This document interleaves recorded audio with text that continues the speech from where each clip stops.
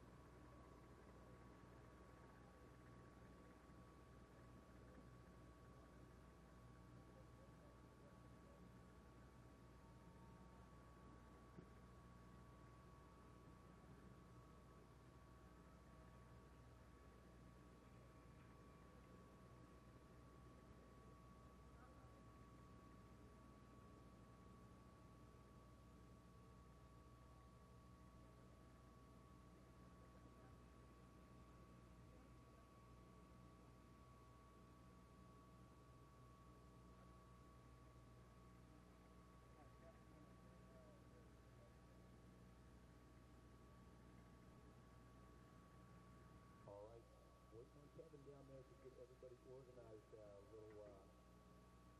ahead, Rodney. Well, let's say a little podium presentations and celebrations getting ready to get underway. I want to remind folks that yesterday it all began. The Moto T bargain pit got underway up at the MTL Arena.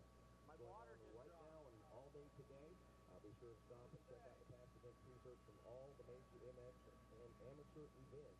You start out at the bargain pit 2 for 20, 3 for 25, 4 for 30, and so on. You can get in with 18 shirts for as little as $100. Past event shirts, once again, from all the major motocross and amateur events. Moto T bargain pit going on now at the MTL Arena. At the minimum purchase, you're only looking at $20 a shirt. All right, we're down here with the number 52. We're going to start with him. You are the gold medal moto winner right here. Folks, put your hands together for Mr. Gage DeMars. And Gage, with that, you're going to get the Bell Helmets Whole Shot Award. And if you will, look right up there. There's a lady in the blue shirt. She wants to take your picture. It's like picture day at high school. Gage, looking good there. Check. Can you hear me? That's what it would read under your photo. Come on over here, Gage. Tell me about the ride to gold medal. And that ride, I think, netted you a second place overall in this championship. Yeah, I got off to a good start. I just rode my own race. Did you really know where you were in this championship points? Because things kind of changed there late in the moto. No, not really. I knew I was in the top 10, and I knew I had to get a moto win to stay up in front. It's going to feel good driving back home here. Makes it a little bit easier to ride back home with that gold medal. Yeah. Who would you like to thank, Gage? Fifth Gear Power Sports, my mom and dad, Atlas Towing, Brian Garner for helping me get to the races and keeping my fitness up and everything. There it is, folks. Let him hear it. Your first place winner in the moto, second place overall out of Nevada. Mr. Gage DeMars will swap bikes now, Gage, and we will grab your bike, my man. And then we will wheel up the championship bike, and I believe that's Levi Newby. But we're going to say hello to our third place finisher here in just a moment, and then we'll get to Levi. So this is a little jumbled up action here. There's that machine there, the Yamaha rolling up here. He's got his own pit board. He was pit boarding himself during that race.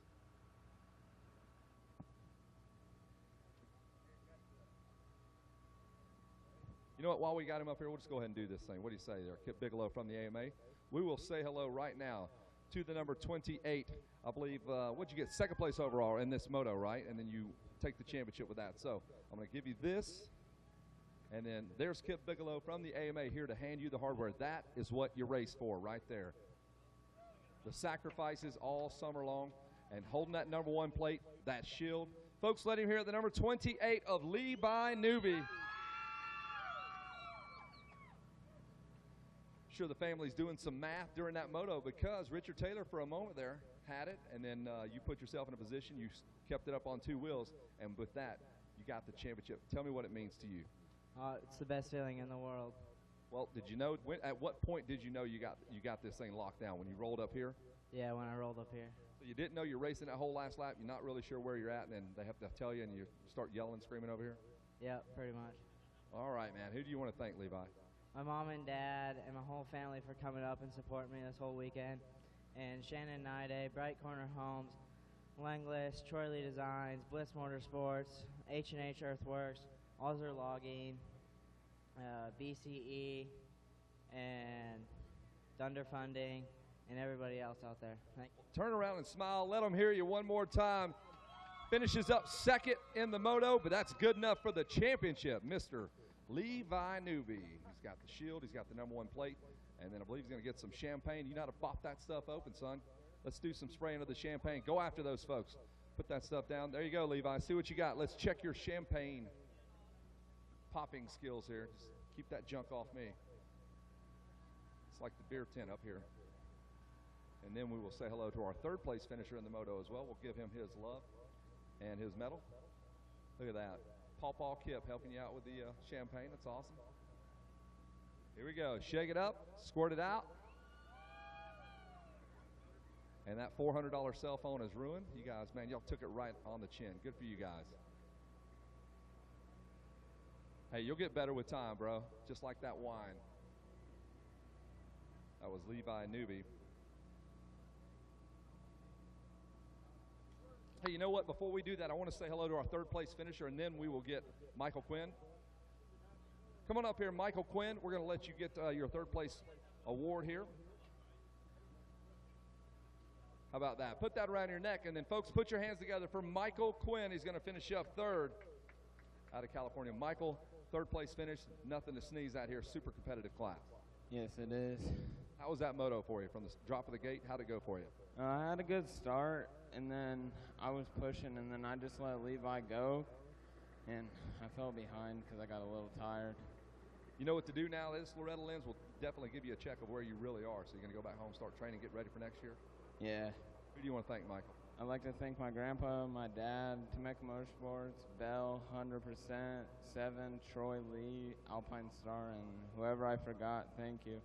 Great work. Smile for that camera. Michael Quinn finishes up third in that 250C limited class. And then we're going to turn the podium back over to Levi Newby here and let him get the family portrait he's been waiting for. And then we'll toss it back up to the tower. Megawatt, Rodney Tomlin, what do we got next, boys? Well, it looks like we got the Bet 35 Plus class coming up here in just a moment, and we'll also begin broadcasting live here on RacerTV.com in about 6 minutes or so at 8:30. And, well, as we get set to roll here this morning, Matt Watson, the Bet 35 Plus class, setting the stage on this one for the folks here at Racetrack, and also along the World Wide Web. This Bet 35 Plus class is going to be a good one. We saw a great battle yesterday with Ricky Renner and Sebastian Tortelli for the Junior 25 Plus title. And here we go with Sebastian Tortelli and Robbie Raynard coming into this one, each with a moto win and each with a moto second place finish. So two of the sports top names returning back to Loretta Lynn's, at least Robbie Raynard returning. Sebastian Tortelli making his first trip, a former two-time world champion. And, of course, John Gruey coming into this one with consistent third-place finishes aboard the number 70. He's always been a force to reckon with in these vet classes. Scott Sheik welcoming him back to the ranks here. Scotty in fourth place, both Moto 1 and 2, and finishing up fifth place in both Moto 1 and 2. Barry Karsten, 2 sixth-place positions. Greg Palmer. Palmer is a.k.a. Frenchie, the 44 machine out of Birdsboro, Pennsylvania. Carl Scott got an 8 and a 7. We got Josh Mass with a 7 and an 8.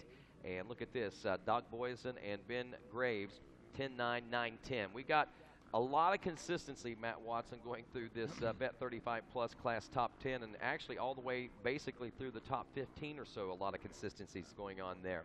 Absolutely incredible when you look at this, Rodney. 2-1-1-2 for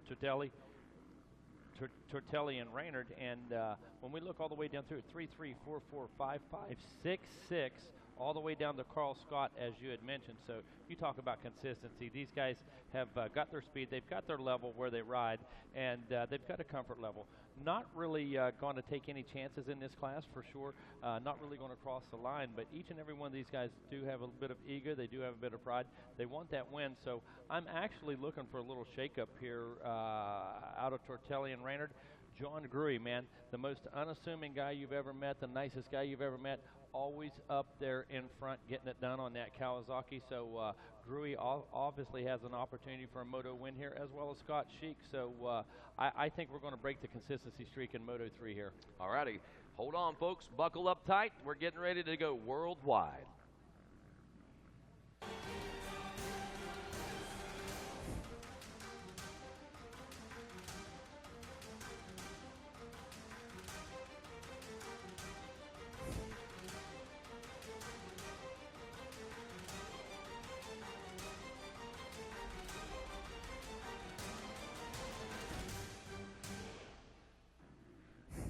Hello, everyone, and welcome to RacerTV.com's final day of coverage of the final motos of the 2015 and 34th annual running of the Rocky Mountain ATV MC AMA Amateur National Motocross Championship presented by AMSOIL. This AMA National Championship at Loretta Lynn's is certainly the pinnacle of all amateur racing. I'm Rodney Tomlin along with Matt Watts and Kevin Kelly joining us along today as well. Sean Hackley, Jason Wygant, Wes Kane, and I'm sure we'll see a few more bright and smiling faces making their way across the camera as well as across the airwaves here at Loretta Lynn's as we get the stage set here today for the Bet 35 Plus class. Matt Watson, and we got a barn burner set to blaze here in this Bet 35 Plus class. A former two-time world champion, Sebastian Tortelli, a second and a first. He's coming in hopes of being able to claim a national championship here at Loretta Lynn's, his first ever, as his first trip here. He says he hails from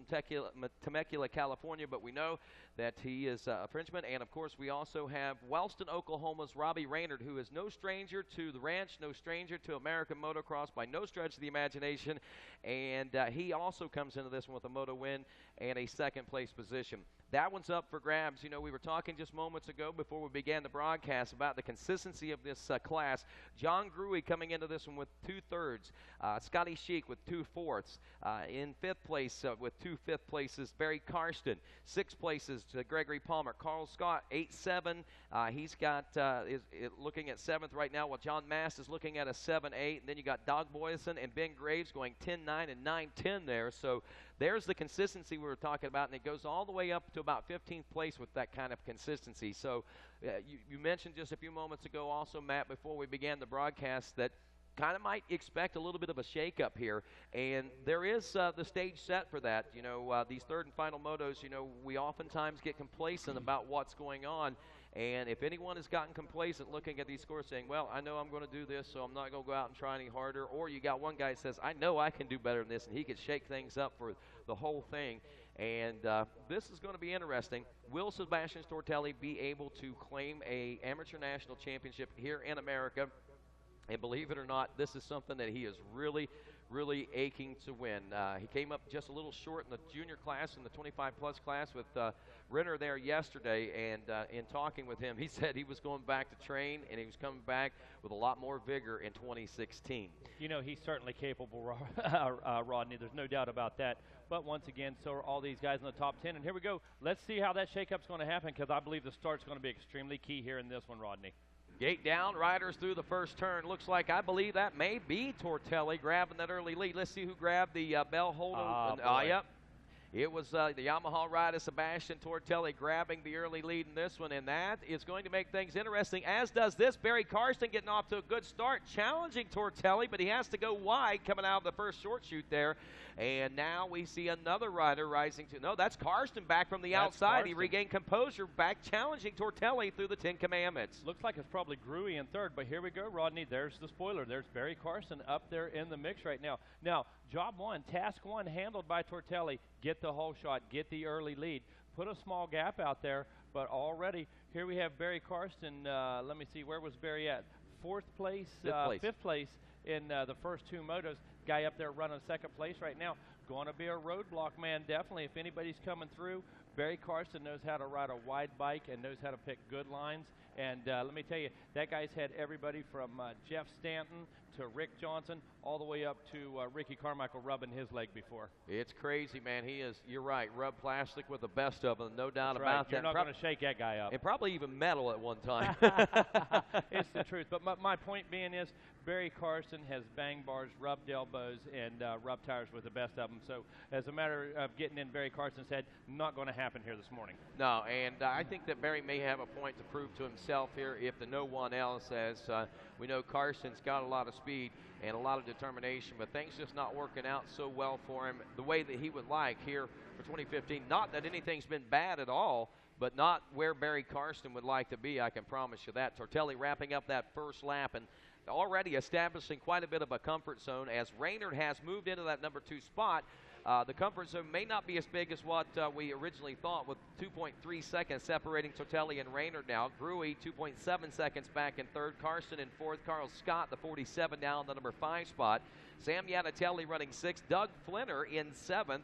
Then we got Frenchie, the number 44, back in 8th. Ben Graves in 9th. And there's Doug Boyson rounding out the top 10 aboard the number 17 machine. Then it's Scott Metz, Brad Rogers, Josh Mast, Alan Flanagan, Nicholas Burns rounding out the top 15. Scott Sheik is 16th. The Tiger, Tony Robinson, up out of Findlay, Ohio, the number 59, running 17th. Stephen Cunningham in 8th. Rob Novak in 19th. And Brian Johnson rounds out the top 20 here after lap 1.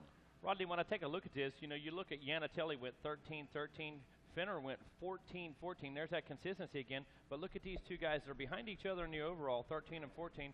Now here all of a sudden in this last race, here they are in 6th and 7th position. So we know these guys have the speed, so possible spoilers up in there, as we mentioned. Well, there's some inspiration for both those riders. Palmer, again, another one of those riders that's used to dancing that near the podium, if not on the podium. Doug Flinner, performing well in the plus 40 class, is actually in contention for a national championship. Was talking with him the other day. He asked me, he said, Rodney, do you think I ought to run that 35 plus class? Because I got the 40-plus class coming up and stuff. And I said, well, I said, when is it? He says, it's early in the morning, and I don't run my next moto till like 4 o'clock or 1 o'clock in the afternoon. Oh, look at this. Raynard is catching Tortelli, and we got ourselves a race, and this is going to be the battle for the championship. But long story short, Leonard decided to run this one to get the cardio up for that plus 40 class, and no pressure has got him riding even better today. Here comes Raynard now as he's closed that gap from 2.3 seconds to just 0.2 of a second. A 1:56 lap time that last time around Megawatt, and around the billboard we go. It looks like Raynard is in the hunt. Look at this, already our fastest lap of the day, 1:56.052. Robbie Raynard, we talk about the Oklahoma native being a tough guy. Well, he's about to show it here, moto number 3. The former world champ out front right now, and out in comes Raynard, up and over, taking the high road, going inside, losing a little bit of momentum there, but it sets him up for the outside. Is he going to be able to swing around Tortelli? Look at this, slingshot around the outside.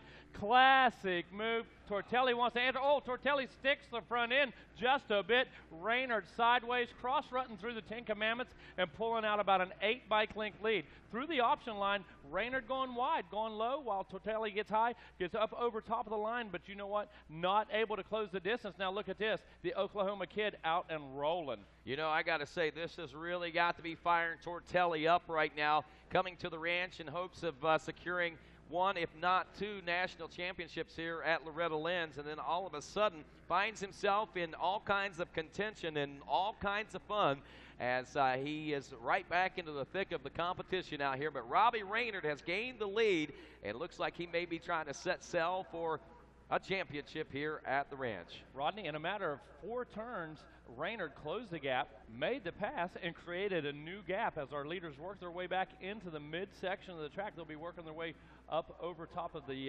Kawasaki tabletop, as they have right now, coming through the beach. And what a turn of events in half a lap, Rodney. Wow, amazing. You know, we were looking at 2.6 seconds, down to 0.2 of a second after that second lap, and almost instantly Robbie Raynard was right all over the rear wheel of Tortelli, trying to make the setup, making the pass as they went down the short chutes there. And now as we roll through lap number 4, completing lap 3, Raynard has a 2.2 second lead over Tortelli, a 1:55.657. We did see a 1:54.5 on the first couple of laps of that first 2-stroke class this morning, but that was when the track was fresh. It was newly groomed, and now we're starting to see that race pace develop. So these lap times down in the 1:55.5 range are certainly blistering fast lap times. Hey, Rodney, a side note, had an opportunity yesterday to say hello to Robert Raynard, Robbie's dad. Awesome to see those guys down here. We know Ezra Lusk's dad's down here as well. Mr. Lusk been hanging out. He's coming in and checking in with his buddies in the tower. But just an awesome sight yesterday to wave at Mr. Raynard, say hello to Robert Raynard. One of my greatest memories as a youngster doing some racing was watching the Raynard Modifications van go from national to national to national, and consistently beat a lot of factory teams, but always a thorn in their side. Maybe 1/20th the budget at most times, Rodney, as a lot of guys had, but always in contention, always tough. Look at that. Robbie making up for a lot of things through effort and heart and determination, and his dad always there with him side by side working out of the van. Yeah, and look at that. Raynard just on that big Rocky Mountain ATVMC sweeper over the Rocky Mountain itself. Saw him rip that tear off, almost looked like he was saluting the race fans as he went around the course there, but no time to salute as we are working on lap number 4, and we're still not even halfway through this moto. So a long road to hoe for all these riders out here, including both Raynard and Tortelli. And I don't think that Tortelli is necessarily going to let this all slide. I think he's still got a little fuel in the tank, and we still may see a race out of this before the checkers fly. Yeah, you know, Sebastian's been over here for a decade. Spent a decade racing over here after the world titles. And the long and short of it is you never forget your roots. And one of the styles in Europe is they're going to pace each other. They're going to put together a plan here. So knowing exactly how much time's left, Sebastian is the kind of guy that will conserve. We'll sit back and study a little bit. But what you got to be careful of with a guy like Raynard, don't let that gap get too big before you pull the trigger. Exactly. Raynard can stretch this out. He is riding with some intensity right now. And speaking of intensity, I think you ought to get some intensity yourself. Head over to the GoPro booth as they're going to be giving away Another camera today at 11 a.m. They've been doing it at like 6:30 each night, but today it's 11 a.m. So get over to the GoPro booth, get signed up to win those cameras. Don't forget to stop over to Cernix and pick up all of your GoPro accessories and cameras available right there at discounts from Cernix Racing and our friends at GoPro. Be a hero. Man, I've had the opportunity to go over there for the giveaway a few times this week, and I want to tell you, Rodney, very few people have as much fun or care as much about their public and their customers as the guys at GoPro, man. Cliff and Andy over there making sure everybody's informed, making sure everybody's having a good time, and guess what? Giving away tons of loot all week, and they love this stuff, Rodney. They're down with it. Robbie Raynard, Sebastian Tortelli nearing the completion now of lap number 5 as we head over the Rocky Mountain one more time into the final stretch of this Loretta Lynn race course toward the Thor Beach sweeper now. Rodney, the senior class version of the Diesel, John Gruey, man, in 3rd position right now. He's got 2/3 so far this week, but Gruey, the ability to win at any given time, but I tell you what you're going to count on more out of Gruey is being in the right place at the right time, exactly. Being up front and being in the hunt. Not each and every moto is Gruey going to run away with or take the win, but I can tell you he's always in contention. He's always that spoiler, and there's the Diesel of the senior class, John Gruey, running 3rd one more time this weekend. As they made their way through for the 5th lap, Robbie Raynard now 2.018 ahead of Tortelli. Tortelli hanging in there, running a 158.7 this time to Raynard's 159.3. So actually Tortelli turning a faster lap time. So has the decision been made at this halfway point to gradually close the gap? Now, he is doing that as we speak, yes. Closing that gap. Now, Point look out. at this.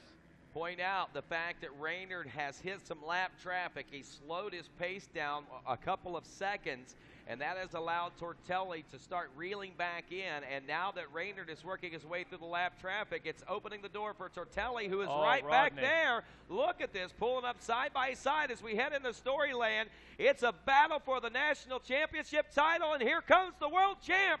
Tortelli right back into the #1 spot, or is he? Raynard back underneath. They're swapping back and forth. They're back and forth, and I believe that Raynard may have regained its step. Nope. Holy shnikes, Rodney, this one's not over yet. The former world champ versus the former tough guy. These guys going bar to bar, actually touching in that corner right there, elbow to elbow, trying to get the pass made. Neither rider able to gain an advantage right now through the roughest part of the track right now, back there on the Rocky Mountain sand section, up and over the Rocky Mountain itself.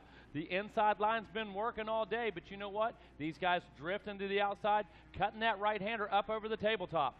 Tortelli regaining the lead, it appears, and Robbie Raynard still all over the rear wheel as we head through the Thor Beach sweeper now. The 2 Yamahas up front, nose to tail, with more lap traffic just ahead. Once again, you got to wonder, is Raynard going to concede the spot for just a moment? Let Tortelli part the traffic. Let Tortelli make the way through and possibly get caught up with the lappers. Good strategy. Well, just past the halfway point now. Don't think that Robbie Raynard is going to want to let Sebastian Tortelli get too far away now, as he has taken advantage, struck while the iron is hot, if you will. And Robbie Raynard is going to have to rise to the occasion at this point. Just under now 8 minutes of racing left here at this Bet 35 Plus Moto 3. Big mistake by Raynard. Got held up, I think, just a tad coming across the finish line. And when they made their way down through the billboard, I believe as he ducked into that left-hander, dug in just a touch and gave up half a second easily in that one corner. Well, the situations have flip-flopped now for Tortelli and Raynard, and it looks like Tortelli is still trying to lay down the pace as he just turned a 2-minute lap time. What was that, Kevin Kelly? Kevin Kelly is just up here walking from one side of this tower to the other in anticipation of the greatness we're watching unfold out here.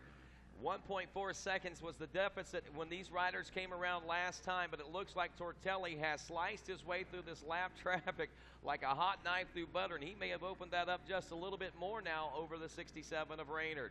You know, you talk about different styles of different riders. You know, Raynard being the hard charger, the bulldog, and you know, you call Tortelli smooth as butter. Well, you watch that guy set up the lap traffic, almost like he's setting up for a pass.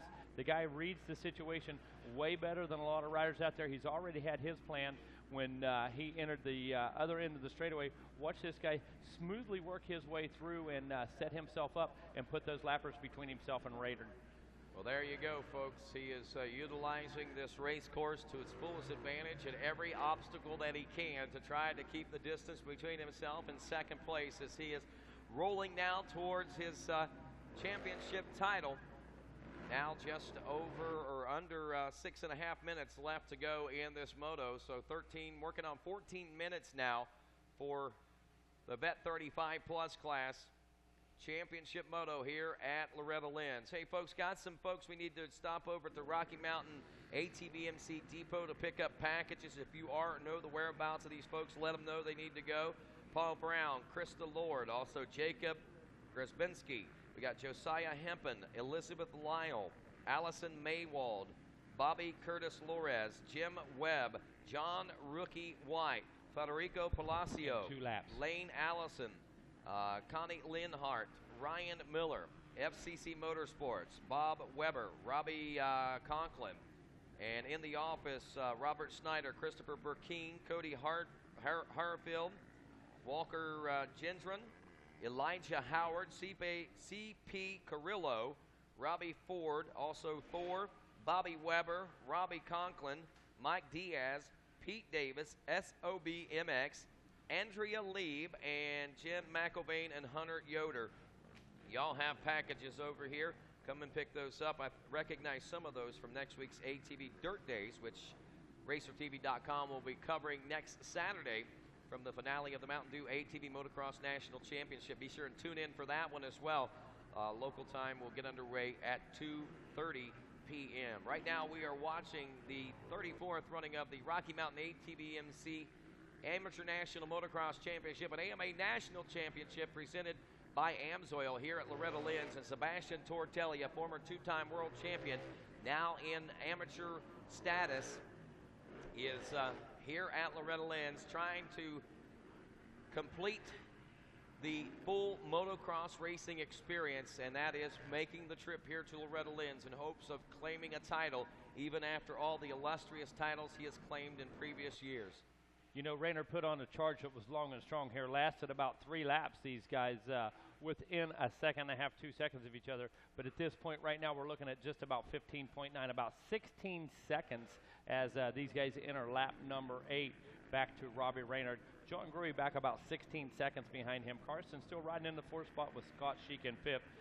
Greg Paymart in that 6th position. Carl Scott in the 7th ride, while Ben Graves holds down the 8th ride. Dag Boisine filling in the 9th position, and Josh Mass rounding out the top 10. Well, Dag Boyson, I don't know if you recognize that name or not, the number 17 machine back in 9th place. You remember the Boyson Reeds? Well, that's part of that, he's part of that legacy there. Let me tell you what I remember. I remember the Boisine link that they put on a work Suzuki for Bob Hanna. You dig that, man? That's what I can tell you about Boisine. Yeah. The A-boys up there getting it done. Yes, no doubt about it, as the 85 9 to 11-year-old class will be staged next, race number 16. We continue to watch the Vet 35 Plus class. Also still to come as far as the Amateur National Championship. The 250B Limited will be up about 9:30. The Vet 30 Plus class, and wow, look at Tortelli just making his way through these 10 commandments right now as he is, like we say, on rails and on his way to a national championship title here at the amateur level of racing. Fast lap time in this moto as we are now 17 minutes into the race, actually turned by Robbie Raynard on lap 3 at a 155.657. Tortelli's fast lap was the following lap at a 157.276. Almost as if Tortelli, like you said, biding his time. Look at the gap now between first and second, as it looks like Raynard really pushing the envelope, trying to close that, bulldog it, if you will, back up into a challenging position. He has dropped off 25 seconds now between he and Tortelli, and I know that Raynard has got to be just kicking himself in the tail right now. Well, and you know that's part of that hard charging style. That's part of that bulldogging style. A lot of times when you go that hard, Rodney, a small mistake can be compounded. You know, a simple missed line can result in several seconds when you don't simply miss a line, but you cross 3 lines. So, yeah. You know, you run the thing a little deeper than you planned. But with that being said, the diesel of the senior class, John Gruey, only 7 seconds back now John Gruey was 22 seconds back at one point from Robbie Raynard. Now chipping away at it once again. And look at this, 4 seconds as we get the update. Went from 15 to 7 to 4 seconds.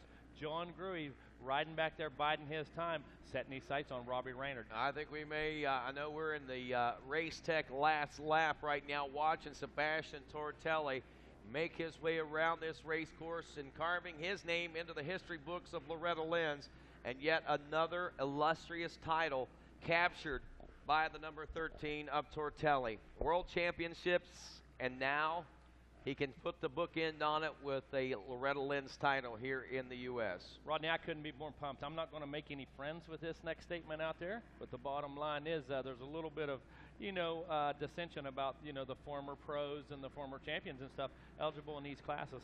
Well, I can tell you, nobody's telling Brett Favre he can't go to the local league and play flag football. Nobody's telling these retired hockey players that they can't go play in the winter league somewhere. These guys are eligible. They're not contracted riders. They're former pros at best, but they are amateur status. It does not matter what the former career is. At this point in time, they are amateurs, and so especially in this vet class, you know what? I think everybody would embrace that, being able to line up, have the ability to find some of the fastest vets in the country. The great thing about it is Loretta Lynn's is such an even playing field. There's a class for everyone out there, and the Vet 30-plus class is designed for those riders that aren't former champions. So I think that we're doing just fine. And right there we go. Look at that. Rolling across, both hands in the air.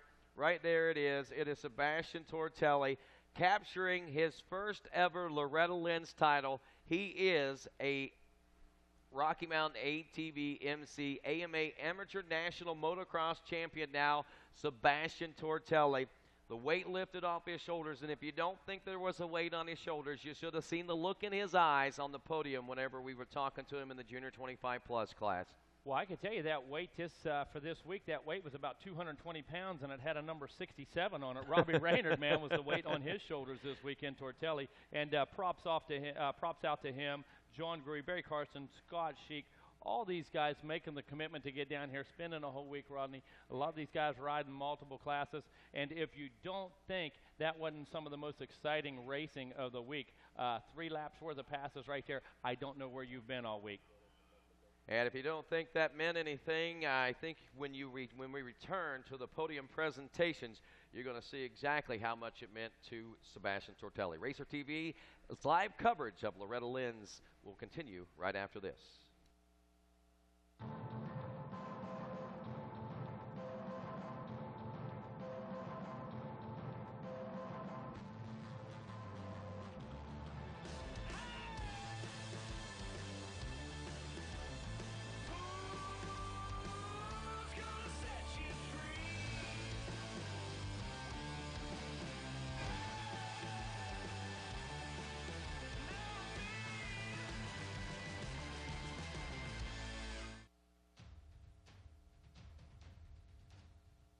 Any engine,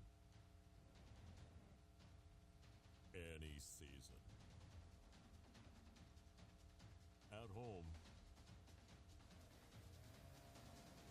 at the track, or on the trail. AMSOIL for any engine. General RV is going to help you go camping with locations across the nation and thousands of RVs to choose from. General RV is the nation's largest family-owned RV dealer. At General RV, you'll save thousands on everything from trailers that sleep the whole family right up to motorhomes that are amazing and so economical to travel in.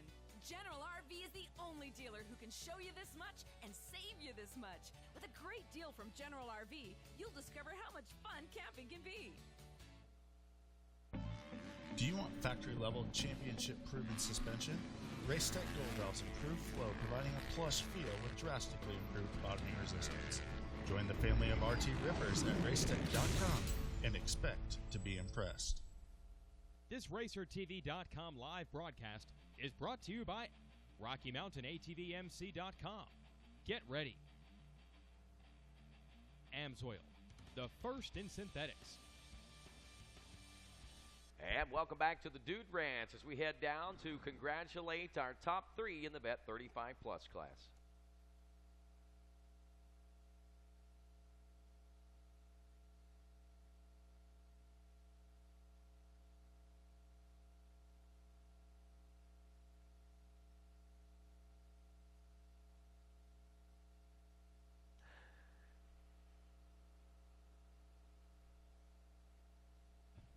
All right, we are down here on the podium, and I've got him right here. Put that around your neck, the number 70 of John Gruey. John, dude, when you're racing guys like Sebastian Tortelli, Raynard, and Carson, I mean, it's awesome just to land on the box, huh? Oh, it sure is. You know, like talent like that, you just can't believe you're out there and you're in the mix with them. So no matter what, I feel good, and especially to land up here on the podium behind those two. You know, I think I won the moto. Yeah, that's what I'm talking about. That's a great way to look at it. John Gruey, you've been up here for years, been trying to pound out. How many championships do you have? This year I made it 4. 4 championships. Dude, that's awesome. In the mix here with these guys, and giving up a little bit in the way of age, huh? Yeah, for sure. This is the plus 35, and I turned 49 Wednesday, so next year I'll be 50 for Loretta's. And to run with guys that are just 35, you know, I'm pretty proud of myself, and I work really hard, and I know everybody that makes it here does, so congratulations to everybody. But, man, this is just, I've said it every time, this is the biggest, the best, the most fun amateur national, and I love coming here. You get this kind of competition, you get long motos that show who's in shape and who really is the fastest all-around guy. 3rd place on the moto, 3rd place overall. Who would you like to thank for getting you up here, John? For sure, Team Babbitt's at home, Amsoil, guys at Kawasaki, Decal Works, Fox, hooking me up with sweet 16 gear, and Renthal, Factory Connection, made some last-minute tweaks to my bike for me. It made a huge difference, so thanks to them. Amsoil, Bell Helmets, and my buddy Flying Colors from Michigan. They did a sick paint job. And, geez, you know, anybody I forgot, but for sure my girlfriend for helping me all week long and throughout the year and supporting me. And she's been here herself. She's finished 6th in the women, so she knows what it's about, and you can't ask for any more. So thanks to everybody. Make some noise for John Gruey, 3rd place finisher, Class Act. Nice work, John. Good work. And we will move on down the line to our 2nd place finisher. Let's hear for the number 67, Yamaha rider Robbie Raynard. Robbie, you made a go of it, man. Put that around your head. And we were talking, said the left hand's going numb here. Some stuff you've had off the bike here. You had a little crash about a month ago. Gave it a good shot. Yeah, you know, I actually gave it all I had, and that's, you know, all I can ask for. You know, I still don't like getting beat, but, you know, Tortelli's going not really good out there, and he just had a little more than I did. You guys have logged some laps even back when you guys were pro as well.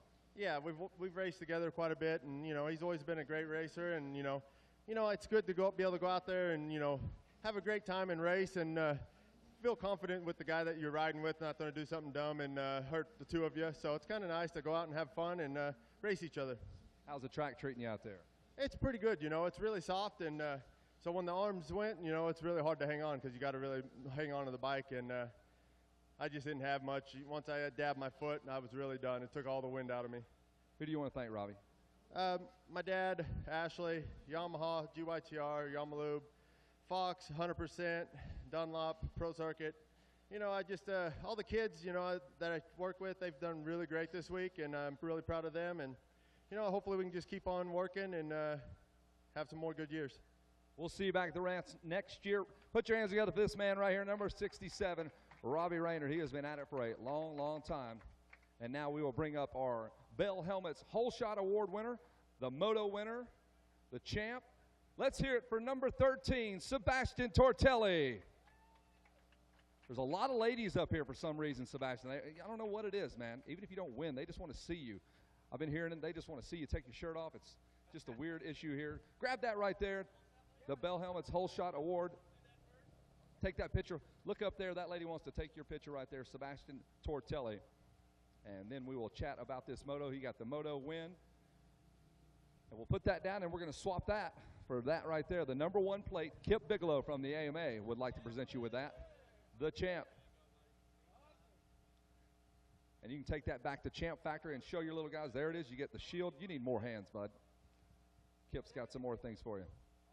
There's all the sponsor hats, the drink, the shield, the number 1 plate. Sebastian Tortelli is all smiles.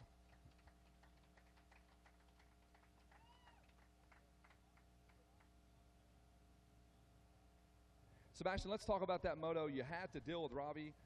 He made the pass, and I was like, man, Sebastian's 2 seconds back. This thing's going to get interesting. You dug deep and went after him. Yeah, I mean, first of all, I was not even sure to do the moto this morning. You know, we came in, and then all the coolant on the bike went out. And luckily, you know, the Yamaha crew out there, you know, the Yamaha service, you know, they come to the track, and I brought my bike just an hour before the moto, and they changed the water pump seal, and I was up and running in the moto. So I was like, you know, super excited, and you know, nobody thanks enough, you know, the Yamaha crew out there, you know, the service guys, they do an awesome job, and you know, because of them, I was able to get a championship, and I'm very thankful to the great help they do. We're glad to have you out here. You got the #1 plate. You can carry that back to California and show those boys you work with at Champ Factory we can do this together. Yeah, I know. You know, that's my first Loretta, you know, race, and actually that's one of my first national #1 plate. You know, I got a couple World Championship, but not an AMA one. So this year's been a great year. You know, got a couple national championships. You know, it's #1 is awesome. And then I just want to thank all the guys who support me, you know, all the guys from 100%, Rental, Dunlop, Yamaha, all these guys been 100% behind me, you know. Liddy from FMF, everybody. That's been amazing. And then hope we're going to keep going, and hope to come back next year. Definitely I'm going to train and try to be more ready for that 25 plus, you know. Ricky Renner got me pretty good out there, and I guess, you know, Loretta is tougher than I was expected. You know, I keep pushing my guys, but I'm going to have to push myself also to be able to come here and be on top on that class awesome. Put your hands together one more time. Mr. Sebastian Tortelli wins the moto, wins the championship. He's got the shield, the #1 plate. That plate will look nice right next to those 2 world championships he's got back home on the mantle. And now we'll toss it back up to Rodney and Megawatt. Boys, take it away.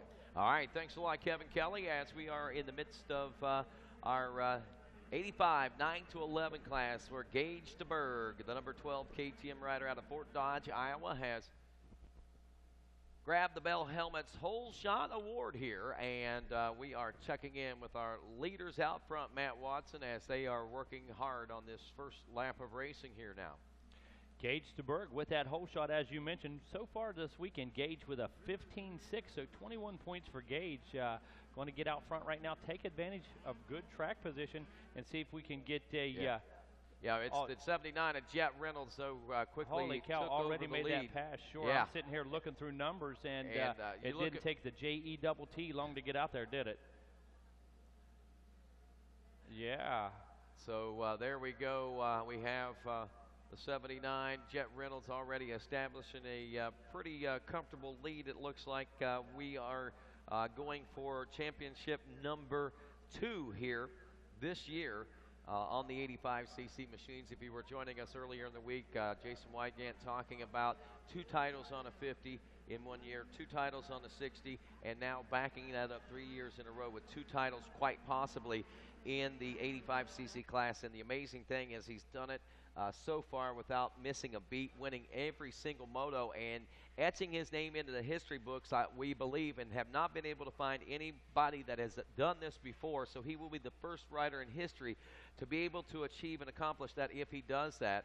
And already in doing so with the 50s and the 60s, I think he may have even already set a record. So this kid is writing records, and we talked about him being a possible next prodigy of American motocross. We'll see as his career progresses, but right now all indications are we're looking at that. We also are looking at a great battle back in the #2 spot with DeBerg, Jordan Bees, Patrick Murphy back there as well. A couple of seconds off page.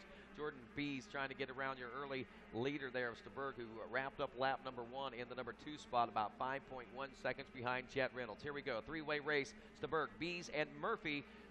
Don't count out Luke Kalatsian in this one as well, as he was rounding out the top 5, not far off the pace on the #36. Jordan Bees just making the pass around the outside right there.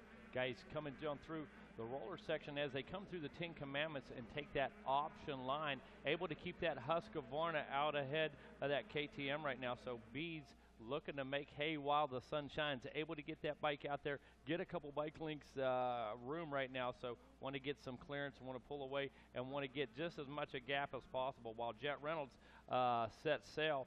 Want to get a little dominance there. Bice wants to get out and get a little room over Stayberg and make it his place for second. Well, Jordan Bees out for some redemption here as he finished Moto 1 in 13th place position. He did redeem himself there in the second Moto with a second place position, and looking to do the same thing again here in Moto 3. His biggest deficit right now is he didn't get off to as strong a start as what he would like, and Reynolds has already stretched out, so the possibility of a win may be slipping through his fingertips, but that statement that he came here to Loretta Lynn's to race and be a factor is certainly coming to the forefront here, as does Jordan Bees aboard the number 29 machine. Up to the number 2 spot, 13.22 would score 17 points, but believe it or not, a 13.23 is still right now at the moment good enough for second place overall. Talk about comfort zones that Jet Reynolds is looking at right now. He's looking at a 1-1-1 with a total score of 3. Bees is looking at now 17 points as he goes up to the second place position with a 13.22. So Jet Reynolds about to wrap this baby up, if you will. Got just a little bit more to go. Yes, we did it. 4 minutes and 35 seconds, though, into this moto. There's still a long way to go, Matt Watson, and we can't start handing out number 1 plates just yet. No, and we're not going to, but let me put this into perspective for you, Rodney. We're talking about Jet being able to do it and win that next championship. Jet could fall over. Jet could stall the bike. Jet could finish 14th right now. Jet could go 1-1-14 and win this championship. That's amazing. That's hard to believe, but it is the case, to believe it or not. And Patrick Murphy right now, who finished 7-12-3, is running in third, a 7th and 12th, so he's looking at a little redemption here in the moto. But those inconsistencies back behind Reynolds, a 9.36 is currently looking at third place overall. Fourth place overall is an 8.48. And Patrick Murphy, 7.12.3, if he holds on to it, would be good enough for fifth overall. So a lot of guys able to make up for the mistakes they made in earlier motos here in this third moto. So the face of this championship may be remaining the same with Reynolds up front, but everything behind him has certainly made a lot of changes and in the process of making changes here for Moto 3. Yeah, this is that typical Loretta Lynn scoring as we move our way down in 5th, 6th, 7th place. But to say that Jordan Bice in second place with a 13.22, that just goes to tell you how consistency comes into play down here and how important it is to keep the moto scores as close and consistent as close to the front as possible, because a 1-1-1 for Reynolds, a 13.22 for Bice. Bice obviously has the speed and the talent, but that Loretta Lynn's luck in that first moto with a 13th place. Now, even if Bice was 2.22, obviously we weren't going to be able to answer, but tell me that that's not a close race between a 9.36 and a 13.22. It most certainly is, and you're right. And to see those types of things develop like this, I mean, that's what makes this Amateur National Championship final so exciting, is the unknown factors, the possible inconsistencies over the course of 3 motos. And you know, the great thing about 3 motos also is if you do have a bad moto, you have a chance to redeem yourself.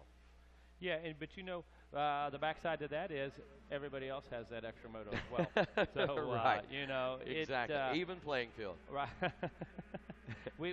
And you know what? You can't stress that enough, Rodney. That's why the system was developed. Yep. Period. Jet Reynolds turning a 2:12.4 on lap 3. That was the last time around, and he has now got a 9.6 second lead as B's turning a 2:15.3 his last time around. His fastest was a 2:14.7, establishing that second place position. Patrick Murphy, a 2:14.9, just 2.7 seconds now behind B's. Murphy may be a thorn in the side for the 29 machine before this moto is complete as well. So we don't want to count Murphy out in his advancements, because like we say, you know, he is looking for a little bit of his own redemption out there as he went 7:12. A third right now is good, but a second would be even sweeter. Yeah, it absolutely would. Now, 1 point for Patrick Murphy right now. If he could move into the second place, actually isn't going to help his position in the overall.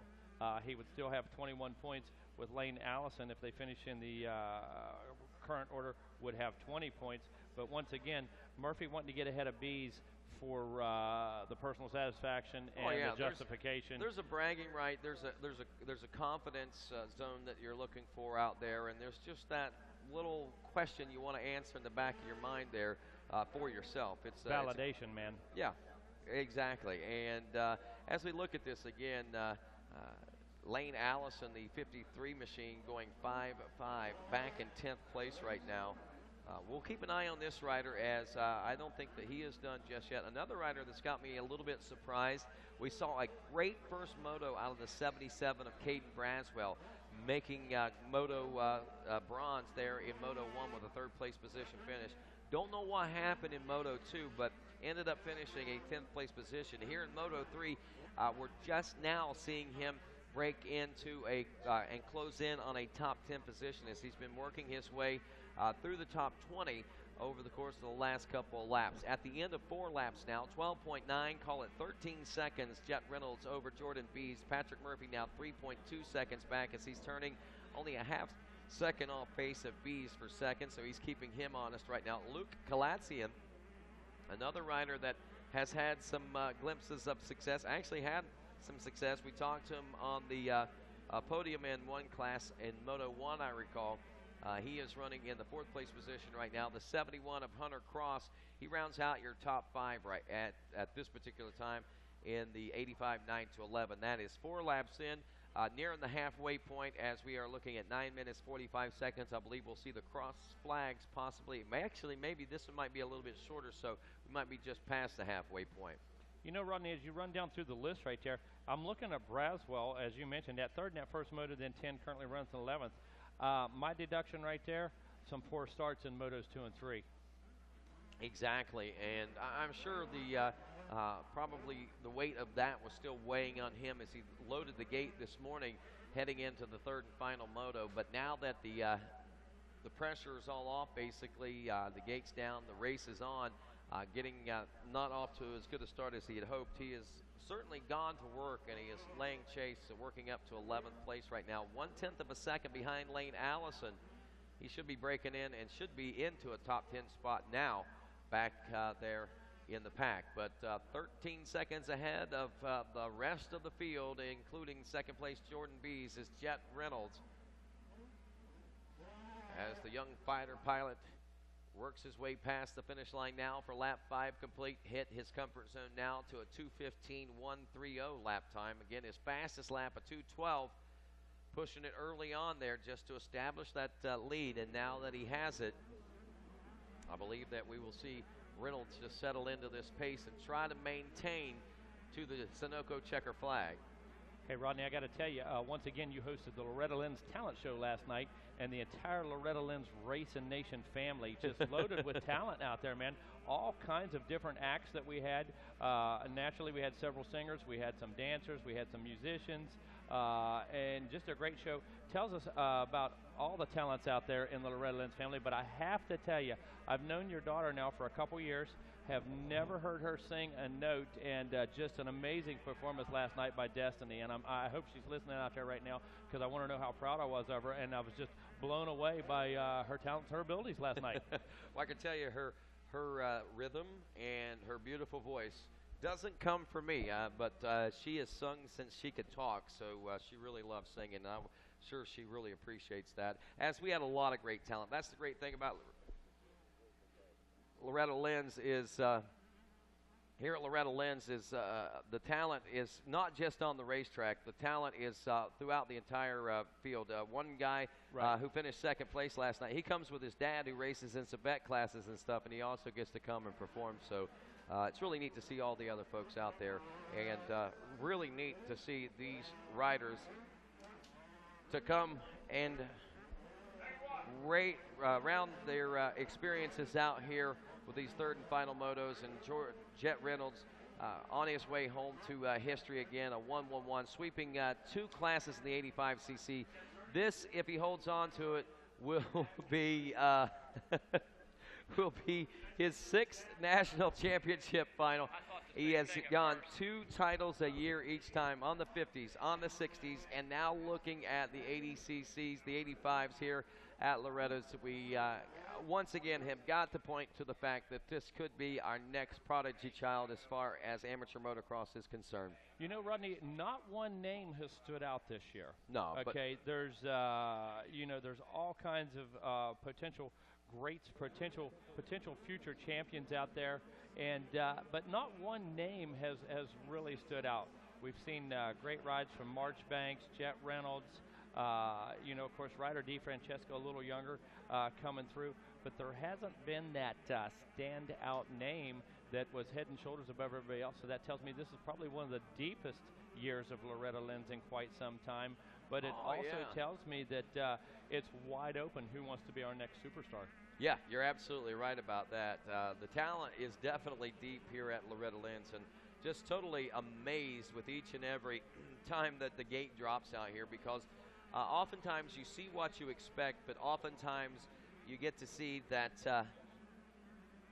that off the wall or that unexpected thing that takes place that makes life and your experience at Loretta so special. So Reynolds and the home stretch here at the 14-minute mark, and working on 15-minute mark out in Storyland. He makes his way out of the exit, and take a look at this racetrack. You know, we pointed it out each and every day, but here we are on the final day of racing, Megawatt. And out there in Storyland, 1, 2, 3, 4, 5, 6, 7, 8. I see 9 lines there in that one particular turn. Rodney, I can't imagine riding through that corner. I'm confused just looking at it on a monitor. I couldn't pick a line sitting right here, let alone rolling through it in third gear. I think you just you pick one going in and you just ride it all the way around, if truth be told. I think me and my man Stallo here, we'd be dog paddling through that bad boy is all I got to say about it. And look at these guys on 85s, man. I mean, they're railing some of those. And you're right. Yeah, a lot of people haven't dog paddled through those. We talked about how deep the ruts were yesterday behind the billboard. Foot pegs scraping and dragging. I mean, how much of a challenge that was for these riders out there. Tortelli actually had a bike knocked out of gear the other day. Shifter actually jumped up in the neutral, laid that thing over so far, and we were watching Marchbanks, man. So Garrett would take that left-hander down there by the billboard, literally had the grip in the dirt a couple times. That's laid over, my man. That is laid over, and into the home stretch. Less than 5 minutes to go now for checker flag here for Jet Reynolds in his way to history, claiming 2 titles per year consecutively in the 50s, the 65s, and the 85s. And what an accomplishment that is. And winning 6 titles alone here at Loretta Lynn's is an accomplishment, but to be able to capture 2 a year in the method and manner that Jet Reynolds has been able to achieve it is certainly one worth talking about and one worth pointing out, as we, again, here at Loretta's, look for these opportunities, and sometimes, you know, these unexpected things come out at the end of the week, and there is a lot of that, a lot of unexpected stories come to the forefront here in 2015, and a lot of determined riders have been able to achieve and live out the dreams that they set forth. Well, I can tell you what Jet Reynolds is going to do this year is he's going to permanently etch his name in the annals of Loretta Lynn's history. What happens from here on out, well, that's yet to be determined. But I can tell you what he has accomplished is 2 championships, 2 championships, 2 championships. Yes. And that puts him in the Loretta Lynn's record books regardless, and solidifies him as one of the mini bike greats of all times at Loretta Lynn's. Yes, and Jet Reynolds, I think, is a name that folks will be talking about for many, many years to come. You know, we talked about, and we still do talk about those that came through and carved the way in those early pages in history here from Loretta Lynn's, and went on to live great careers, and many of them coming back and visiting this ranch. But, you know, we'll, I believe, be talking about Jet Reynolds for many, many years to come. Even if we never see Jet Reynolds grace us with his presence again at Loretta Lynn's, he has certainly made a huge mark in this yeah, no national question. championship. It just goes back to what we're saying about solidifies his position here, and not that he wasn't a standout coming into this year's event, but when you add 2 more championships, when you add the way he was able to do it with the 1-1-1 titles, it's just, or the 1-1-1 scores, it you know, leaves little to question. It validates the performance. Race Tech last lap we are into and underway with here at Loretta Lynn's for your leader, Jet Reynolds. But I want to point out what's going on back behind Jet. As we were watching things unfold here, we see that Jet has established a near 21-second lead over second place. We talked about the battle between Jordan Bees and Patrick Murphy for so long, and I mentioned early in the moto about the number 36 of Luke Kalatsian, whom we seen on the podium earlier in the week but haven't seen since then. Well, look at this, my friends. The number 36 machine has worked his way through the pack and now into the number 2 position here, heading through the final moments of this final moto in the 85 9-11 class. The unfortunate for that particular rider is it's not necessarily going to loft him into anything, a top 10 overall position, but he had a 29th place finish in Moto 1, an 8th place finish in Moto number 2, and rounding this out with a possible and what looks like a 2nd place finish in Moto number 3. Certainly a redemption ride for the number 36 of Luke Kalatsian. You know what? Luke's going to get in the van tonight, the motorhome. They're going to head home, and they're going to know that with those moto finishes, they left their mark here at Loretta Lynn's as well. They know that what they've done, they've let everybody ask the question, Kalatsian, does he have what it takes? Well, he certainly does. Overcoming a extremely bad first moto, 29th position, man, oh man, coming back to a very solid 8th position, and then validating himself and his abilities with a 2nd. So on the ride home, one thing Luke's going to be able to say is they got the point. They do. And look at this. We got a 3-way tie for 2nd place overall right now. As Caden Braswell, the number 77, has moved into contention now as well. As we talked about Braswell, having some good early motos. But look at this. Braswell's looking at a 3:10.5. He's sitting in 3rd place right now, but tied with Jordan B. So if B's actually drops off a spot here, and he could, because Murphy is pulled to within 0.3 of a second here in the closing lap. If that happens, then that's going to switch things around. Braswell will then take the 2nd place position. So we wait for the checkers to see what happens as Jet Reynolds secures it, and he does it, my friends. Jet Reynolds just etched his name into history. 2 50cc titles, 2 65 titles, and 2 85 titles, each one of those respective classes coming in the same year. And that, my friends, is an accomplishment and an achievement that we have not seen done here at the Amateur National Championship Finals. Luke Kalatsian moves in and takes over the number 2 spot at the checker flag. And look at this, my friend. Caden Braswell moves into the number 3 spot physically on the racetrack. That right there will move him into the number 2 position overall with a 3:10.3. He gets moto bronze, but more importantly, I think to him right now is that big number 2 plate going into the 2016 season for the 85 9-11 class. Hunter Cross, look at this, a 9.36 will score overall 3rd for him. But our gold, silver, and bronze will go to Jet Reynolds, Luke Kalatsian, and Caden Braswell as they finish up 1, 2, and 3 in Moto 3. We'll take a break and be back with more Loretta Lynn's Live right after this. Any engine, any season, at home, at the track, or on the trail. AMSOIL for any engine. Do you want factory-level championship-proven suspension? Racetech Dual Valve's improved flow, providing a plush feel with drastically improved bottoming resistance. Join the family of RT Rippers at racetech.com and expect to be impressed. We're looking at maybe the deepest, most competitive field in AMSOIL Arena Cross history.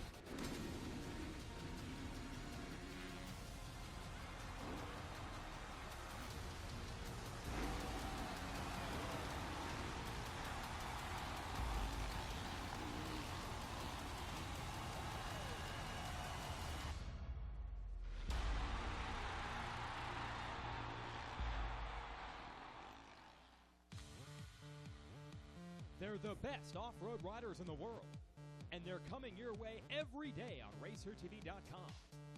Check out all the action from the AMSOIL Grand National Cross Country Series presented by Maxxis and AMA National Championship, with live race coverage every week and weekend wrap-up shows.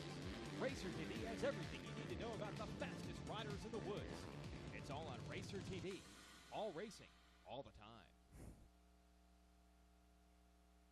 And welcome back to Loretta Lynn's Live here on RacerTV.com as we send it down to the podium for our 85cc 9-11 top 3 podium position finishes. Looks like Jet Reynolds, Luke Kalatsian, and Braswell.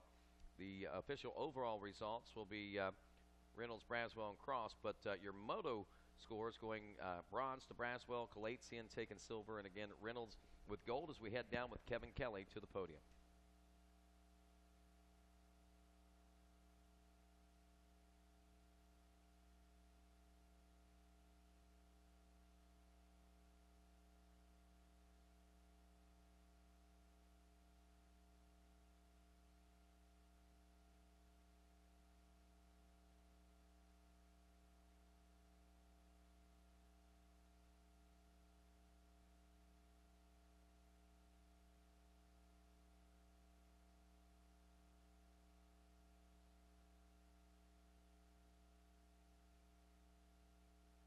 Well, while Kevin gets everything sorted out down there on the podium, we'll let you folks know that more racing continuing here today. We'll be live on RacerTV.com through the conclusion of our Amateur National Championship today. Our last moto will take off today at 3 o'clock. That will be the 250 novice class. Coming up next will be our 250B limited class, and looks like Kevin's ready to crown some winners. All right, Rodney, down here, and I'm going to bring up your whole shot, your Bell Helmets whole shot award winner. Let's hear it for number 12, Gage Steberg. Come on up here, Gage. You get this big check. That's bigger than you are, buddy. And now, Gage, we're going to smile for the cameras way up there. Come right over here with me, bud. Right there. Smile real quick. That camera's for you. And Gage got the Bell Helmets whole shot award. He's $100 richer with that. Gage, how'd you get that whole shot, buddy? I don't know. I just got a good jump and just kept on clicking through the gears and didn't let off. Felt pretty good to be around that first turn by yourself? Yeah. Who do you want to thank? I would like to thank my grandpa and grandma, my mom and dad, 100%, Race Tech, Roadworks, Farmworks, O'Neill MX, Speed Graphics, Moto X Vest, Liette, Dunlop, and everyone else I forgot. Thanks. There he is, the Bell Helmets whole shot award winner, Gage Steberg. Great work, Gage. Thanks a lot. You can hand that back off to Mr. Skip Bigelow. Thanks a lot, Skip. All right, now we're going to say hello to our third place finisher in the moto. Man, it was changing throughout the entire last couple of laps. Put your hands together for number 77, Husqvarna rider, Caden Braswell. Caden's going to get moto bronze. Caden Braswell, buddy, I just broke your medal. Congratulations. Now, we'll get you another one here. Put that. They break all the time. He's got a lot of them. Caden, tell me about the ride. I was talking to Mike Barkini. He goes, dude, this kid's going to get second place overall. I think you got second overall in the championship. Is that right? I don't know. Something like that? Second or third? Well, we got the sponsors already ready to go. Tell me about those last few laps. Well, just pushing as hard as I can, and got a couple of them, not all. Who do you want to thank, Kate? Jesus Christ for keeping me safe this weekend, Mom and Dad, my sister Savannah, WMR, Nihilo, ODI, FMF, Dragonfly, Mika, Dunlop, Live Ruthless for all the support, DT1, South of the Border for letting me train there this summer, Husky and Spectrum. There he is, folks, third place finisher in the moto. It's Caden Braswell. Good work, buddy. Thank you very much. Now we're going to say hello to our second place finisher, number 36 on his KTM. Give it up for Luke Kalatsian. I'm just excited I got your name right, man. Your dad told me I was saying it correctly, so put that around your neck. Luke Kalatsian, second place in the moto. Come on over here and say hello to us. Tell me about that moto. How'd you pull it off? Yeah, I got a good start, then I bobbled, dropped back to 8th, and I started just working my way through the pack, and I ended up here. You excited to be here? Yeah, totally. Ready to go home, go to school? Yeah. No, you're not, are you? No. Not at all. Who do you want to thank, Luke?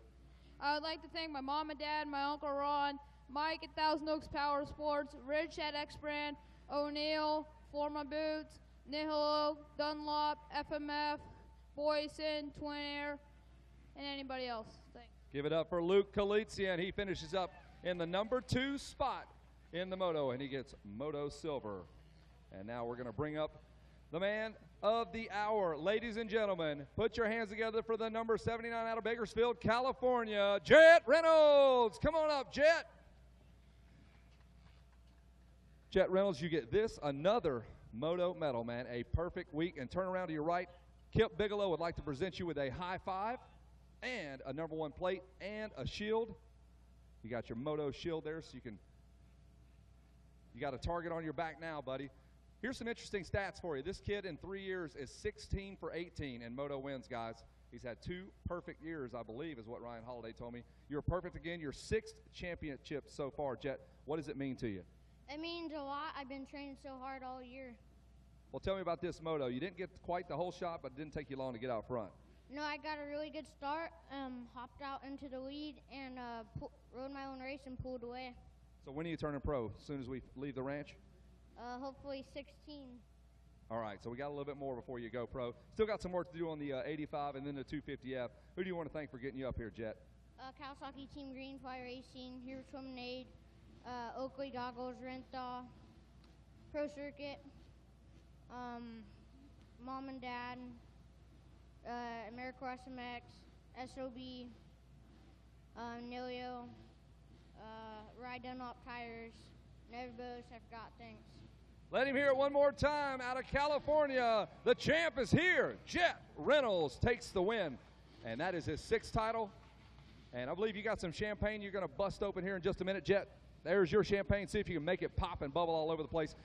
Rodney and Megawatt, take it away, boys. All right, thanks a lot, my friends. You just witnessed history and another history-making moment in the works as the gate drops on our next moto, the 250B limited class. Looking for Joey Crown as he goes into this one with a 3-1. Enzo Lopes with a 2-2. Michael Mosman a 4-3, and Cole Barberi a 7-4 with Sam Wise at a 10-5. Moto 1 winner Jake Masterpool, DNF in Moto 2, and I don't believe he's going to be out here in this moto either, so I think it's wide open. Enzo Lopez is taking over the early lead here aboard the number 61, grabbing the Bell Helmets Whole Shot Award. $100 here for this 250B limited class. Rodney, I can't believe we're on moto number 5 already here this morning. Actually, in your program, we're talking about moto number 17, but it's our 5th actual race here this morning. I can't believe it, Rodney, moving right through the program, and this week coming to a close just as fast as it started. No doubt. Incredible week of racing, to say the least.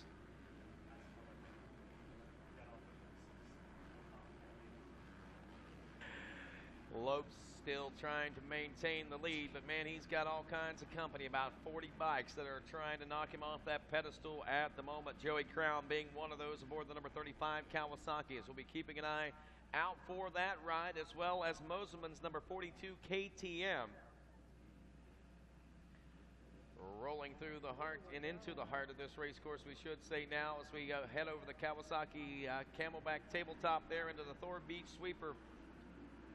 And your leaders, I believe we've got some big changes up front taking place from the drop of the Bell Helmets Whole Shot Award. There he is. Joey Crown has established the lead, and more than established, he has commanded the lead. I believe Lopes may have crashed on the back section back there as Cole Barberi moves into the number 2 spot. Justin Boyd, the 91, in 3rd to open things up here. Miguel Correa is the number 36 in 4th. Deegan Van Blossen rounding out the top 5. We've got a replay of what happened there to Lopes.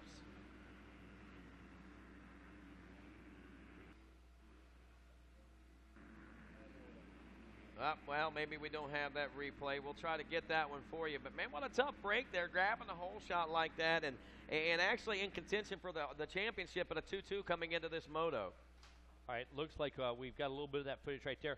Dragging Lopes' machine off of the side of the track, and it looked like they were attending to Lopes there just a little bit. Looked like he was needing a bit of attention. So really difficult way to go right now for Lopes. So we're probably not going to see him on a mad dash to the front of the pack, and what that did is basically gave Joey Crown quite a bit of breathing room there. Now the look that we're seeing is a 3-1-1 situation for the 35. That scores a total of 5 on the tally. The next best rider as far as scores concerned was a 7-4-2 with 13, Cole Barberi. Now let's take a look at that replay. Oh wow, he's really swapped out coming off of that sweeper turn. Back that up. Let's watch that one more time.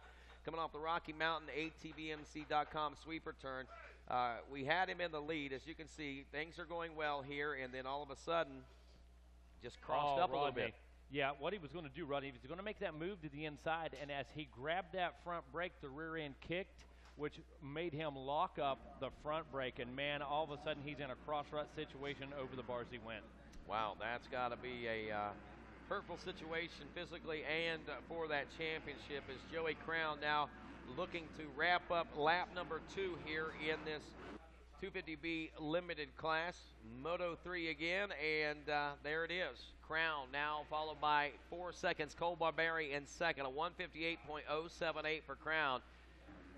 Riding on rails, and you know he's got to be feeling pretty good right now with getting out front like this. Probably not real sure what took place and is taking place behind him. All he knows is he's pushing forward and trying to keep that second place rider as far behind him as possible. Deegan Van Blossen, I believe, let's look at that, see if I can find that, Van Losberg. Deegan Van Losberg went 19.9 and is currently running in third place. Could secure a top 5 overall position if he continues to run here. And man, that would just be an amazing situation for Von Losberg. Here's the deal.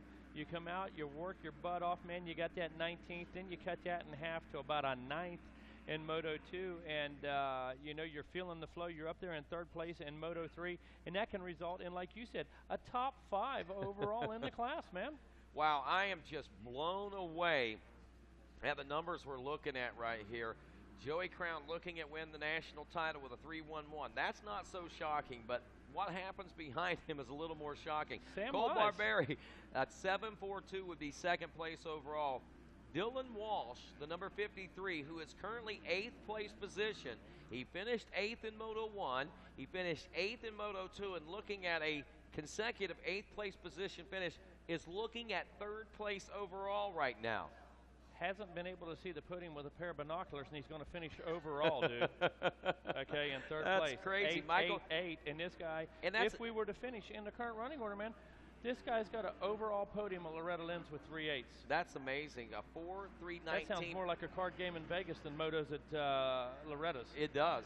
A 4.319 scores well enough for fourth place for Michael Moseman right now. Deegan Van Losberg is looking at a 19.93 for fifth place overall, and Sam Wise is tied with him right now with a 10.516. So, wow, not a lot of consistency in the 250B limited class. Again, this has been a true championship caliber racetrack this week, and a lot of unknown variables really sticking their head out in 2015, it looks like. Look at these single digits down here, Rodney. James Anderson running in 18th right now had a 6th in one moto. Wyatt Fontenot had a 9th in a moto. These guys are running well outside of the top 10, actually the top 15 right now, but we're well into single digits earlier in the motos. Wow, crazy how these things transpire. Joey Crown now 5.5 seconds ahead. We look for a battle on the racetrack right now, but the closest thing we got to a battle is Michael Moseman right now working his way outside the top 10. He's in 11th place at the end of lap number 3 there. The number 42 KTM all over the rear wheels of the 73 of Felix Lopez. Lopez is another rider we anticipated could possibly be a strong top 10 contender. He went 12.25 and running in 10th right now, but he's got Moseman all over the rear wheel right now. And Michael Moseman going 4-3 in Moto 1 and 2, looking at 11th, is still looking at third place overall. But, you know, he can better that. He can actually move up to second if he can get a few more positions into the top 10 right now. Moseman in 11th after 3, but should be around Felix Lopez. He was turning a 158.4 in all that traffic. That's only about 0.3 of a second off the pace of the fastest lap that Joey Crown turned with a free and clear racetrack on lap 2. Yeah, and I got to get a visual on him, but Scott Messi only a half a second off of Moseman, man. If he's smart, he's going to be able to hitchhike. He's going to be able to tag right through with Moseman, get past Lopez, and these guys should be making their way up onto Fontenot. Well, there is, I believe, Crown coming around for 4 laps complete. And is that Moseman already working his way up through the pack? I'm telling you, he was running up to 10 seconds faster lap time than some of the riders in the top 10, and it wouldn't surprise me to see him possibly close to a top 5 position after this. He's up to 8th place, so he's made a couple of spots up, and he's working on, we got to get back there and check out the battle for 7th place with Michael Moseman, the rider on the move. There he is around the billboard, and it looks like he just made the pass on TJ Albright, and I think maybe even Dylan Walsh there, working on him for now the 6th place ride. Perfect example of a guy who understands exactly where he's at in the overall and exactly where he's at on the track. And Rodney, you called it. A guy to watch was going to be Moseman. He's not disappointing right now. We talked it's going to take a couple spots for him to make a difference, but you know what? I believe taking a look at lap times and consistency and momentum right now that Moseman, he's not going to settle for anything less than 2nd overall here today. No, if he grabs a couple more spots here, 2 more spots, going to put him in position for 2nd place overall. Now keep in mind that he's running in his worst position of the week right now in 8th. He's got a 4th and a 3rd, so he obviously feels he belongs up front in those top few spots. But all he has to do is make it around 2 more riders, and that puts him in a tie for 2nd place overall. And right now, Miguel Correa is 7 seconds, almost 8 seconds behind Barberi, so he doesn't have a lot of pressure being applied to him. Right now, Barberi is in the best position he can be in, and what he can do is just ride his race in hopes that he can maintain and hold on to 2nd. He is basically at the mercy of Michael Moseman and what he's able to accomplish here over the course of the next few laps as we approach the halfway point of this 3rd and final moto for the 250B Limited. You know, unfortunately for Barberi, more importantly to him, he has to count on Albright, Walsh, Bollinger, Boyd, Correa. Those guys would be basically, in his mind, teammates right now, separating him from Moseman. So what happens with those guys right there is going to be extremely critical. Well, Barberi now checking in for 5 laps completes, 9.7 seconds back. Comfort zone there, and 8 seconds behind him was Miguel Correa, and Michael Moseman up to 4th place. He secured 2nd place position. I wasn't sure how many spots he got on that last lap around. I knew he'd gotten 1, but I didn't realize he'd gotten all the way up to 4th. But now 2nd place with a 4.34 score, heading in for the overall. But wow, redemption here in this moto, and he's making statements. Yeah, Michael Moseman knew that, and he was using that. That was fuel for the fire. That was motivation for him. So in a matter of 1 lap, holy cow, Rodney just pointing out to me, 1:57. Fastest lap of the moto turned on lap 5 as he passed 3 riders in the process, a 1:57.699. Now, Rodney, I can tell you this much right now. That's understanding the business. That's understanding the numbers of it. The bottom line is, Moseman knew where he had to be, knew how many points it was. So this guy, not content to get that position, but to get as many as possible. Now, 9 seconds back, we went 4 spots forward from 17 points up to beyond the 13-point tie, down to 11 points, 2 points ahead, got 2 spots of spare right now. 6 seconds is all that we see. Actually, more is what we see in the difference in lap times. So when you look at 1:57 to a 2:03 right now, you can see that Moseman should be moving ahead, or at least gaining right there on Miguel Correa for the number 3 position here in the moto. And he could be going for moto bronze, and he could be talking to Kevin Kelly here in just a little bit. Yeah, well, if he's lucky, he'll get the experience to talk to Kevin Kelly. I haven't won any championships or had any great finishes, and I talk to Kevin all the time and consider myself lucky. So, you know, in the presence of greatness here always.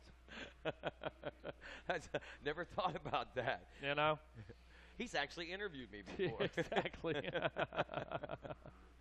So Joey Crown continuing to hold it down. He drops his lap time to a 1:59.9. Barberi 2:02. Moseman up to 3rd as we anticipated, only 4.4 seconds now behind Cole Barberi, and a physical battle for the number 2 spot. We'll pick that battle up here on RacerTV.com.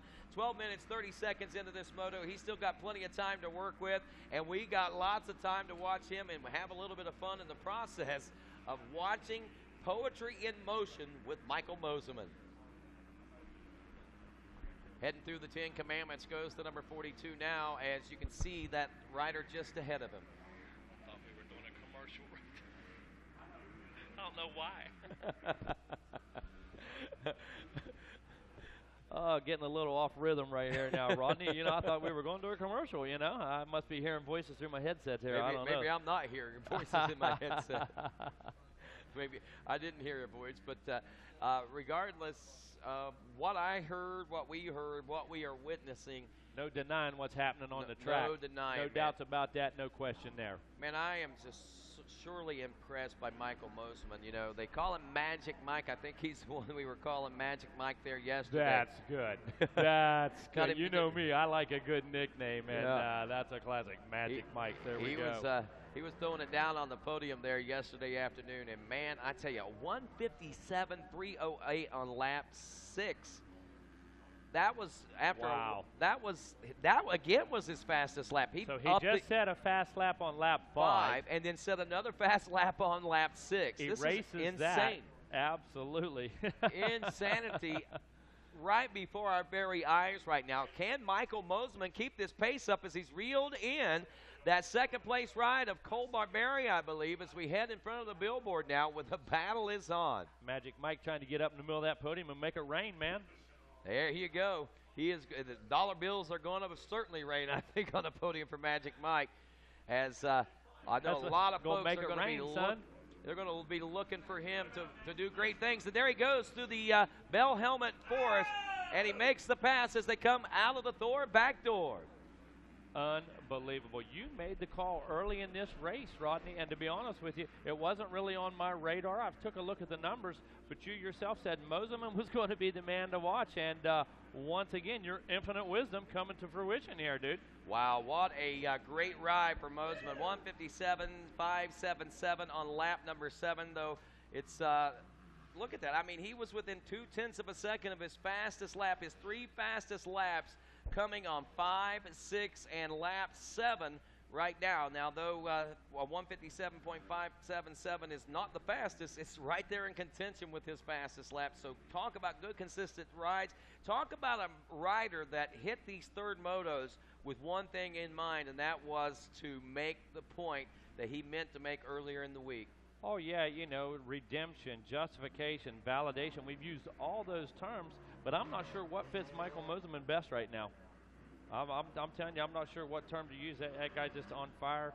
Unbelievable performance here. And understanding the job at hand, the task at hand, and knowing what needed to be done, I'm just blown away. We're going to call him Magic Mike or That's Holy it. Mosiman. That's it. Yeah.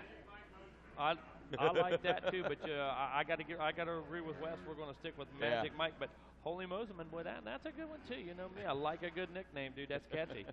Holy sure. Mosiman, it's Magic Mike out there just really tearing it up. Cole Barberi in third, Dylan Walsh is fourth. Sam Wise, actually, no, that's the overall. The race is Joey Crown, Michael Mosiman, Cole Barberi, Miguel Correa, Felix Lopez. Remember, you said he needed to catch up with or hook on with Michael Mosiman there and work his way through the pack. It looks like he tried to hitchhike with him. He got up to 5th.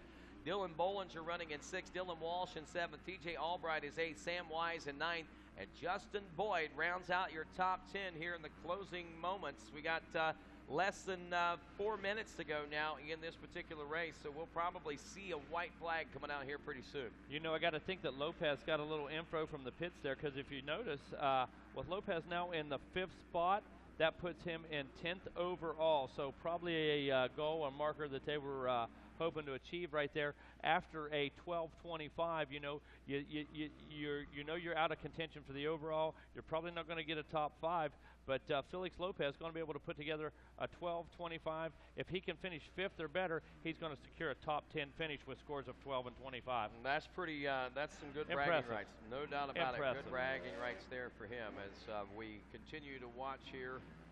As we said, the final moments basically of this particular race. We still got a long hoe to row before the checkers fly, and lots of things can still happen, but what we've seen so far has just been phenomenal, my friends. It has been, like we said, poetry in motion. It has been history-making moments. They have been career-defining moments, I believe, for a lot of these riders, as well as Michael Mosiman showed the true grit, the desire, the hunger that he possesses here on Championship and Final Moto Saturday. Race Tech last lap. We're heading out into this one now, and I want to say thanks to our friends at Race Tech for being a huge supporter of us here with our RacerTV.com live coverage of Loretta Lynn live. and just certainly proud to have them on board, and glad to be able to bring the live coverage to the entire world out here with RacerTV.com. Yeah, a group of great guys over there, been involved in the sport forever and helped many champions along the way. So those guys over there at Race Tech, always a part of the program, and great guys to work with. All righty, 18:27 Race Tech last lap. Joey Crown on his way to history. Michael Mosman, I think he made his bit of history and made the statements that he set out to make here in 2015. Though he may not be looking at the championships he wanted, he is certainly looking at a lot of eyes opened on the number 42 KTM ride. Cole Barberi back in the number 3 spot. This will be your overall top 3, the way you see them finishing here in this moto. Crown, Mosman, Barberi. Miguel Correa will be your 4th place finish in Moto 3. Felix Lopez will round out the top 5. But again, it's all about Crown, Mosman, and Cole Barberi. And more importantly, I think for a lot of folks, it's all about that Team Green ride of Joey Crown, whom we've watched mature here at the ranch over the course of the years. Do we have, is that can't be, no, that's not him sneaking up on there. We got another battle maybe we're watching here in these final laps, but regardless, coming around the Thor Beach sweeper turn now. And Joey Crown on his way to Checkers and the national championship title, one that he fought so hard to win and fought so hard to achieve. Hey, Rodney, Ezra Lust's dad was up here. Mr. Lust is looking for Brandon and Elliot Peavy. He's getting ready to leave, and he needs Brandon and Elliot Peavy to meet him at the front gate. Meet Mr. Lusk at the front gate, Brandon and Elliot Peavy. Well, here he comes, folks. Make room for him on the Loretta Lynn MX podium. Your newest national champion, Joey Crown, here in the 250B class, as he takes that Team Green machine and places it up on the center of the podium. A feeling of pride and achievement that not many riders and racers have the opportunity to feel. But Joey Crown is a champion, Megawatt Matt Watson. Michael Mosman, also a statement maker, as he finishes up in the number 2 spot here. He will take Moto Silver, and Cole Barberi will take Moto Bronze, and that's the way they will finish for the overall as well. Joey Crown, your champ, Michael Mosman 2nd, and Cole Barberi 3rd overall. And what a great moment you know that Joey Crown is feeling, to be able to roll that bike up onto that podium and set that on that bike stand and turn around and just feel what it is and see what it's like to be a champion, as all those smiling faces, the lenses, the cameras popping off photos, and the TV camera staring right at you for the eyes of the world to see that you are the fastest man in the 250B limited class. Yeah, that's exactly what I was going to comment on, man. You watched Crown roll that bike right up there, man, set that bike up on the stand, didn't have the mechanic, didn't have Dad or anybody doing that, threw that thing up on the stand. He reflected just a second as he looked at his bike ever before he took his goggles off, and I believe it was sinking in right then, man, exactly what he'd done. He took a mental snapshot of what it looked like to see that bike sitting right there on that podium. Those are only moments that Joey Crown can feel. Those are only moments that Joey Crown can get the inspiration from, and these moments are certainly special. And to be able to share in these moments like this is, to me, a great opportunity, and I'm so pleased to be able to be a part of this Amateur National Championship now for 20 years, Matt Watson, and I can't wait for another 20 years the way things are going. You know, to me, every year the championship seems to get better and better in some way, shape, or form, and after the 34th running, what we've seen so far, we still got more great things to come. 250B Limited wrapping up. We'll see the Vet 30-plus class coming up here with race 18 in a few moments. Also, the girls senior 12 to 16 and girls junior 9 to 13 around the corner. And at 11 o'clock this morning, 250C limited class racing will get underway. But right now, it's time to crown Joey Crown a champion, and we head to the podium with Kevin Kelly. Hey, Rodney, thanks a bunch here. We're going to hand this 3rd place medal off. Folks, let him hear the Horton Racing Rock River Yamaha ride of Cole Barberi, or you can call him Barbecue. I think that's easier to say. It's Barberi. I just asked to confirm how you say your name. I had it right the whole time, but we'll go with just plain old Barbecue. 3rd place in the moto, 3rd place overall. Great work, Cole. Yeah, I'm stoked I was able to sneak into that podium. I was pretty far out before this moto going in, and unfortunately for Enzo, he made a pretty big mistake, and he was actually leading the moto, I think, but he went down, and I don't know where he ended up, but I was able to get up there in the top 3 for this moto, and it got me podium finish overall, so I'm stoked on that. There is a learning curve to this whole race. You went 7, 4, and 3, so you got better as the week went on. Yeah, that's what I've tried to do every moto. I started out a little rusty, had the nerves in me and stuff, but every moto I've just been trying to give it more and more each moto, and I've advanced every moto, so I'm stoked on it. Who do you want to thank, Cole? Everyone at Horton Racing, Yamaha, Donnie Luce, One Industry, Scott Goggles, Bell Helmets, Garnier Boots, Pro Circuit, my mom, my dad, my mechanic Rango, Carrie at Grindstone, Gareth Swanepoel, he helped me out a little before I came out here. The Humphreys County Police Department for letting me race today. I got in a little trouble with them last night, so I really appreciate you guys letting me race today and let me off. And everyone else I forgot, thank you so much, and it means a lot to me that you guys are behind me this year. Great work. Cole Barbieri, he just thanked the Sheriff's Department for helping him out. Nice work. We're going to say hello now to our second place finisher. Come on up here, Magic Mike. Get up here, Michael Moseman.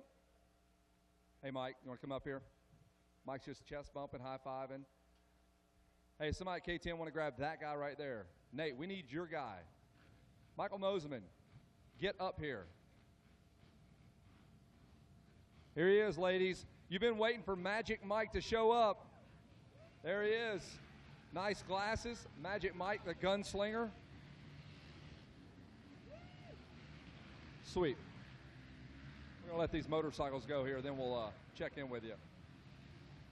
So, Michael, tell me about that first lap and the get-off. You took a huge, huge hit to the ground. Yeah, I did. Just got a little off balance on my start. Didn't quite get it, and it was probably 7th or 8th, but it feels like you're in last because it's so packed. And I went around the inside hump, and then there's a bunch of ruts right there, and a guy went down in front of me, and guys piled into the back of me, and I think I got up, picked the guy's bike off me, and then took a little bit for me to get going, but just pretty much said right there and then I was going to go through the pack. That's pretty much what I had to do, and here I am, second. So it's probably my best come through the pack moto of the week, and I've had my fair share, so I'm pretty stoked to end it off like this. And it's amazing that you raced with those glasses on, too, the whole time. Oh, yeah, just got to keep thugging. On the track, off the track, you can't stop thugging. Keeping thugging. This guy's thugging. Have you ever seen Michael Moseman thug anything? Michael, great race. You charged all the way past everybody out there on the track but one guy. That's all you could do, right? Yeah, the gap to Crown was just too big. I think he got out to a pretty decent start and took off, so he was a little bit too far-fetched to catch, and I just kind of settled into a second place. But it was a great ride. My bike's working amazing. There's people cheering me on all the way across the track. I was just really stoked to have such a good people behind me. Everyone's, they're not always supportive. They're just cool. That's it. Who do you want to thank? Let's thank those folks. The Orange Brigade, Factory Service, KTM team. They really put a lot of effort into me. It's not just here at the tracks. I'm pretty local to their race shop, and we're in and out. One of the days, my practice bike had a miscue, and I still need to get my motos done. So we went to the shop. They fixed up a different bike for me, and we went back out that afternoon to a different track and got our motos done. So they're really committed for me, and it's key. And then the Fox guys are great. The FMF guys are great. The Dunlop guys are great. The GoPro guys are great. My teammates are great. You're great. Yeah. You're great. You can be great. You back there in the red shirt, you're good. Yeah, pretty much. Just super thankful to have such a supportive crew. Well, thanks for spitting on me. Anybody else you want to thank? Oh, man, you're good, dude. You're sweaty. I'm here. I'm here for you, man. Sorry about that. I'd also like to thank Scott Goggles coming through the pack. Had no problem with tear-offs. I still have, almost all of them, so I'm pretty stoked to be running Scott. All right, folks, let him hear it. It's Magic Mike in the house. He finishes up second. He crashes on the first lap, charges all the way through the field, and he gets second place overall, second in the moto. Tough break again for Enzo Lopes. They carted him off. They were just checking him out for evaluation. He was your Bell Helmets Whole Shot Award winner, but it's Enzo Lopes. He's not going to be here. But the guy that is here, he gets this the gold medal, the number 35 Monster Energy Kawasaki ride of Joey Crown.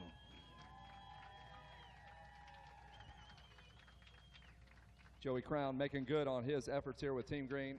He's got the number 1 shirt on. They knew this guy was going to win. Look at that. They're ready to go. Look to your right there. Kip Bigelow from the AMA wants to hand you some hardware. And you're going to need that. I'm going to wrap this around your neck. So Joey Crown getting the number 1 plate, the shield. He's got the number 1 jersey. Folks, let him hear it one more time. Make some noise for Joey Crown. A lot of work goes into these championships. A full year of effort puts you right up top here. Tell me about what it means to you to win this championship. Oh, man, it means so much. I got such a lot of good people supporting me, and I really wanted to do good and not let them down, and kind of set me up for future years. And I knew this race was so important, and I'm just happy that all the hard work paid off. And my trainer Pablo whipped me into shape, and just all you guys. And it feels good coming with a win. I got a pretty good start, and I got on the lead first lap, and just trying to be smooth and click off my laps and just have some fun, and I did, and I'm up here on the top side of the podium, and I'm stoked. Let's hit those sponsors up, Joey. I got to the Lord Jesus Christ keep me safe. I mean, I had some injuries coming up to this event, and if it wasn't for him, I definitely would not be here. And my mom and dad and sisters for always supporting me, the Canella family, Monster Energy, Team Green Kawasaki, Ryan, Shane, Kevin, I mean, Casey, all you guys. I mean, I had issues for coming up in this moto, and I got it all figured out so I can go out there and race and getting my motor help for the next moto. And I really could not do it without those guys. They really helped me in MCR suspension, MX training, Dunlop, Thor gear. Sean from Thor, he's been awesome to me all through the years. And Liat brace, Garnet boots, GPF, Motion Pro, Cometic gaskets, Renthal, Henson, Giant bicycles. Give me a couple sick bikes to ride. Oakley goggles. Yeah, and this one's for my Grandma Sue, who passed away in the spring. And I know she's up there watching me. And FMF, Henson. Oh, man, there's so many guys helping me out there. I really don't want to forget anyone, but I'm sorry if I did. You know, all you guys, every one of you guys, it really means a lot. So thank you guys just so much. Start snapping away. Make some noise for number 35, Joey Crown. He is the champ. And we've got another race coming at you right now, boys and girls. Rodney Tomlin, Megawatt, what do we got? Well, I'll tell you what we got. We got more great racing coming, and we just wrapped up with that 250B limited class. We moved to the Vet 30-plus class, where we see names like Jeremy Cook coming into this one with a 4-1. Paul Parabino's actually leading the championship right now with a 2-2. Blake Keaton, a 1-3. So some consistencies there so far with our top 3 or 4. Mike Sigmund, DNF Moto 1, but comes back for a 4th place position finish in Moto 2 and top 5. Charlie Castellou actually goes 5-5. Consistent motos for him. Carl Scott, we saw a 3rd place finish out of him in Moto 1. He finished 7th in Moto 2. And looking down through the scores here, looks like your other riders, Keaton, who took a Moto 1 win, he finished 3rd in the 2nd Moto. So right now you see Paul Parabino's with 4. Blake Keaton with a 1-3. He's also got 4. So this is going to be a good race, I think. Some consistency there, but they shake it up enough to keep it very interesting heading into this 3rd and final moto. Gate down as we head toward the Bell Helmets Hole Shot Award now. Waiting to see who that is that pops up on the screen here, Rodney. And your Bell Helmet Hole Shot Award is going to go to, looks like maybe a Suzuki rider this time, which... did he clear the line? Like you said, he and that Yamaha rider were side by side. Actually, yes. a Yamaha. Matthew Johnson, the 27 machine out of Melrose, Florida. Here in race 18, the 27 machine is brought to us by our good friends at Live Ruthless and Ruthless Clothing, Half-Baked Cookie Company, and the Moto Stop, as well as Sharp Moto Racing Suspension. All right, Matthew Johnson, all kinds of people behind his living program ruthless, right now. my friend. He's living ruthless. All kinds of people behind that program right now, and it looks like a few riders actually having a little trouble out of turn 2 back there, getting themselves collected right now and back into the race. But with that being said, Rodney, it looks like our leaders should be making their way out of Storyland right now. headed over toward the beach, and that's exactly where they're coming into view right now, is back in front of the Rocky Mountain ATV MC rig over there and making their way up and over the Rocky Mountain. So off the big sweeper turn we go. Look at this, already establishing a rather large comfort zone as we look and see the masses now coming off the Rocky Mountain ATV MC sweeper. That appears to be the number 12 of Paul Parabinos, who went 2-2. He is up front all by himself. Man on a mission right here before our very eyes. He's got at least a 3, maybe 4-second lead as he heads to the final turn here, makes that left-hand turn and the final drive to wrap up lap number 1. We'll see what the official deficit is, but look at that. 2nd, 3rd, 4th, 5th, 6th, 7th, and 8th places are basically nose to tail right now. Wes Kane's man there, Paul Parabinos, out front. Wes Kane had this guy picked in bracketology, and Parabinos looking good all week. Got a 2-2 so far with a first place position right now, would put him in the lead with 5 points, but Parabinos has plenty of room to sacrifice a spot or two and still be in contention for that overall. Well, really, the big question right now is where is the number 60 Suzuki of Jeremy Cook, who comes into this one with a 4 and a Moto win after Moto 2. And Cook right now riding in the 29th position. Wow. A 4, 1, and a 29. So Cook may have possibly, Rodney, been one of those riders involved in that turn 2 incident over there where everybody was a little bit slow to get up and get moving. It's a little tough sometimes for those riders, but still with that, Cook is still looking at a top 10 position. All he's got to do is get one more position, and all of a sudden he is in the top 10 overall. But you know Cook is going to be going for a lot more than that. But a long road to hoe to catch up to this guy right here. It looks as though consistency will pay off for Paul Parabinos if he's looking at a 2-2 and a huge possibility of a 1 right now. The biggest spoiler right now for Paul Parabinos could be the number 43 of Blake Keaton, but Keaton right now currently runs back in the number 8 spot aboard the 43 machine, so he's still got a little bit of comfort zone there. If you look at the true comfort zone, Paul Parabinos 2-2-1 would win the championship. Charles Castelou, who is second right now, has a 5-5-2, so that gives him 12. That's 7 points that Paul Parabinos has to play with at the moment. Well, Keaton went 1-3, riding around these worst positions so far in 8th. But well, Keaton moved up into 3rd place right there. He gained a couple of spots up into the top 10 now, so that does tighten things up. So if he gets one more spot, that'll give him 11 points, and that will shrink Parabinos' gap down to 11. But still, Parabinos has got quite a bit of advantage here in the 3rd and final moto. You know, Paul been around forever, had different, been worked in different capacities in the industry, done just a little bit of everything you can think of out there, and obviously a very, very talented rider. And at this Vet 30-plus class, Paul making it look kind of easy. We noticed in practice, he just kind of cruised around for the first 2 laps. Wes Kane and I standing outside on the porch watching. And then on the 3rd lap, Parabinos decides to shift out of 2nd gear, lays down the fastest lap time, and basically put on a clinic and practice. So going 2-2-1 here so far. Blake Keaton has a moto win. Jeremy Cook has a moto win. But Mr. Consistency, Paul Parabinos out front, and has a pretty comfortable gap of about 3.5 seconds. That is, at this point, somewhat comfortable, especially this early in the race. And if he can continue to stretch that lead out, the comfort zone will continue to grow. But at the same time, we're going to be keeping an eye back there on what happened to our 4th place ride. 8th place ride.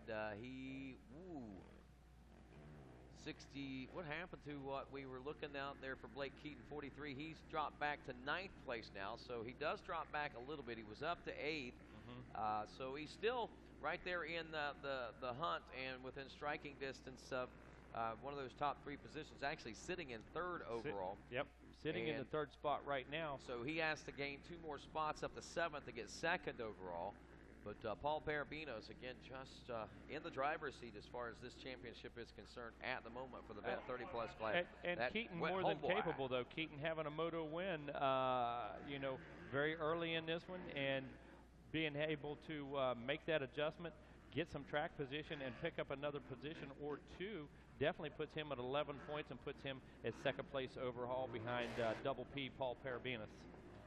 Well, I tell you, we got Wes Kane here in the tower with us. And Wes, I think that you probably know as much or more about Paul Parabinos as any of us, man. I mean, this guy, he's a true American motocrosser, there's no doubt. Oh, absolutely.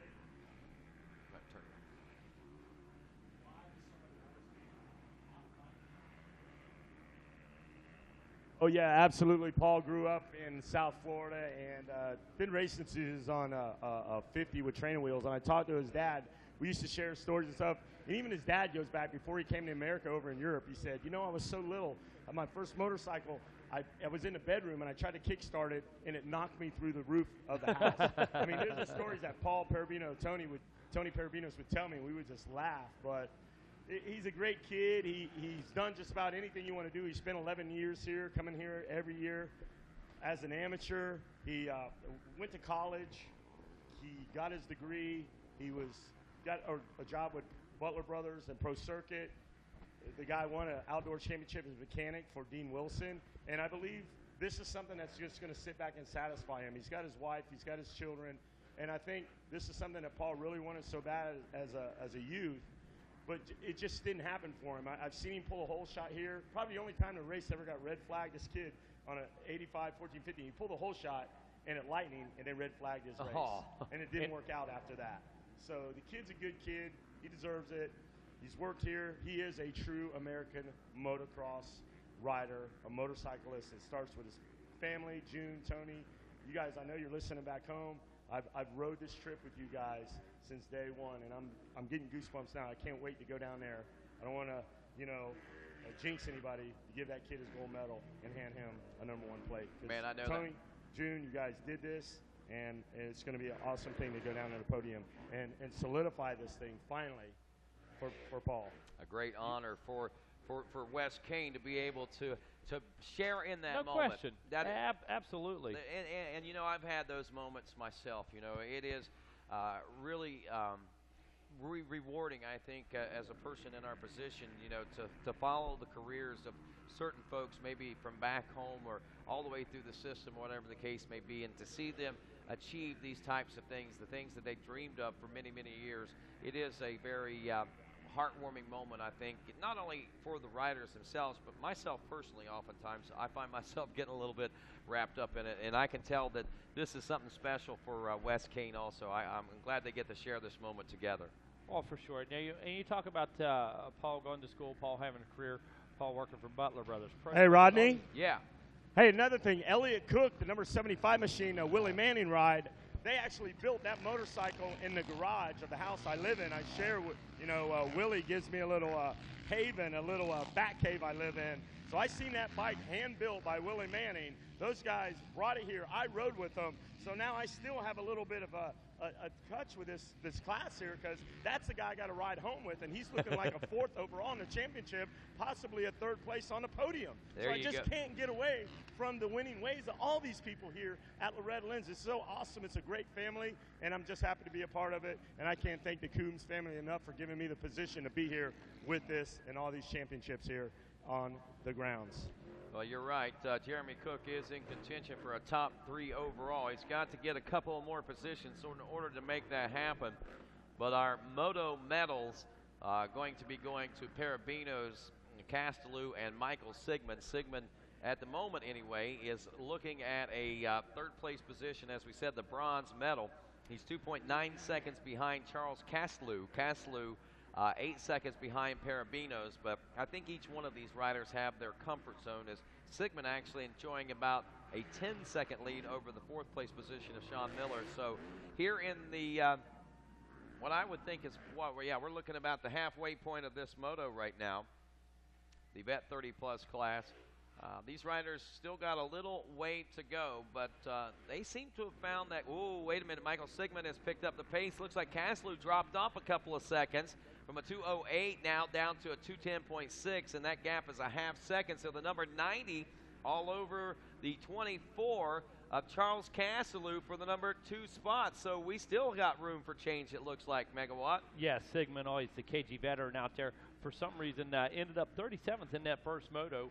Got a 4th in moto number 2 and running in 3rd position right now. So just a catastrophe in that first moto for Sigmund, but obviously able to pull the trigger in moto number 2. And look at this, in podium contention right now in moto number 3. Michael Sigmund only 1/2 a second behind Caslew right now.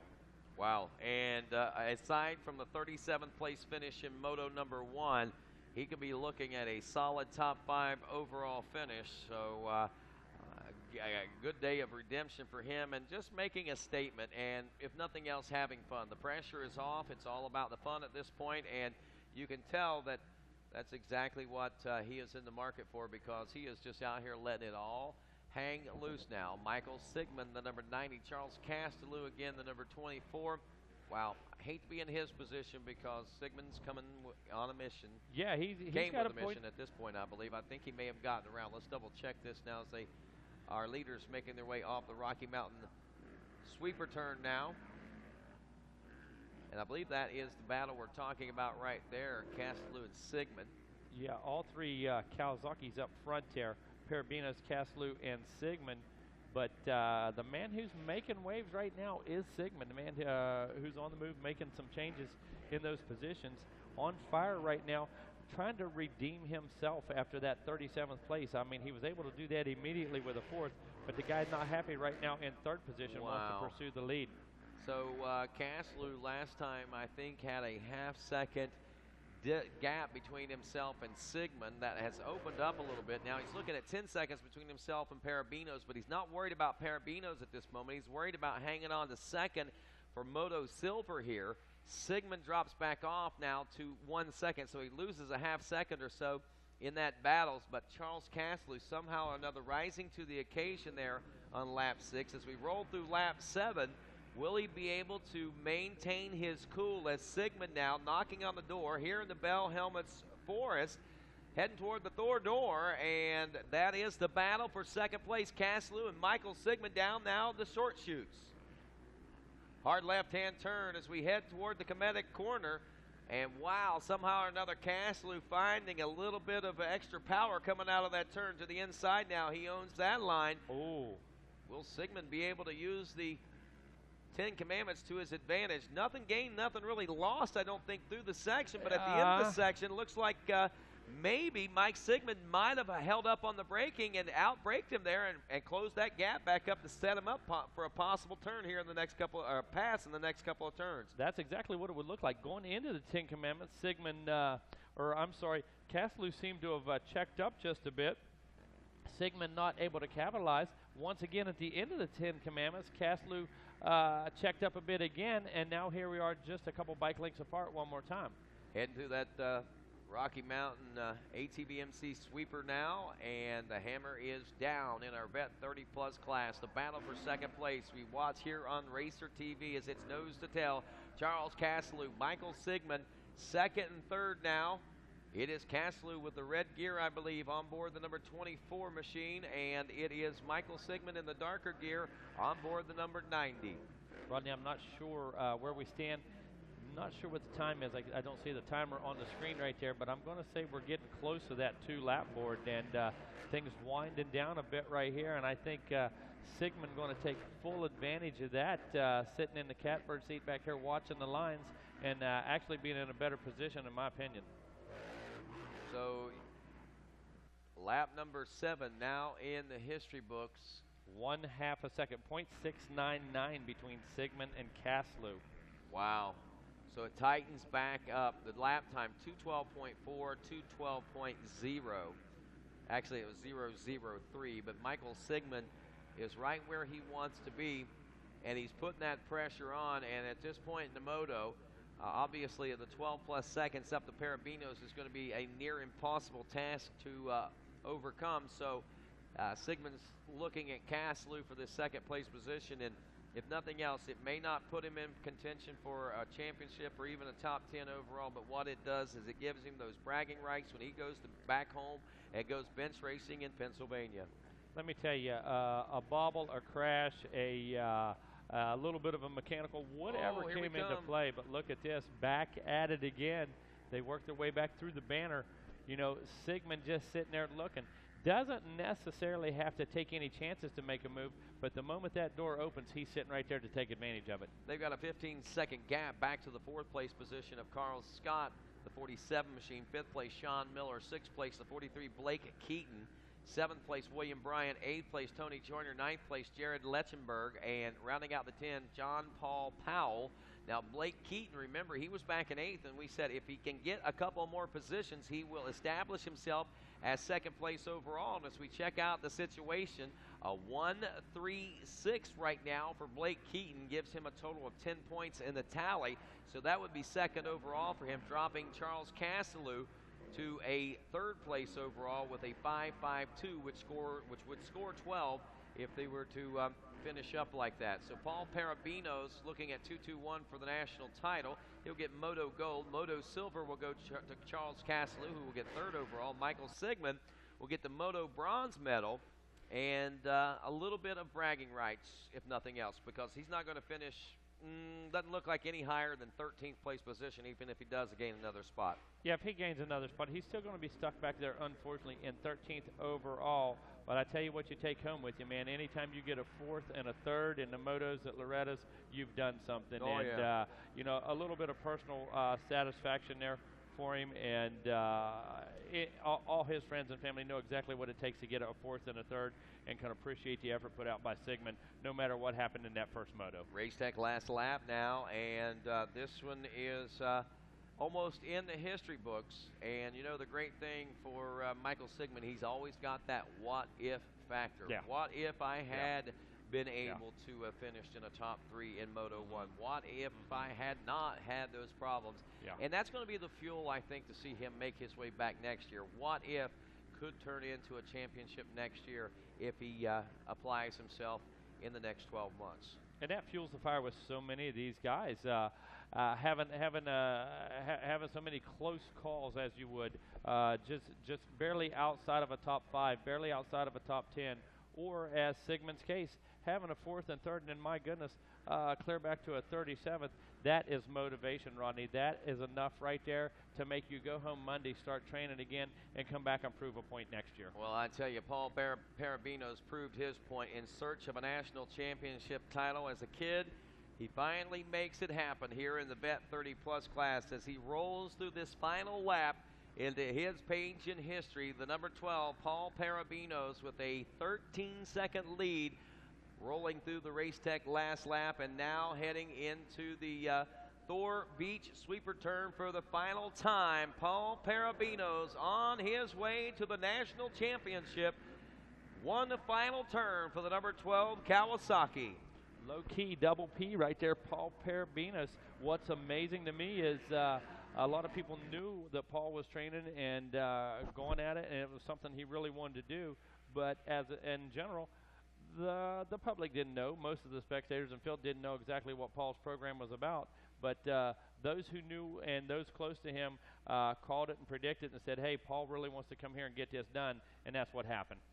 Ladies and gentlemen, say hello to your newest amateur national champion of the Vet 30-plus class, the number 12 of Paul Parabinos, as he's going to be rolling that machine up onto the podium into the center of that box. And I don't even know that Paul even realizes just yet that that was a secured national title for himself right there. Blake Keaton checking in the 5th place position will get 2nd overall. Charles Castelou going 5.52 for the overall 3rd. But our Moto Bronze, Silver, and Gold will look like this. Michael Sigmund will get the 3rd place position and that bronze medal. Charles Castelou, the 24, will take 2nd place position and the silver medal. And again, Paul Parabinos will take and add to his collection of silver medals that all-important gold that sealed the deal and made it all happen for him here at Loretta Lynn's. The overall results, we're taking a look there on a Rocky Mountain ATV MC leaderboard. Carl Scott got 4th. Blake Keaton will be 5th overall. William Bryant, Sean Miller, Tony Joyner in 8th. Jared Letchenberg in 9th. And Donald Letty will round out your top 10 overall as the scores are tallied here in the Vet 30-plus class. But we will be talking to our top 3 in the moto overall, as well as our champion, which will be Paul Parabinos. So Sigmund Caslew and Parabinos are working their way down to talk to Wes Kane here in a moment. I'm sure Wes is pretty pumped up right now, pretty excited to be able to share in this moment. As you could tell him in the way that he talked and spoke about it just moments ago, how special of a time it is, not only for the rider, but I think for a good friend, a confidant, and one of my fellow and our fellow announcers, Wes Kane. A lot of folks are, I think, affected by these national titles. Oh, no question. I get a feeling we're about to feel that energy coming from from the Caniac himself. And, good friends up there with Paul Parabinos, and sharing that with your friends, one of the joyous factors down here at Loretta Lynn's, and being able to have friends and family with you. And there it is right now, the man himself, Wes Kane, on the podium, about to hand out some hardware. I got the man right here, Mike Sigmund. This guy, great job out there. You had a little problem early in the week. Tell us what happened. Yeah, first moto, I was just really hot and started out 16th, worked my way up to 6th, and the last lap I passed out and had heat exhaustion. Everything went black for over an hour. The medics took care of me down at the creek. I'm telling you, it was the scariest thing in my life, and I just want to thank Lord Jesus Christ for keeping me safe, can keep me here, and blessing me with such a talent that I'm able to ride a motorcycle. I know you've been working hard. You and your dad, you guys were at this a long time as an amateur. You went on to be a state trooper, and now finally getting up here on the podium at Loretta's, you got to be so pumped. Oh, yeah, I'm really excited. I mean, obviously, I want to do better, but everybody does. This place is a tough place. This proves champions, and I'll definitely be back. The work starts after today. Who do you want to thank? Well, I want to thank my dad for the most part. He's been there the whole life. He's been my inspiration. He looks the same. He's never aged. He looks the same way 20 years ago. Yeah, and I want to thank my wife and my son, Quentin. They've been behind me for supporting me. I couldn't have done it without them. I want to thank my brother, Jeremy Sigmund, and his company, JMS Recycling out of Somerset, PA, Sigmund Auto Records. Got to thank Steve over at Moose for setting me up with this awesome vented gear, which is definitely necessary after the heat exhaustion. A Bevo at 100% for the goggles. Christner Racing, Russ Christner's done tremendous things for me. Let me ride his bike while my bike was down for months. And anybody else I forgot, I'm sorry. I want to thank my mom as well for being behind me. And I'll be back. It's a pleasure to talk with you on the stand. All right, you got it. Michael Sigmund, ladies and gentlemen, with the bronze. Matt Johnson. Where's Matt Johnson at? Let's get Matt Johnson up here with our Bell Helmets Whole Shot Award. And then we'll talk to our second place finisher. Matt Johnson, come on up here. You're going to get the Bell Helmets Whole Shot Award. Hold that up there, young man. Congratulations, Matt Johnson. Tell us about your whole shot. Well, I tried my best to at least get something good out of the week. It's been pretty rough. Broke my finger in practice, and just hadn't been getting the results. But, hey, at least we got up front for a minute. Who do you want to thank? Just want to thank Team Live Ruthless, my friends and family, Dr. McGee for helping me out this week, and WW Motocross for helping me out training. Congratulations out there. He's another one of these guys. You raced with these guys as amateurs on mini bikes and schoolboy B-class your whole life, and it's just like a class reunion. Yeah, man, it's so fun to be out here racing against guys I grew up with, Truman and Parabinos and Elliott Cook and all these guys. They're all riding really good, and I just wish I was 100%. We'll be back next year, though. All right, congratulations out there with the Bell Helmets Whole Shot Award, Matthew Johnson. Now finishing second, come on up here, Charles Castellou. Congratulations, my man. Hard work. You said you had their number. You're up on the box. Got to feel good. Yeah, absolutely. It does. Fell in the first moto and came back to 5th, and then the second moto I had some issues with my knee, and then I was really just wanting to get on the box that moto. I had Sigmund on my butt literally from like lap 3, and he was pressuring me, and man, it was a little humid out there, and it would have been easy to give up, but kept pushing. Lifelong goal to get on the podium here at Loretta's. Will we see you back again? That depends if my fiance will let me or not. Who do you want to thank? First of all, my fiance for letting me chase this ridiculous dream at 30 years old to come back to Loretta's. One Industries, Tag Metals, 100%. Nick Way, Mafia Moto Crew, he's a big help for me, helped me with bike setup.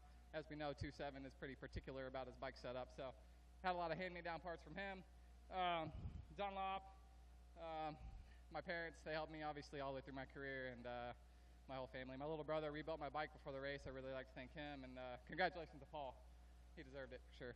Congratulations out there, and hope to see you out here again next year. Thanks, Wes. Give it up, Charles Castellou. And now, ladies and gentlemen, your vet plus 30 national champion. He hails from Whittemar, California. By way of South Florida, give it up, guys, your national champion, Paul Parabinos. All right, there's the gold medal.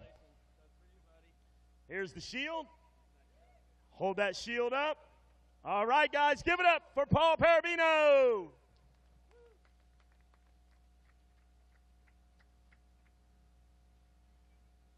Congratulations, my man. You did it. I know this has been your dream since the first time you threw your leg over that PW with those training wheels, and you're here. Yeah, I still can't believe I did it. It was hard, but I worked really, really hard. I have to thank Jake Weimer a lot for that, because I didn't know how to get in shape before. Obviously, that was evident given my results here in the past, but I worked hard for it this time. And you know, he's paid some of the best trainers in the world for a long, long time, so I knew I was in good hands. And my wife was especially special through all this, especially with this guy. So everyone I work with, they're all here, Randy and Jeremy, and just everybody. They know how strict I've been with my diet and everything, and I can't believe it. Can't believe it happened. Mom and Dad got to be at home. This was a life that, you know, you guys lived this for so many years and so much preparation. They got to be so happy back there. Yeah, I mean, I have the best parents in the world for sure. And I owe this to them too, because I don't think I ever worked hard enough when they were taking me everywhere. So, but I learned from my mistakes, and I wish I knew it when I was younger, but hopefully I can set an example for the younger kids now that aren't working hard enough that you need to. But I wouldn't trade any of this for anything, though, for sure. Who else do you want to thank, Paul? I have so many good friends that helped me do this. Ryan Holiday at Cowie, Mitch Payton at Pro Circuit, Brian Fleck at Dunlop, Randy Valade and Jeremy at Answer, this guy Paul at Pro Taper, my trainer Jake, my wife. I got to thank Ollie Stone for helping me this whole week. I worked with him for a while when I was a mechanic at Pro Circuit, and he's the best dude in the world, and he worked hard for me this week. We had the absolute most bitchin' starting gate, and I just kind of felt I could get a whole shot for sure. So 100% Bell, Engine Ice, Cycra, Hinson, Pro Circuit, Factory Connection, Works Connection, Bell, Arc, Mafia, Hilton, N-Style, Dunlop. I don't know, I'm pumped. Sure, you're going to be getting a call from Dean Wilson, because, you know, you were instrumental in his outdoor championship, and he knows the feeling of being up on this podium, so you guys got something to talk about. Yeah, you're right. I can't forget Dean. He was one of the ones that really made me believe in myself because of what we did together. He showed me that I can be a part of something great for sure. And we did a lot of motos together over the last couple of months, and I'm so excited to see him ride Unadilla. I know he's ready, and I'll be glued to my couch Saturday watching him for sure. Well, Paul, I'm going to let you guys celebrate. Here's the champagne. You guys have at it. Ladies and gentlemen, your national champion, hard-working man out there, Paul Parabinos.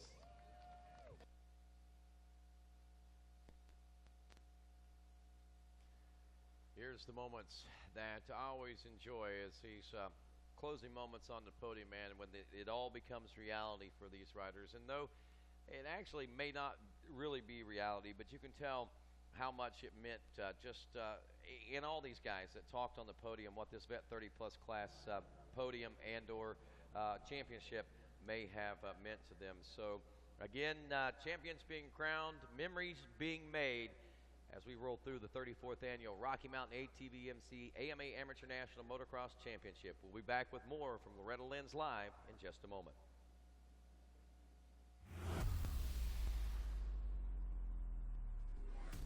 I'm Jeremy McGrath.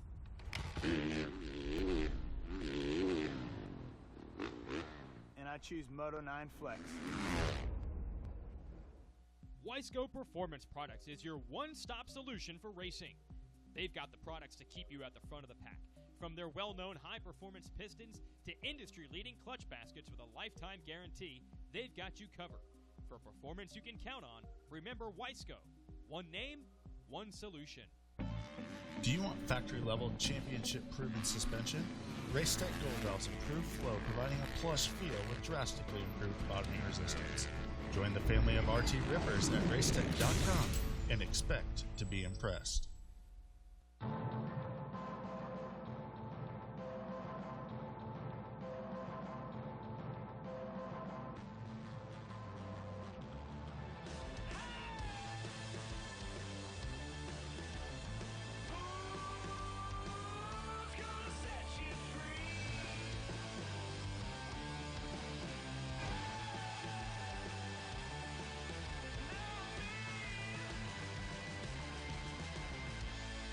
The pros use Evans Coolant, and so should you. Evans Coolant will not boil over, and it doesn't build pressure, so you can open the cap even when it's hot.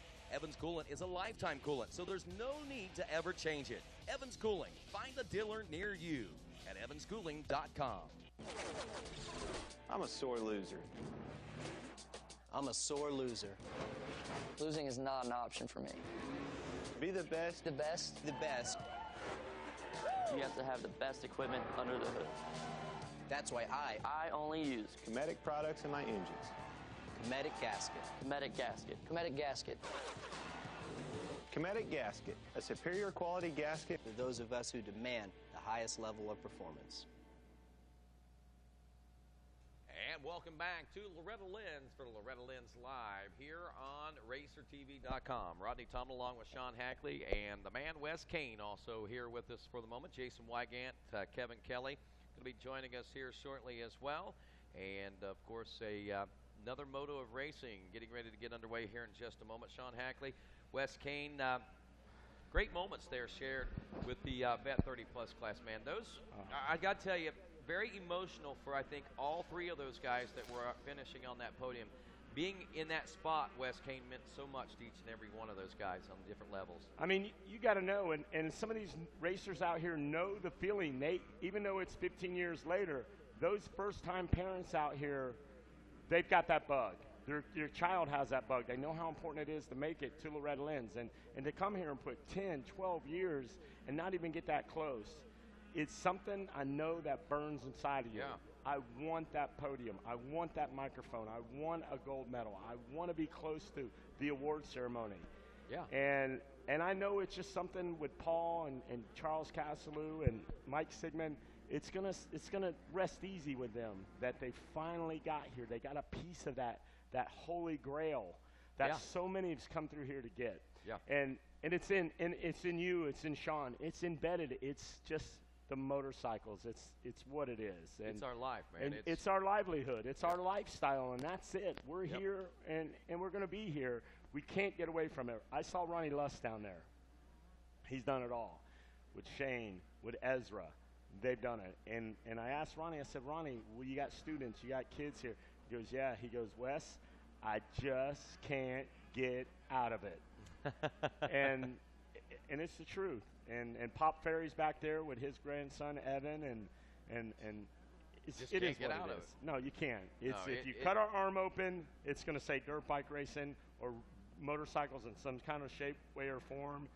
And I just want to thank him for me, because it was a turning point in my life where I had to ride my motorcycle as a teenager, and there's guys just now calling me that just getting out of jail or some kind of riffraff that's been in jail for 20 or 30 years that I ran with when we were younger, teenagers, and I will be thankful to say that my dirt bike kept me out of trouble. That's good, man. And I'm sure it's done a lot of the same thing here at Loretta Lynn's. It's kept a lot of families together, and it's good cohesiveness, and certainly great opportunities to share some great memories and work on something together. Though the rider is an individual on the racetrack, the family is a true team as they help support all the things going on there. So got the stage set now for a double class moto coming up. It's the girls senior 12 to 16-year-old class and the girls junior 9 to 11 as we welcome a very good friend of ours into the tower. Welcome Brian Spencer here to Loretta Lynn's. He always comes in and hangs out with us and just checks out the great racing action. Well, Brian Spencer, welcome to RacerTV.com, buddy. Well, how's it going? Going great, man. Probably one of the biggest moto fans I know on the planet, Brian, and you could probably sit and tell us each and everything about every individual rider that's on the racetrack right now. You know, I'm not really sure about that, but still, I love the sport, and but I don't know. It's exciting I wish this didn't end today, but it does. So we'll be excited for mini-O's. I've already got the countdown in my head of when it starts. So you live for each national that comes, don't you? Man, it's something that's so neat, and I don't even know how to explain why I enjoy it like I do, but that's just the way it is. Yeah, So.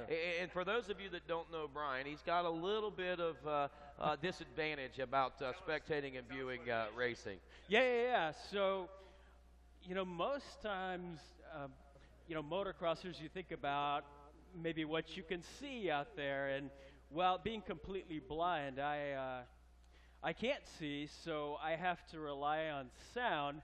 And that's why I love motocross, because it's such a sound-based sport and such a trust-based sport. Now, I love your football, baseball, basketball, all your stick and ball sports, but the people here are just something unbelievable, trust-wise, obviously physically-wise, and obviously mentally, that I'm always just so wowed and in awe of. So that's amazing, and it's really neat to get it from that perspective. I mean, we think about it on so many different levels, like you say, Brian. We see it, but you get to feel it, dude. You really get to feel it. Yeah, and it's cool too, because you're out there and you listen to maybe the throttle patterns of certain guys. So you can recognize a rider just by his throttle pattern, huh? Well, I'd like to try, but it doesn't always work. So the funny thing is, the more noise somebody makes, the better it is for me. It helps. That means when Kevin Kelly is talking and rambling on, you know exactly what's up, you know exactly where he's at.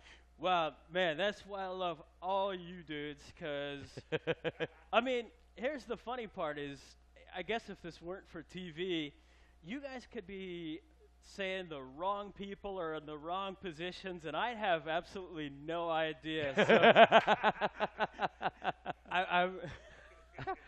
you guys can really do something and mess with people like me. But I mean, I think my shield there is there be people in the pits and parents and anybody like that who would really who would call you guys out for that, and I'm thankful for them. So, yeah. All right, Brian. So, yep. Thank you very much. Yep. Yeah, Thank you, Brian, absolutely. for stopping in Thanks, and guys. talking with us and enjoying the racing. And we really look forward to spending more time with you. Girls senior 12 to 16 off and rolling. Jamie Astadio, the number 69 Husqvarna rider, grabbing the Bell Helmets Whole Shot Award in this one out of Gilbertsville, Pennsylvania there, as the first of two gate drops are underway. By the way, Jamie Astadio coming into this one with a pair of threes.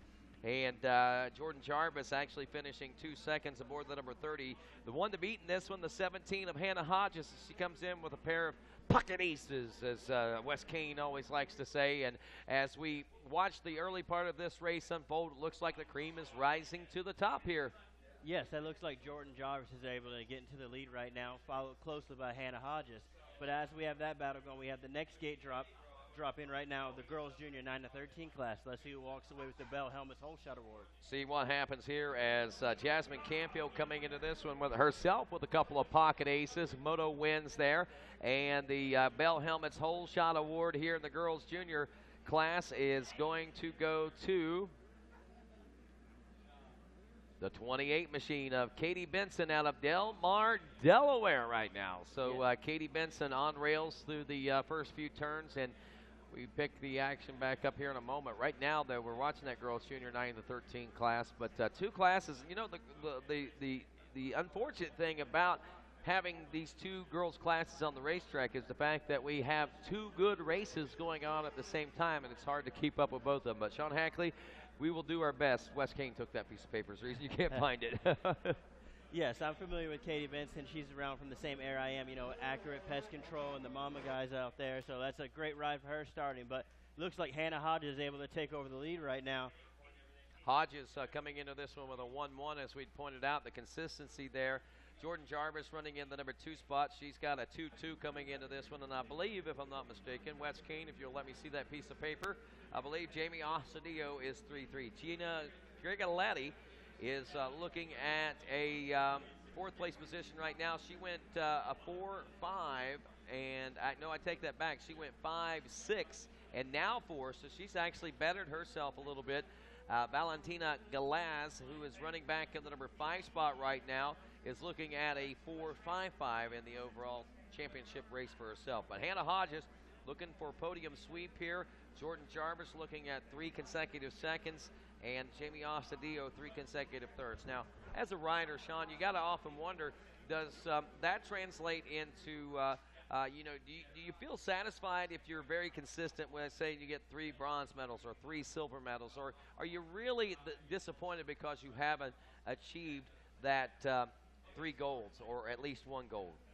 I think that at first, that's satisfied. It feels good that your hard work's paying off, but after 3 motos, it's going to get a little bit it's a little devastating. So, the next year as you come back, you're going to want to work that much harder to potentially, if you're going 3-3-3 to go 3-2-1, or, potentially go, a 3 moto sweep for all the first place flip. I guess it's kind of an incentive maker in a way, then doing well but not quite winning. It gives you that fuel for the fire for next year, huh? Yes, the fire just keeps burning and everything. I guess the fire will still burn right now for Hannah Hodges. She has a 3 moto sweep because she wants that feeling. She likes that feeling to be up front. But for other riders, they want to try to, just take that step away from her. Jamie Ostadillo grabbing the hole shot. Jordan Jarvis into the lead shortly after that, but Hannah Hodges making the pass just before the finish line. She was enjoying just under a second lead over Jarvis at the end of the first lap, but as we work on lap number 2, we can see that Hodges has stretched that out just a little bit, but don't count out Jarvis just yet. I think she's got a hunger burning deep inside her that might loft her to unknown and new levels that she's not even realizing she's capable of just yet. Yes, and in the girls' junior 9-13 class, their first lap, the leader of that first lap is Jasmine Canfield, followed by Katie Benson, and the top 3 is run out by Caitlin Claus.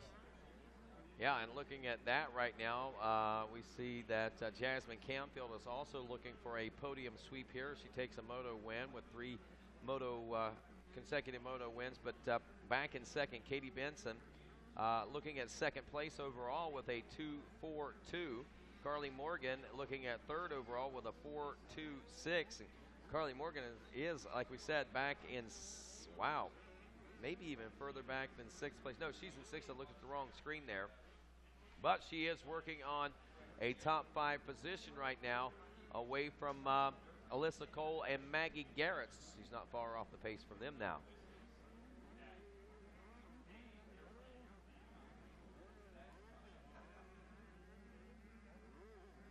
And right now we're watching Hannah Hodges getting a little bit of lap traffic. We have the double gate of the girls' junior class, so that might slow her down a little bit. Maybe Jordan Jarvis can, catch up, and we have a good battle coming here to the later stages of the race. So 2 great classes on the racetrack right now as we watch the future of our WMX, the future of our women's classes right here before our very eyes. And honestly, I want you to take note right now, if you're a race fan out in the pits, even if you're not interested in the girls' class, junior or senior right now, but you are a motocross racing fan and you come here or you pay attention to what's going on, pay attention to the name Hannah Hodges, Jasmine Canfield, Jordan Jarvis, Jamie Ostadillo, Carly Morgan. Those girls right there are the future wave of the women's class in motocross racing, whether it be the WMX professional level or whether it be the elite level here at Loretta Lynn's. Those are the names that we are going to know. And here's what something else is really neat about that is the level of competition. Once those ladies make the transition into the upper echelon of the women's class, it's going to elevate so much that we're going to see a totally different appearance and look to WMX racing that we've never seen before. And we've constantly seen that particular class really elevate over the course of the last, myself over the course of the last 2 decades. I can remember 2 decades ago it was good. It got better a decade ago, and it's done nothing but get even better since that time. So within the next 3-4 years, don't be surprised that we get to see some of the best racing on the planet from the women's class. Absolutely. We always have great women's class. It was great to see Jessica Patterson come back to Loretta Lynn's and Yes. race again, you know, because we've seen her get numerous championships in the previous years and coming back and racing the top girls, you know, Kylie Fosnot, Mackenzie Tricker, and they had a great battle yesterday for us to watch. Yeah, and we are in store for more of those in the future, no doubt about it. Right now, Hannah Hodges with 3 laps down holds on to the lead. Jordan Jarvis, Jamie Ostadio, Gina Grigoletti, and Valentina Galaz, your top 5 here in the third and final moto. Your top 5 overall would be Hodges, Jarvis, Ostadio, Galaz, and Grigoletti. So not a lot really changing there other than we have Galaz and Grigoletti switching 4th and 5th for the overall. But good consistent runs for our entire top 5 group of ladies there. And that's what you want to do here. You know, just consistency is the main thing. Whether it's, you know, winning all your motos or, you know, I think in the earlier class we saw someone go 8-8-8 and he was battling for a podium position. So we talked about championships. You mentioned Jessica Patterson, who we will see later on in the women's class. She has 3 championship titles here. She won in 99, 2000, and 2002, but has been a contender for many more since that time and actually before that time. Hannah Hodges is going to take a look at her accomplishments. I think she might have a couple of championships under her belt as well. I believe she does too. You know, I've been a little getting familiar with both these girls with watching and announcing a few races. You know, getting to see Hannah Hodges at the Winter Olympics doing great, as well as seeing Jordan Jarvis in Arena Cross Series. And she was really dominating that when I was there to watch that at the Las Vegas finale last year. Well, we're looking at the possibility of a 3-peat for Hannah Hodges in the girls 12 to 16-year-old class, as she took the championship in 2013 of the girls 12 to 16. She took the championship of the girls 12 to 16 2014, and she is in store, it looks like, for a championship here in 2015. As far as the accolades of the girls junior class rider Jasmine Canfield, as we search the history books in her honor now, we see that Jasmine actually has 3 championship titles. She's going for the quad here, as she took the girls 9 to 11 in 2011. She took the girls 9 to 11 in 2012. 2013, she took the girls 9 to 11. Came up a little short last year, it looks like, but back here in 2015 to reclaim that glory. She had a 3-peat going on, but now she will have quad titles in that girls 9 to 11-year-old class with 4 of them. Though it may not be 4 years in a row, still very high honors for Jasmine Canfield there. And the change of the age group right there might have played her favor. You know, now it's the girls junior 9 to 13 class, so she could have been just getting too old to race that class, but you know, now that the age changed, she maybe was able to drop back down into it. Yeah, that's a very good point. So that will help establish her and give her that confidence that she's going to look for and need in the future. As we look right now, we know that she's got plenty of that as she enjoys an 18-second lead over Katie Benson in that girls junior 9 to 13-year-old class. Carly Morgan, the number 20, is 3rd. Caitlin Claus is 4th now, dropping from 3rd aboard the number 76. Maggie Garrett's the 47 and 5th. Alyssa Cole, the 97 and 6th. Sydney Wagner, who is the daughter of Jay Wagner, who got 3rd in the 40-plus class moto there a couple of days ago in the second moto and is itching to get another one here today. Wagner, I think her best score so far, as we look down through, has been a 6th place position. She went 6-9 so far. She's looking at a 7th place position, and if that's the case, she would score 8th overall. But if she can gain one more spot, she's going to move up to 7th and actually be in contention for a 6th place overall.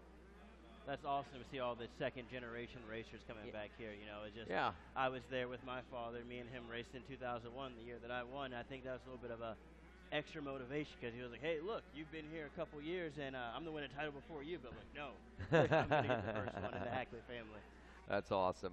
Hannah Hodges, Jordan Jarvis, Jamie Ostadio, Gina Grigoletti, and Valentina Galaz, your top 5 in the girls 12 to 16. That's after 5 laps of racing complete. 6th place to 35. Danielle Foote, we're looking for Anna George, Cora Leonhardt in the 8th place position aboard the 88. Avery Barry, the 36th and 9th, and Haley Peterman to round out your top 10 there in the girls senior 12 to 16-year-old class. So again, at the girls overall, senior overall, consistency for Hodges, Jarvis, and Astudillo, as Hodges is looking at 1s, Jarvis at 2s, Astudillo at 3s, straight across the board as far as this girls' senior title and championship race is concerned. Watching on RacerTV.com now, we are watching our leader, Hannah Hodges.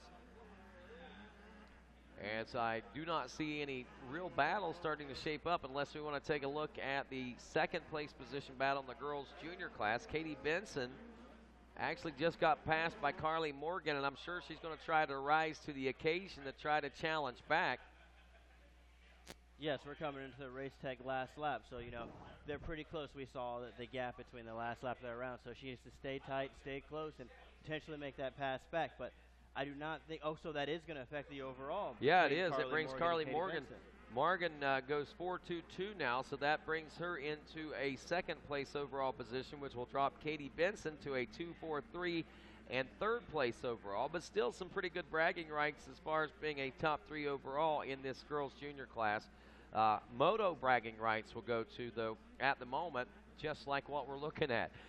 Canfield, Morgan, and Benson. That's the way the championship will look for those riders, too, as long as they stay in that position. Same thing in the girls' senior 12 to 16-year-old class. Hodges, Jarvis, and Astudillo 1, 2, and 3, and they see that straight across the board in each one of those respective positions there. Yes, we're watching Hannah right now on Racer TV, and she's looking great out there. Saw a couple of lap riders fall down in front of her. I thought that was going to be a problem, but they were in a different rut than she was. So she's choosing her lines really smart right now, just going to be able to take this victory. So cruising around to the Sunoco checker flag. Less than half a lap to go now. She is on the way back from the farthest reach of the track out in Storyland. Oh, she's got her own stories to tell here as she heads past the waterworks into the Rocky Mountain ATVMC.com sweeper turn. To the Rocky Mountain itself she'll go. Hannah Hodges carving her way through history here at the Amateur National Championship. Again, looking at the championships, she has 2. So this will be 3 consecutive championships for her, 2013, 2014, and again here in 2015. Yes, Hannah just looking great out there along with the rest of the class. But as she comes across the final turn, hit these last 2 doubles, and she will take the checkered flag. And Hannah Hodges is your 2015 Girls Senior 12 to 16 Amateur National Motocross Champion as she rolls into the mechanics area, or should I say the impound area, and straight to the center of the box. Say hello to your newest national champion. 3 times in a row she sweeps the podium and now has a 3-peat as well of championship titles to her credit as she heads over to the cool down area to grab a drink of water again. Here later in the week, we have seen a massive change in the weather. What was so hot and humid and sticky and uncomfortable, it seemed like the first few days. About Wednesday, it all turned around, and we've seen the humidity leave out. We've had hot temperatures out there, but without the humidity, it has made for a much more bearable and enjoyable week at Loretta Lynn's. And these ladies right here are able to enjoy every moment of it here as their third moto comes to conclusion. So Hodges, Jarvis, Astudillo go consecutive for 1, 2, and 3 in the moto and overall. Gina Grigoletti will take 4th. Belina Galez will take 5th. And then we're looking for Jasmine Canfield, Carly Morgan, Caitlin Claus, Alyssa Cole, and Taylor Allred to round out your top 5 in the girls junior 9 to 13. Loretta Lynn's Live will continue on RacerTV.com right after this. What do countless pros like Blake Baggett, Trey Kennard, Eli Tomac, Adam Cianciarillo, Brock Tickle, and Cooper Webb have in common? They all kicked off their motocross careers on a Cobra. These American-made Little Rippers revolutionized the sport over 2 decades ago, and they continue to lead the world in performance and innovation. Check out www.cobramotorcycle.com for more information.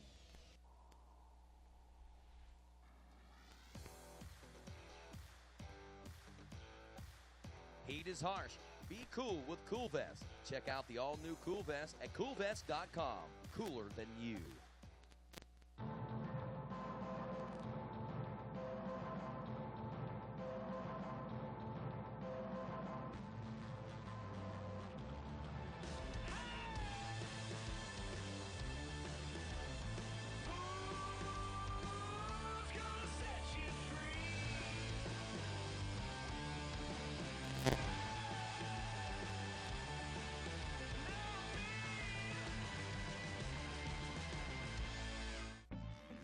want factory-level championship-proven suspension? Racetech Gold Valves improve flow, providing a plush feel with drastically improved bottoming resistance. Join the family of RT Rippers at racetech.com and expect to be impressed.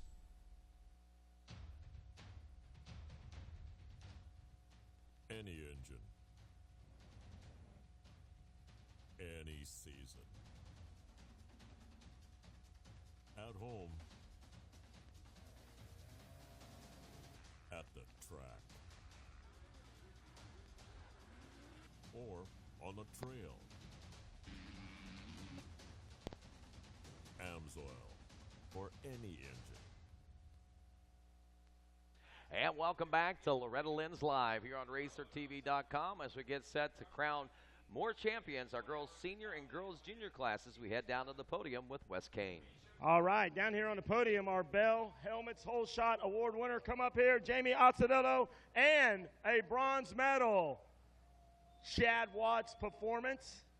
Doing some work out there. Congratulations, Bell Helmet Whole Shot Award winner, Jamie Occidello. And the bronze medal. What's the matter, folks? You guys can't clap? Let's hear something. That's what I'm talking about down there. Congratulations. Tell me about your start. I got a pretty good jump, but just shifted as many times as I could, and I listened to my brother and didn't let go in the first turn, and I got away with the whole shot. Tell us about getting this medal down here and what it means for you to finish up third here in this moto. It's been a great accomplishment. I wish I could have done better. I just didn't ride as well as I usually do in this moto, but it's all right. Who do you want to thank?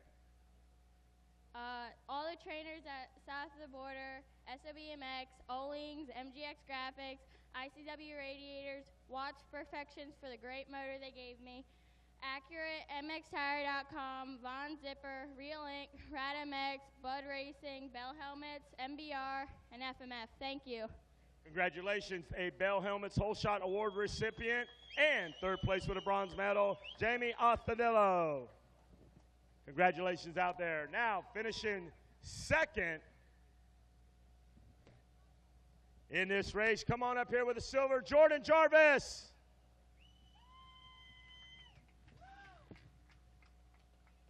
Jordan Jarvis, ladies and gentlemen, congratulations. Jordan, tell us about your ride. I had a great start. I was top 3, made a pass in the first corner, got around to second, made another pass in the back. I was leading for a lap. Hannah got around me, got her back, then she passed me again, and then I made a few mistakes and lappers got in my way, but overall it was a really good race. Tell us what it means for you to be up on this podium here at Loretta Lynn's. It means a lot to me. I mean, I love being here. I love riding. The track's always awesome. Everyone's here is always so nice. Who would you like to thank? I'd like to thank Yamaha, Tricycles, Fox, FMF, EVO, Impulse MX, Monster Army, Scott USA, SOBMX, Performance MX, Scranton Craftsman, MX Antics, Wiley Mods, Dunlop, Dirt Industry, ICW, Moto Hose, Dana Pelletier, Pro Taper, Power Seal, Atlas Brace, Liquid Performance, Wiseco, Yamalube, GYTR, Asterix, MGX. Special thanks to Kevin for getting my graphics for my 125 at a short amount of time. And thanks to my parents for getting me here and driving me all over the country to get here. Congratulations, and taking you over to Europe as well early on this year. All right, congratulations. Let's hear it. Finishing second with a silver, Jordan Jarvis. By way of D-Land, Florida, on her Team Green Monster Energy Kawasaki, your girls senior 12 to 16 champion, give it up for Hannah Hodges. Gold medal, Hannah Hodges. Congratulations. The #1 plate by Kip Bigelow, race director.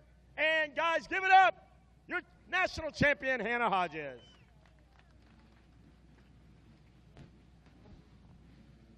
Congratulations, Hannah. Job well done. You are out there working hard. Tell us about it. Yeah, I'm feeling pretty dinged up from my Super Mini crash still, so I was kind of tight the first couple laps, and my shoulders started to loosen up a little a few laps in. I just tried to ride my own race and just pass a bunch of lappers because there's a bunch of lappers in that race, so I just tried to ride smart. Extremely hot earlier in the week. You managed to hold on in this championship run. Tell us how instrumental the weather is today in solidifying this championship. Yeah, for sure. The weather's been pretty warm, but it's been really hot down at MTF, and we've just been doing long motos down in the heat, so pretty used to it, and definitely couldn't do it without everybody at MTF. Who would you like to thank for this championship? Lord Jesus Christ, keep me safe, my mom and dad, my mechanic Eric, and all my family for coming out. Monster Energy, Team Green Kawasaki, Factory Connection, PR2 Engines, Pro Circuit, Nilo, Toyota Designs, Alpine Stars, Scott, Renthal, Maxima, and everybody else I forgot. Thank you very much. All right, guys, give it up. Hannah Hodges, your national champion, and the champagne celebration. Yeah. Kip.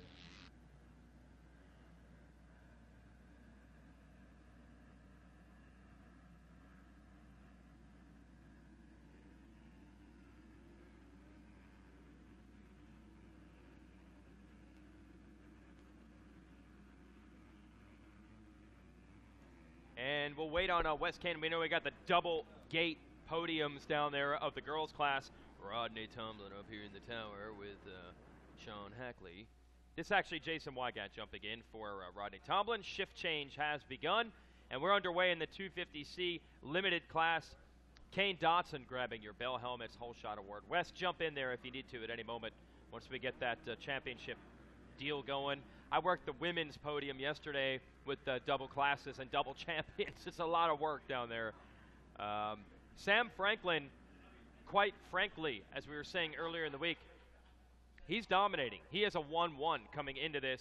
So Franklin's just got to put himself in position running the number 14 KTM. Now I'm trying to see if that's the 19 of Dodson, your whole shot winner, or is that Franklin out front? I believe that's still Kane Dodson out in the lead. I have not seen Franklin out there yet, but I was just checking it out. I think he's back there in a 3 or 4 spot to see if he can make it up there quickly. I think we got him here now into the sweeper turn, headed to, yes, that's him. Tighten those bibs, man. Come on, those things are flapping all over the place. So you're 19. Oh, he's got a challenge on his hands. Nice job leaping right across the Yamaha rider. So Dodson will maybe officially get 1 lap led. That's not going to help out anybody. Okay, they're back past the billboards.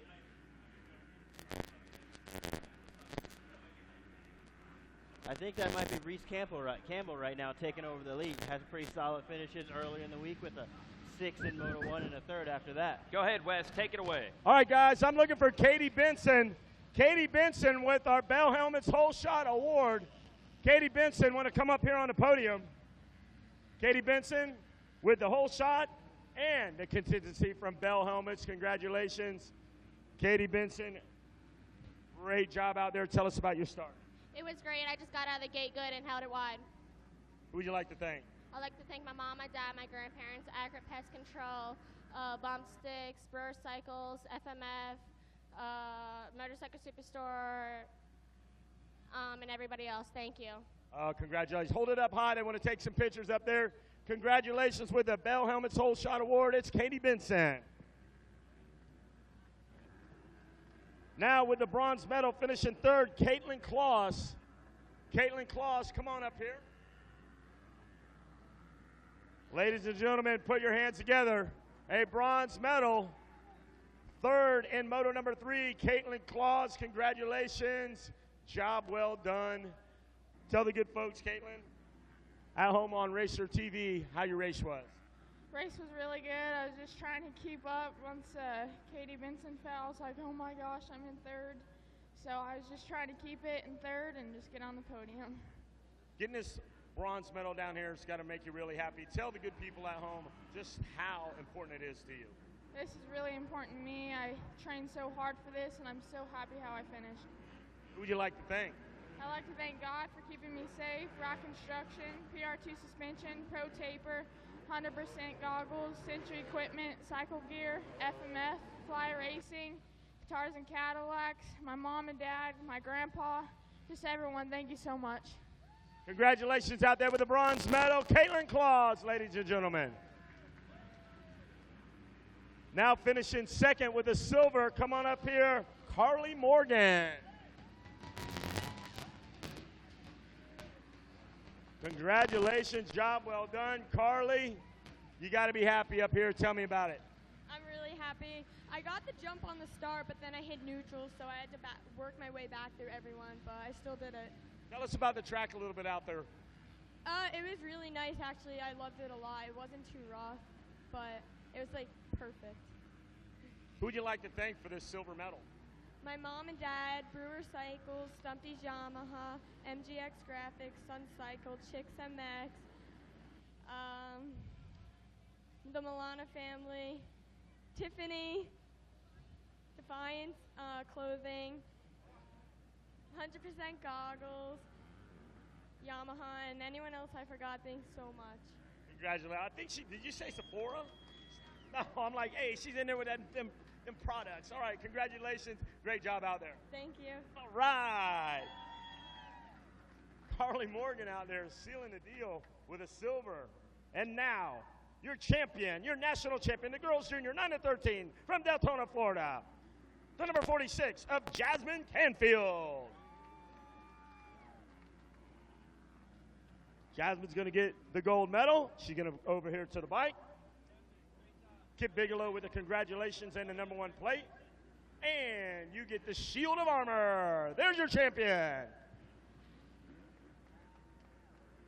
We can get louder than that, race fans. Jasmine Canfield. That is a champion's welcome right there. Congratulations. Jasmine, tell me about your race. I just got off to a pretty good start, real consistent, and yeah, that's about it. How important is this number 1 plate for you? It's really important to me. I've been working all year long for this. It means a lot. Where have you been training at to get this to help you win this championship? Moto X compound. Me and Matt Walker have been putting in work. Also, the Gerke compound. Kyle Gerke's like my big brother. I love him, and their whole family. They just let me ride for free, and it's really awesome. Let me ask you something. Matt Walker's down there training. Does he have a separate for the Pee-wee kids and the girls and the older guys, or does he just train all you guys the same? He just trains all of us the same. I like how he treats me. He treats me like I'm a boy. It's really awesome. I don't get any special treatment. It's really awesome.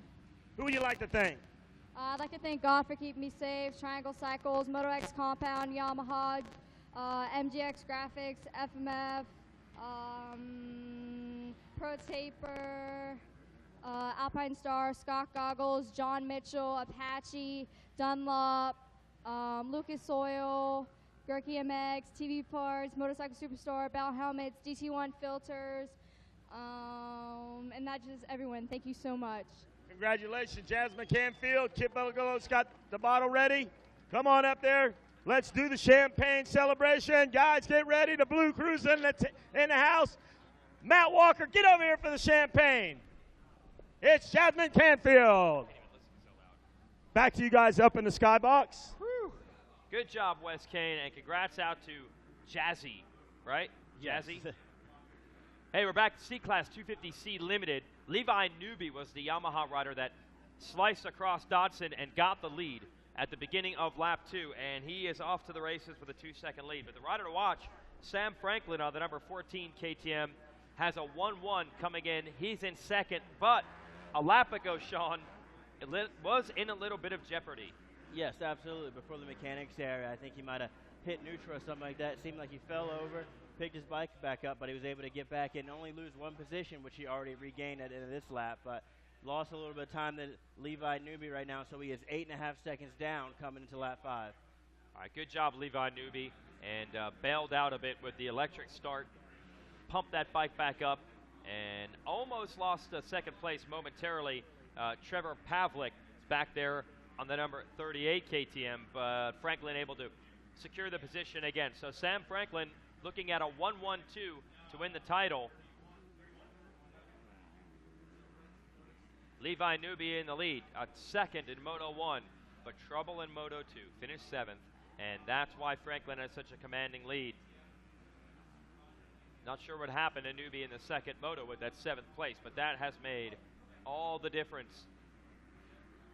Yeah, so right now Sam Franklin doesn't really need to worry about Levi out in the lead right now. You know, he has it pretty secure with the 1-1-2. I'm not sure if he knows that, but we have pit boards and everything so that these riders can try to figure that out. You know, Levi Newby, he feels though, I know he wants a moto win. You know, he had some problems in Moto 2, but went away with a a second in the first moto. So, coming away with this final moto victory will just help him with some confidence coming into the next years.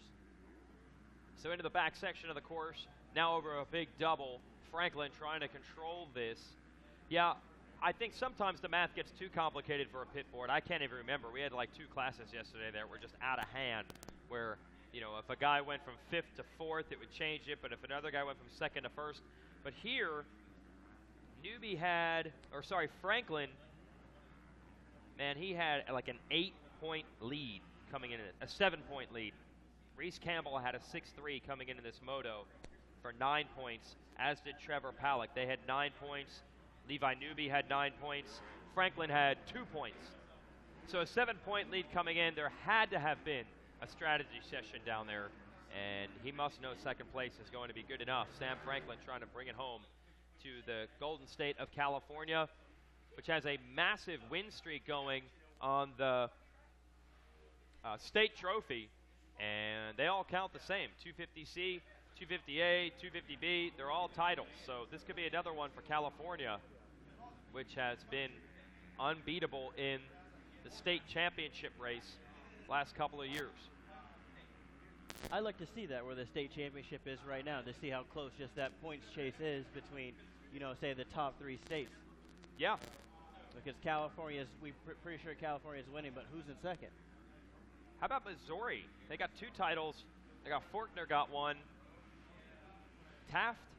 Someone else is from Missouri. One of the Yamaha riders in one of the big bike classes, I think. Is Sexton from Missouri? Sexton's from Illinois, I believe. But there's another championship I believe we had yesterday. I'm trying to remember if it was B or A. It was one of the big bike classes, also Missouri. And we're like, wow, banner times from Missouri. And Faulkner working on multiple titles here. So, yeah, we'll see how that state championship wraps out. Normally, Florida is the other state that's in the hunt. But haven't seen too many of the Florida riders up front. And a couple of the good ones had some bad luck. I know Kylie Fosnoff wanted to win that women's title, but had bad luck with bike problems in a moto. I can actually give you the stats here on the state championship trophies. Give me a second. I'm surprised Texas isn't up there. I mean, I guess I'm a little biased right now since I live in Texas, but such a big state with such a wide variety of riders. A lot of talented riders coming out of there right now as well. Yeah, I absolutely agree. That would have to be like almost number 3. Like, a lot of guys are from California, and they kind of choose. Am I going to the southeast? Am I going to Texas? They're not going somewhere where it snows during the winter time. Absolutely not. I moved from Maryland to Texas, so I was just trying to get away from the bad weather. That's right.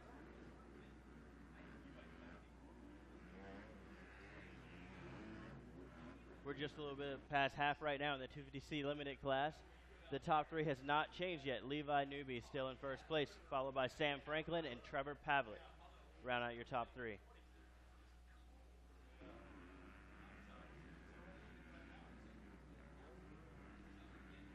There we go. 206 total titles won by the state of California here. The second best is Florida, half of that with 111 total titles. So California basically doubling any other state in total titles won down here. And California has won the state trophy 20 times out of 33 so far, and every year since 07. And Florida has 7 years on top. Here's what you got to do, Sean. Go down to closing ceremonies tonight. Go down to the Amsoil Arena when we're done racing and check the state championship trophy out. Every year and every rider that contributed has a plaque on it. You can see if Texas ever got in there. Have you seen that thing? I have not seen that. Oh, dude, it's the coolest thing maybe of anything at the ranch. This state trophy, a giant trophy that you couldn't even lift, has every year, and then the riders from those states. I mean, it is awesome to look and see, like, 1993 and a bunch of California fast guys and stuff like that. That's pretty awesome. But right now, looking Closing back at up. the race, it looks like Sam Franklin is closing that gap right now on Levi Newby. So he realizes that he doesn't need to win to get this overall title, but I think he wants it just to come away with a clean sweep. I think he's gone 5 for 6 in all of his classes right now. I'm going to assume something happened to Newby because when they came through, there was a 7-second gap, and now he's closed on him. So maybe a problem for the 28. Yes, because his last lap time, Sam Franklin's lap time was 2 seconds faster than Newby's, but obviously making up 7 seconds, that looks more like 2 right there. So, you know, maybe had some problems, got tangled up in one of these deeper ruts. Right, yeah, and it had to happen between here and the finish the last time around. So that last lap was a bad one. Oh, and that's the it. checker Hey, flag. checker So flag is out. I he forget probably just again. calmed down some, you know, relaxed, tried to take that victory. So Sam Franklin right now is very excited to get that win, as well as Levi Newby is just to get the third moto victory. Look at that, drops the motorcycle. They'll fix that tomorrow. Big congratulations from the crew. I keep forgetting the C class, we only go 15 minutes, so we were waiting for the 2-lap card, and instead it was the checkers. So Sam Franklin has done what he needed to do. He goes 1-1-2, and that was cool. He and Sam Franklin and Levi Newby even high-fived over the finish. Franklin, I'm sure, more than glad to give that moto win over to Newby. Newby will get a gold medal, and Franklin will get a title. And your final top 10 looks like this. Trevor Pavlik came in with an outside shot at the championship. He will end up 3rd in the moto, and that'll be 3rd overall also. So good job, Trevor. Reese Campbell 4th, Hunter Miller 5th, 6th, Perry Warren, Colton Dean 7th, Brandon Sussman 8th, Zach Robinson, and Michael Quinn. That's your top 10 of 250C Limited. There's your Rocky Mountain ATVMC.com results on RacerTV.com. And Franklin with 1-1-2 scores. That's going to be enough to win this year's 250C championship.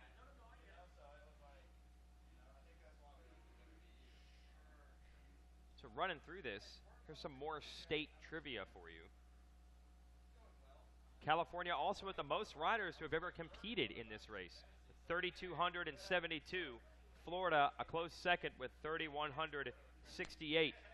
So honestly, the fundamental idea of a fair, safe national championship like this was because the sport was so heavily California-based in the formative years, 70s and the 80s. I mean, you just look at the AMA record book, anyone who was winning races from probably like 75 to 1990 or so, it was like 90% of the factory riders and pro race wins were Californians. This event coming on strong and helping talent from all corners get discovered has really neutralized that advantage. And nowadays, it's almost an exception to see a California rider winning at the very, very top level. You got some good riders in there, Cole Seeley, Michael Lessie, Josh Grant, that represent California. But we know that the Florida guys have done, the Texas guys have done over the last couple of decades. So this race has had an impact on that. However, still, even here in Tennessee, California is still the most total championships, the most total entries, and the most riders that have won titles, and they're going to add another one here. But Sam Franklin, Californian, taking the championship. Wes? All right, down here on the podium, my Bell Helmets Whole Shot Award winner. Come on up here, Kane Dodson. Kane Dodson, come on up here. I want to talk to you about this whole shot. Your Bell Helmets Whole Shot Award winner, come on up here. Ladies and gentlemen, Bell Helmets Whole Shot Award winner, Kane Dodson. Congratulations, Mr. Dodson. Tell me about your whole shot. You know, I'll be honest, a lot of people are making fun of me because I'm running this sketchy-looking sand tire, but you come off the gate, man, that thing rips. It's pretty good, you know. I had a good reaction time and everything, but after the first couple laps, it started to fade back, but I know I'm going to have to work a lot harder next year, so I'm going to do that again. Who would you like to thank? Oh, definitely a big thanks to the whole Crown family, MCR, MX Training, and 100% Outdoor Motorsports Warehouse, everyone, my mom, dad, friends, family. It's a big thanks. Hey, you got one choice. You're going to race your dirt bike or you're going to finish concrete? I'm going to race my dirt bike. Yeah, that's always the easiest way to do it. All right, guys, give it up right there. Kane Dodson with the Bell Helmets Whole Shot Award. Let me talk to the bronze. Let me talk to my first place guy out there, Levi Newby. Levi Newby, come on up here. We'll talk to Levi Newby. You're going to get the gold medal. We'll put that medal on you, Levi. Congratulations, guys. Moto winner in race number 3, Levi Newby. Congratulations. Come on over here, right up in the bike here, so we can get a look at your face on Racer TV. Tell us what it feels for you to win a moto down here at Loretta Lynn's. Yeah, it feels super good. Tell the good crowd that how hard you've been working. Yeah, I've been working really hard, training with Shannon and Ide for the last 6 months. Been having an awesome time. Who would you like to thank? My mom and dad, Shannon and Ide, Bright Corner Homes, Langless Associates, BCE, Blitz Motorsports, H&H Earthworks, Author Logging, Thunder Funding, and Troy Lee Designs, and everybody else that helped me get up here. Congratulations out there with the moto win, and he's going to get a gold medal, Levi Newby. And now my third place competitor, Trevor Pollock. Where are you at? Trevor Pollock, come on up here. We've got the bronze medal for you. And now we'll bring our champion's bike up here. We'll bring the 14 ride. Come on up here, young man. Hey, how you doing? Thanks for coming out. Yeah, I got your medal right here. All right. You're flying the GPF colors. Tell us about your race.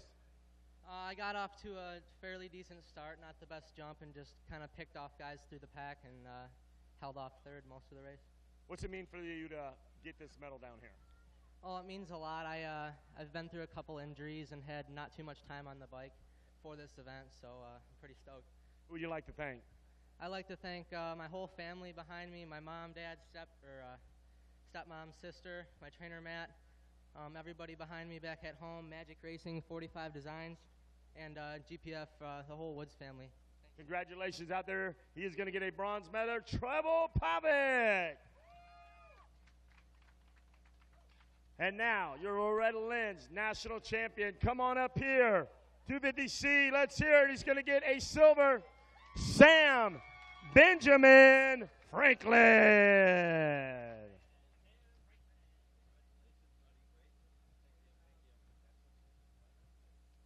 Hold it up high, guys. Get the cameras ready.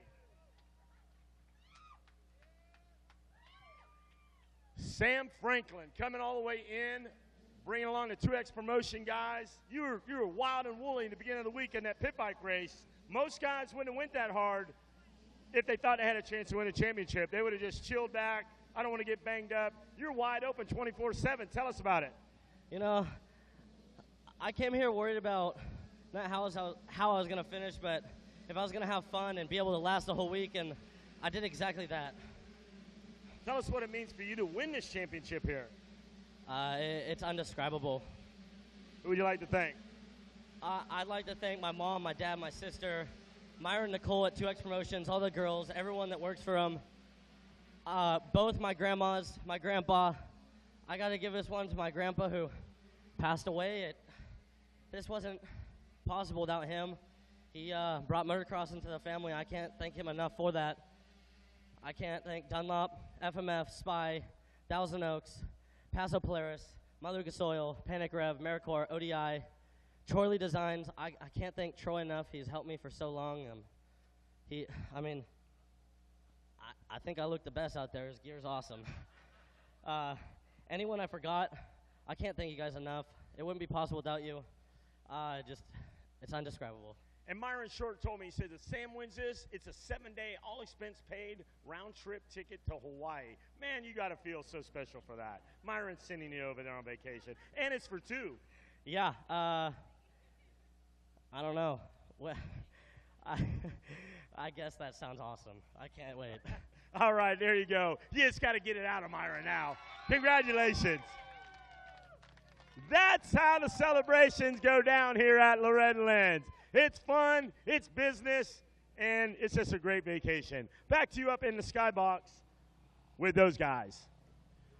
All right, thanks, Wes Kane. We are on the afternoon shift, so it's Wes Kane, Jason Wygant, and Sean Hackley up in the tower, and champagne celebration, as Wes said, for the Californian 2X Promotions graphics on there. Good job, everybody over there.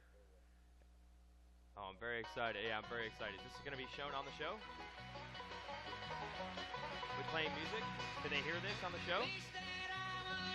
All right, we're in Tennessee. Rocky Top.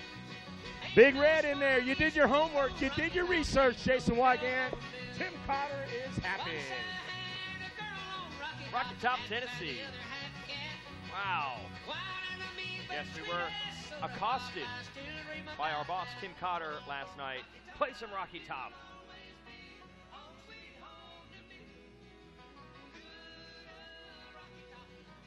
Rocky Top, Tennessee. Brian's laughing. Yes, Brian Spencer. Brian's digging it. Hey, music. Yeah, you're speaking the guy's language now.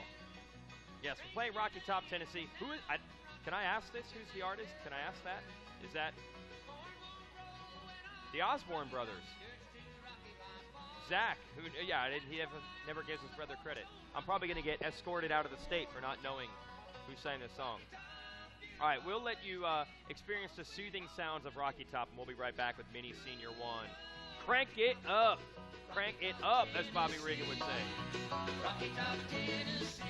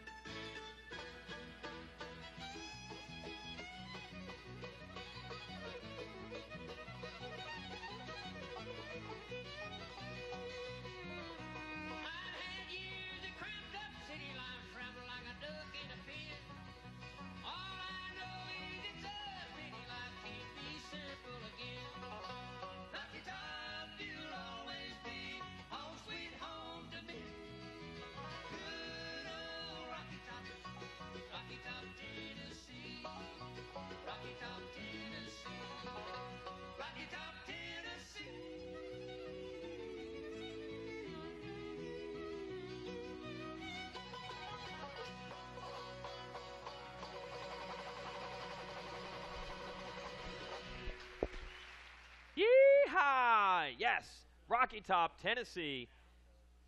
Get that one stuck in your head when you're on the drive home and you return to whatever other state you live in. Just remember that your roots are down here in Tennessee every summer, and it's the event that you're thinking about the other 51 weeks of the year. Mini Senior on the starting gate, Pierce Brown. Oh, Pierce Brown. First in our second moto, 17th in moto number 1. So championship is pretty much out the door for the big man from Utah. Utah with a renaissance period with Brown and I believe Marchbanks as well. How about that? All right, gate is down in Mini Senior. I believe your points leader coming into this one. It's going to be close. Got Joe Shimoda with a 4-2, Jarrett Fry with a 2-3, Carson Mumford with a 1-4. So 3 riders within 2 points. I don't believe they are related. They're not related, and if you saw them, you would know why.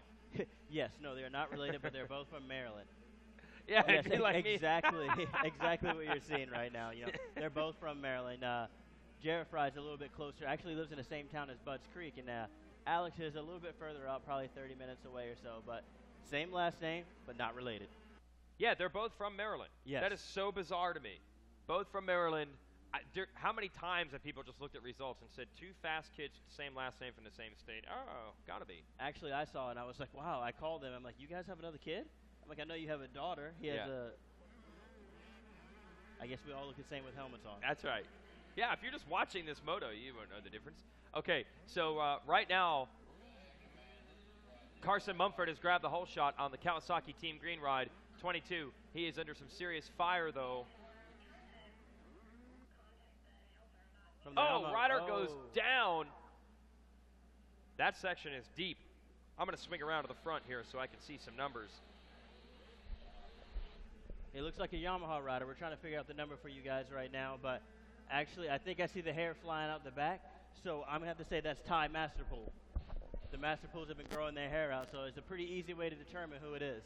Thank you for growing the long hair, Ty Masterpool. Good pickup, Sean. So the battle is on, Mumford and Masterpool. Mumford with the bell helmets, whole shot, and they're coming across the finish line area for lap 1, and it is a duel, but I'm not sure if either of them are actually in the championship fight. Little inconsistency in this class. Ty Masterpool first most had a 5.5, and then Jarrett Fry came away with the 2.3. So also we were talking about Carson Mumford. He had won the first moto but got a 4th place in the second moto. So it's going to be a little tight right now. Overall, it looks like Carson Mumford would go 1.41 for the overall, followed by Jarrett Fry with a 2.33 if things don't change. But we have a long way to go in this moto. And once again, huge shout out to the folks downstairs from us at My Laps and John Danes and everyone with some really cool software up here we have to break down these championship scenarios. In these classes where there's been some inconsistency, it is really hard to figure out what's right side up and what's upside down. We know Carson Mumford, if he can lead this thing to the end, will win your national championship on the 22. A little Kawasaki here. Uh-oh, here comes Pierce Brown. That's not Pierce Brown, actually. I think that's Jarrett Fry. 'Cause Fry. He was in third place the first lap, so yes, that's going to be Jarrett Fry. And that's going to help him in a little bit into favor of the overall championships. He's going to come with 1 point away from Carson Mumford. So if he's able to get around Carson as well, I think he'll be able to take the overall. Yeah, I think that will do it. So Fry is on the move, and he has caught Mumford. I cannot believe these two are in the same class. Look at them on the bikes.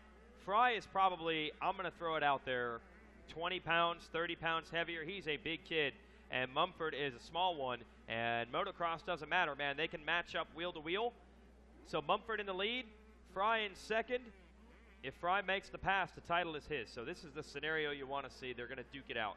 Yes, last moto showdown. So, you know, it's very exciting for you guys. We've had great races all week long. So these riders just going hard every single race, and we're excited.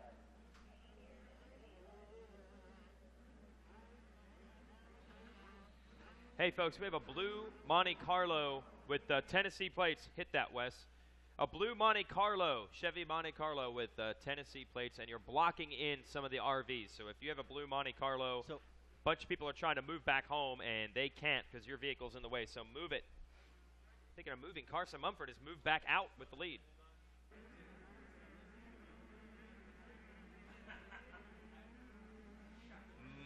Fry making a mistake. He was in second ahead of Masterpool. That trench, not a rut, but a trench, a ditch behind the billboard caught him. It's caught so many riders this week.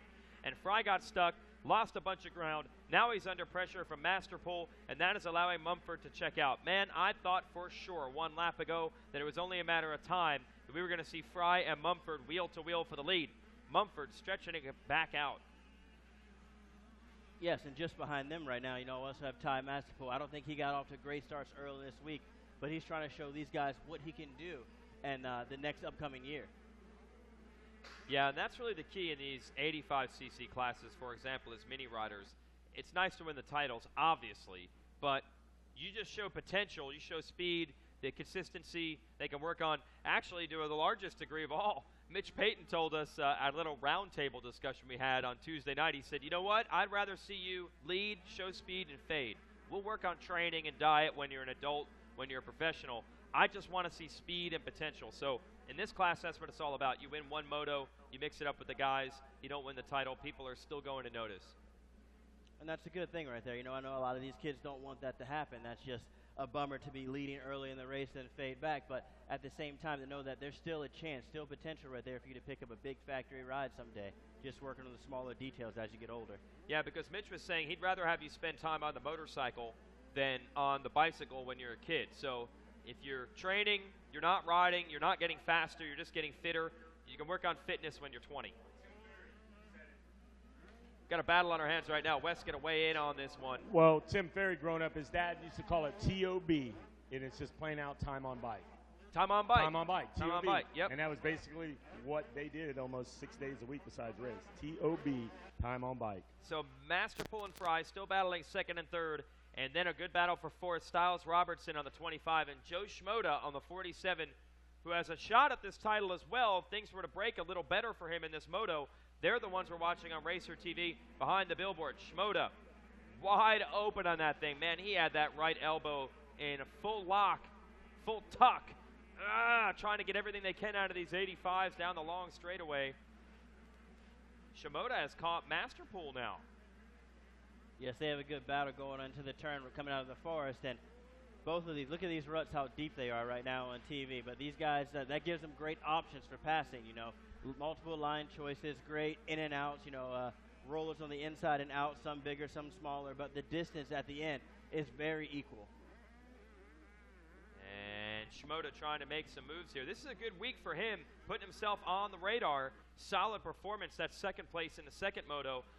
I think that might have been a career best for him. So good job, Joe. And he wants to be on the podium again. Working over Masterpool for third. Down to the inside. There's those multiple lines you were talking about. Schmoda, still side by side. Masterpool not going to give it up.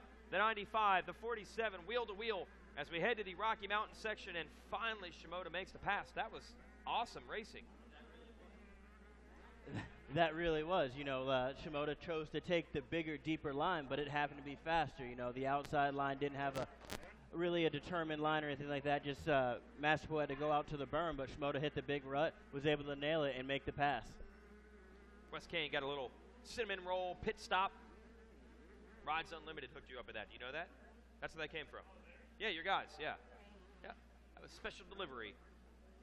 Masterpool not giving up on this battle with Shimoda. Wants a piece of that podium. That's a fight for third. Meanwhile, up front, Mumford, 4-second gap over Fry. Fry had those 2 good laps. He closed right in. Mumford has responded, and it's going to be desperation time for Fry now. He's going to have to pull some tricks out. Yes, Carson Mumford opened up a 5-second lead that lap, so Jared Fry coming into a couple problems, but this is the determining factor. If Fry can catch Mumford and make the pass, he will get the overall victory. But if Carson Mumford's able to keep the lead right now, he will bring home the championship in the Mini Senior 1 12-13 class. And we're watching Masterpool and Shimoda still fighting it out for third and fourth. That's the closest battle on the track. Fry not able to make up any distance on Mumford. Robertson is right behind all these battles. He's in fifth, Styles Robertson. Josh Varese is sixth. Hardy Munoz is seventh. Bryce Hansen, eighth. Cullen Park and Max Miller round out your top 10. Then it's Levi Kitchen, Aiden Tiero, 12th. Dylan Schwartz, 13th. Braden Bruce and Ethan the Man rounds out the top 15. Amsoil bringing you these results, and Ty Masterpool bringing it back to Joe Shimoda. And we got another side-by-side race. It's practically an instant replay of the previous lap. Of the exact same turn right now, and it looked like Masterpool was actually able to make up some time hitting that outside. So didn't work last lap. That's where they were able to make the pass, but he tried the same line again, and it worked in his favor. Masterpool crossing up now behind Shimoda. Something in that section. Go ahead.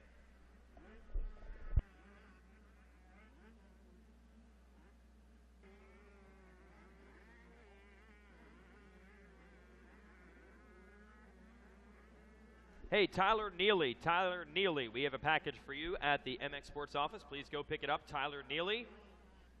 That's the trailer behind the Big Moose Racing Semi and the Thor Tower, the nondescript gray trailer. That's actually the command center for this event. If that trailer's rocking, don't come knocking, because they're putting their heads together and trying to figure out some big things here at the ranch. Big things happening here, this fight for third. Something about that back section favors Masterpool when they get into it, and then when they get out of it, Shimoda's always able to squirt back away. Yes, the Masterpools have a great training facility down there, so I know they work with a lot of ruts. And that back section, as you guys can see, those ruts are very deep, so those might be in his favor. He's having a little bit of problems right here after the finish line. This triple, he's not jumping as Shimoda is, and he keeps losing time every lap. But he's able to make it back right now as we're watching as they're coming out of the forest. Still his fight for third. It's the best one on the track. Shimoda on the orange KTM, then the blue Yamaha of Masterpool. This is where Masterpool closes right up. Yeah, gets all that ground back. Mumford still leading, and identical lap times practically. Only 0.2 of a second difference between Mumford and Fry, so the lead is still 4.9 seconds. Mumford doing what he has to do. Needs to win the moto to win the title, and that's where he is. Masterpool's back again. So basically the entire track, it takes them the entire track to catch up after not tripling after the finish, and we are going to have, for the third lap in a row, I believe, a side-by-side fight between Masterpool and Shimoda. Yes, and we're coming to the halfway point in this race right now, you know. So for Masterpool and Shimoda, they have their great battle on, but for Jarrett Fry and Carson Mumford, Fry really needs to make up that gap right there to try to close this down towards the closing laps of the race. It is desperation time for Fry in second. He's got to find a way to catch Carson Mumford. Just like Masterpool, this won't affect the title, but this is still a moto medal. This is still podium time. It's a fight for third. Masterpool, a pretty established name out here. Of course, that's a great racing family. Shimoda trying to show that he can run with the elite pack of amateur racing. That great ride for second earlier, and looking for another podium here. Mumford not tripling either, but doing what he needs to do.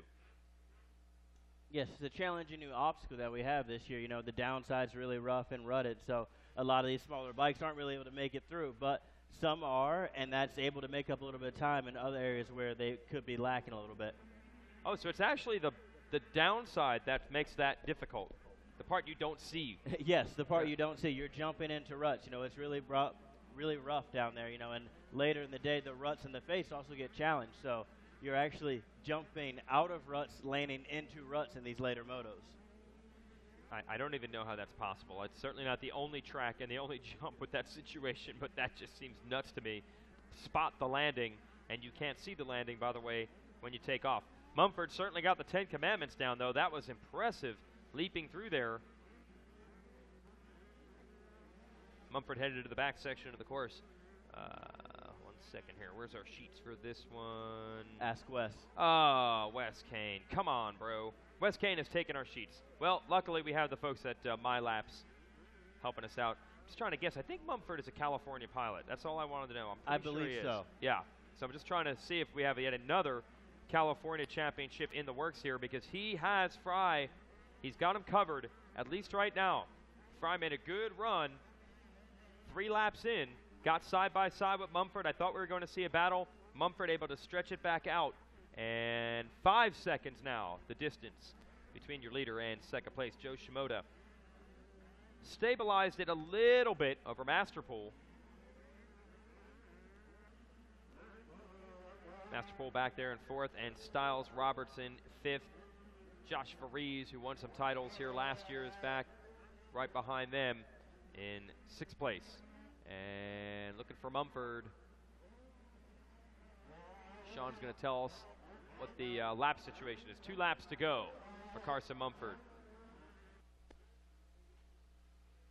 Hitting that jump again, hitting this jump again, hitting this right-hander again. You got to do everything one more time after this, and this title is yours, brother.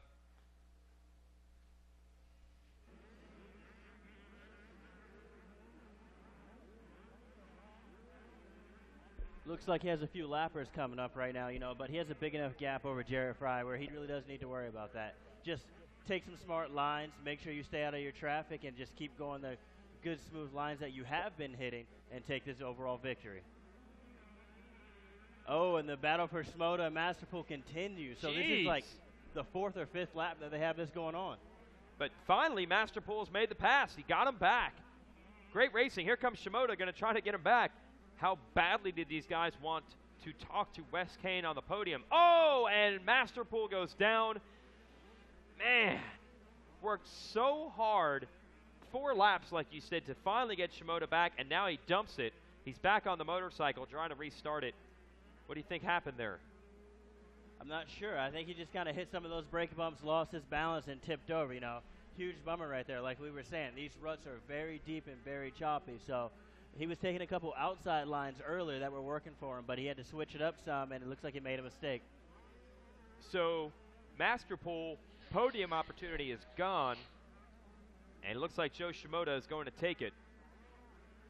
Mumford has a championship in a 65 class here going back 3 years ago. Yes, he is from California, Simi Valley, California, home of Johnny O'Mara.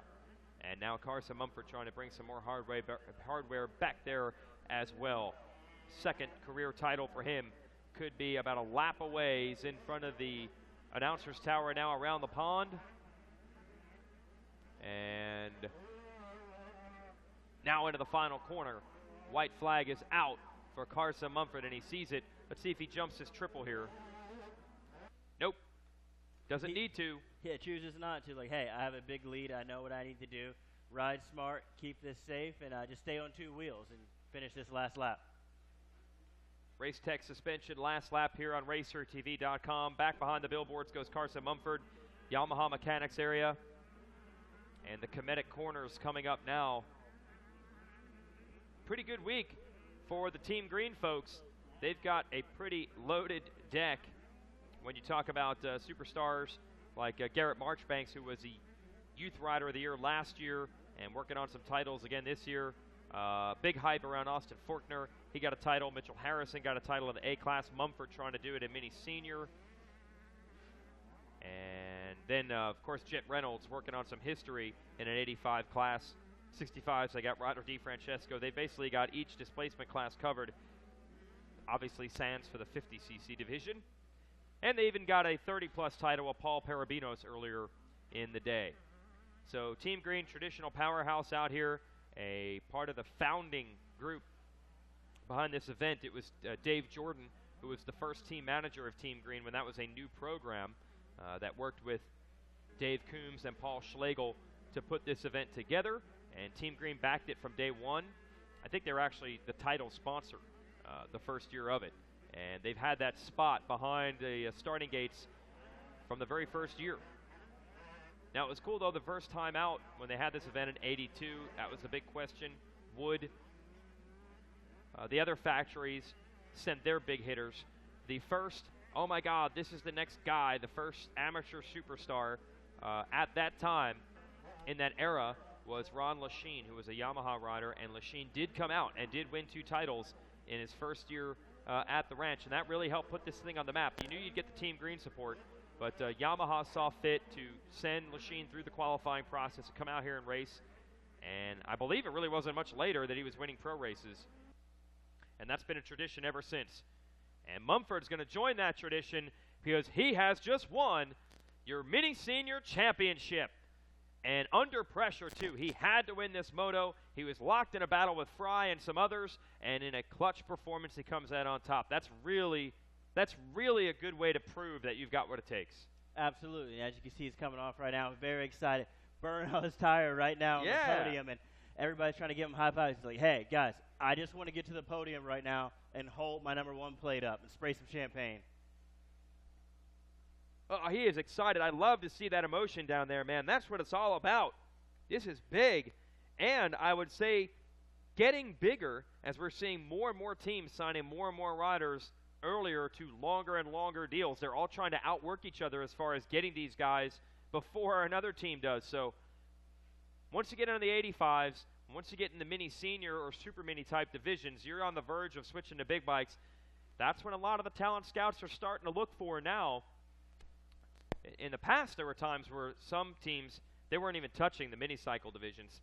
Team Green has always been strong there. Suzuki has always had some good 85 pilots. And Yamaha here and there would run the YZ85 out there with some stars, like Josh Hill, for example. And KTM has been in and out of the game throughout the years.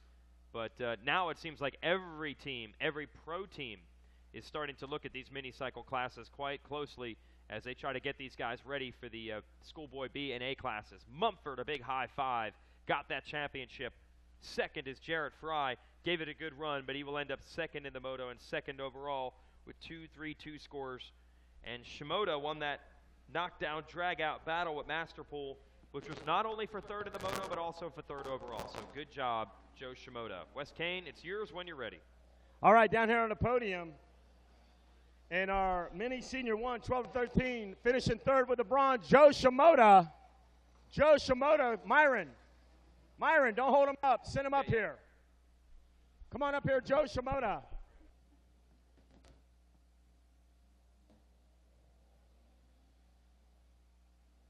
Joe Shimoda, great job up there.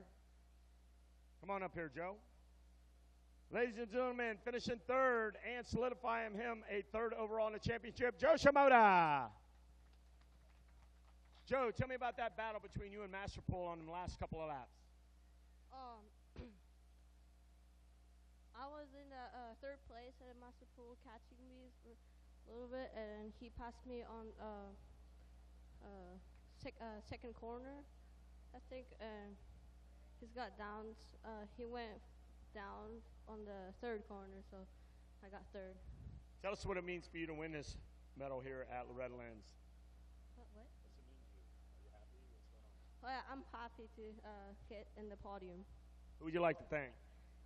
My mom and dad, Mechanic Cameron, e-coaching Yanni, and Bud Racing, Dunlop, RXR. Everything I forgot, thank you. Congratulations out there. Job well done. Hard far battle. Give it up, guys, for Joe Shimoda. Jarrett Fry with the silver. Come on up here, Jarrett Fry.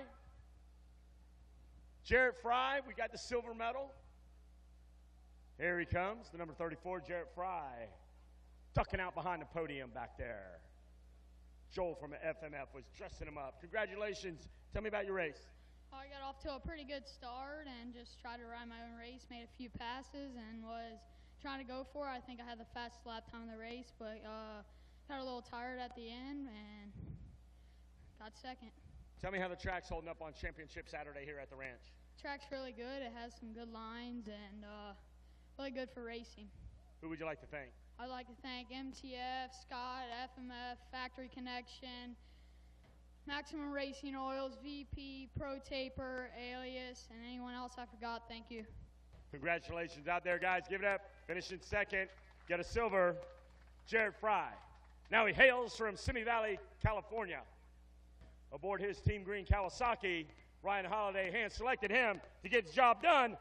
Mini Senior 1, 12 to 13, national champion here at Loretta Lynn's. Give it up. And Bell Hills Helmets Whole Shot Award winner, Carson Mumford.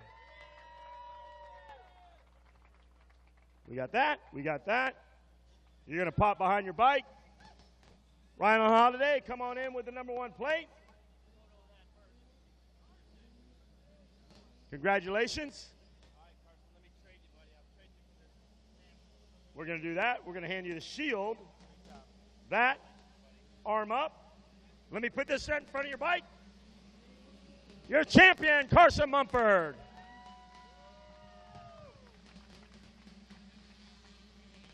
Congratulations, Carson. Tell me about your race.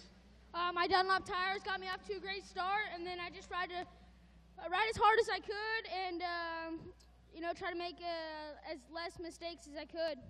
Competition tough out there. Tell me about the guys that you have to race with out there. Jarrett Fry, Pierce Brown, Ty Masterpool, they're all riding really good. So they kept me on my toes, and luckily I came away with the title. What's it mean for you to win this championship here at the Dude Ranch? Well, I mean, I've only done it once, so it's a pretty big deal to me. Who do you want to thank, Carson? My mom and dad, my sister's here, my grandma and grandpa, Monster Energy, Pro Circuit, Kawasaki, X-Brand, Team Verby, Maxima, Troy Leader Designs, Alpine Star, Schneike, Mitch, Holiday, Steven, Alex, everybody down at Pro Circuit, thank you so much. Team Dunlop, everybody I forgot, thank you so much.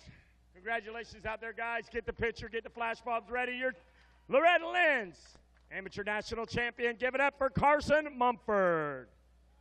Back to you up in the skybox. Jason Wigan and Posse. Thanks, Wes. Yeah, there's a big celebration for Carson Mumford. Championship number 2 for the young man from California joining the ranks here at Loretta Lynn Ranch. Next up on the docket, we'll switch from Mini Senior and the 85s to 65s, 7 to 11. Going to be a showdown. This is an Orange Brigade dominated class, and Max Voland has a 3-1 going into it, right behind Matt LeBlanc, who has been solid with a 1-2. So Voland has to try to win this moto, and that'll give him the title. LeBlanc has to stop Voland from winning this moto. So this is going to be interesting. Basically a winner-take-all showdown between LeBlanc and Voland. LeBlanc does have the edge with 1 point. If they both finish a little bit further back, he'd still have the advantage. Hunter Yoder, another KTM rider, has 4-3 scores, 7 points. He needs some help.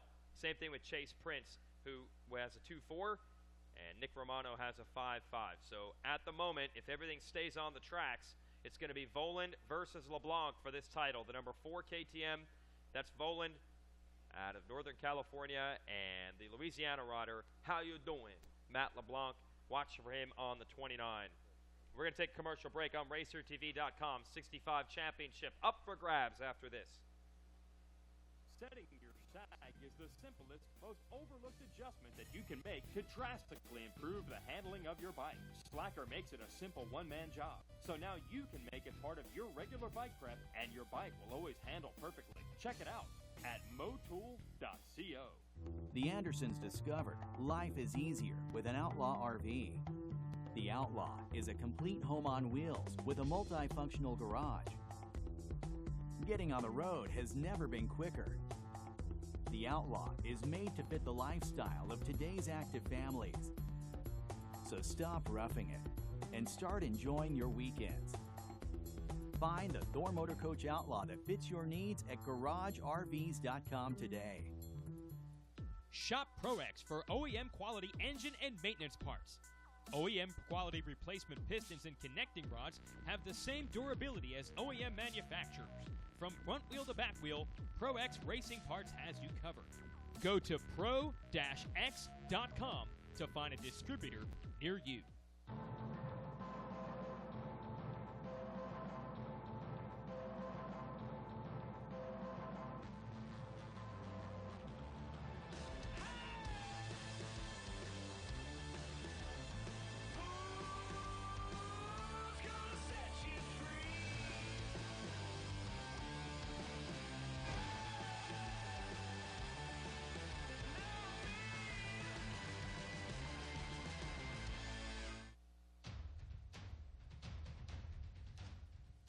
Any engine,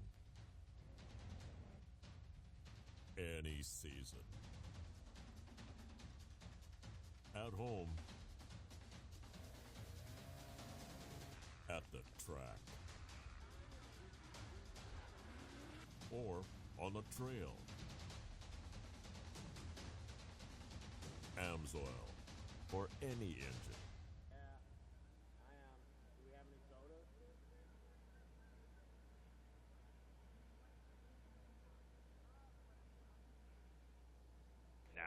No, not at all. This is where it's at. This is motocross, and this is your Rocky Mountain ATVMC National Championship.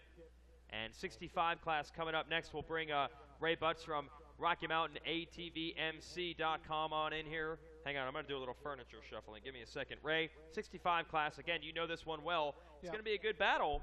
Foland and LeBlanc showdown. Whoever wins the moto wins the title. Yep. Yeah, they're both dang fast. I mean, those guys have put in the time, and they're really smoking out here today.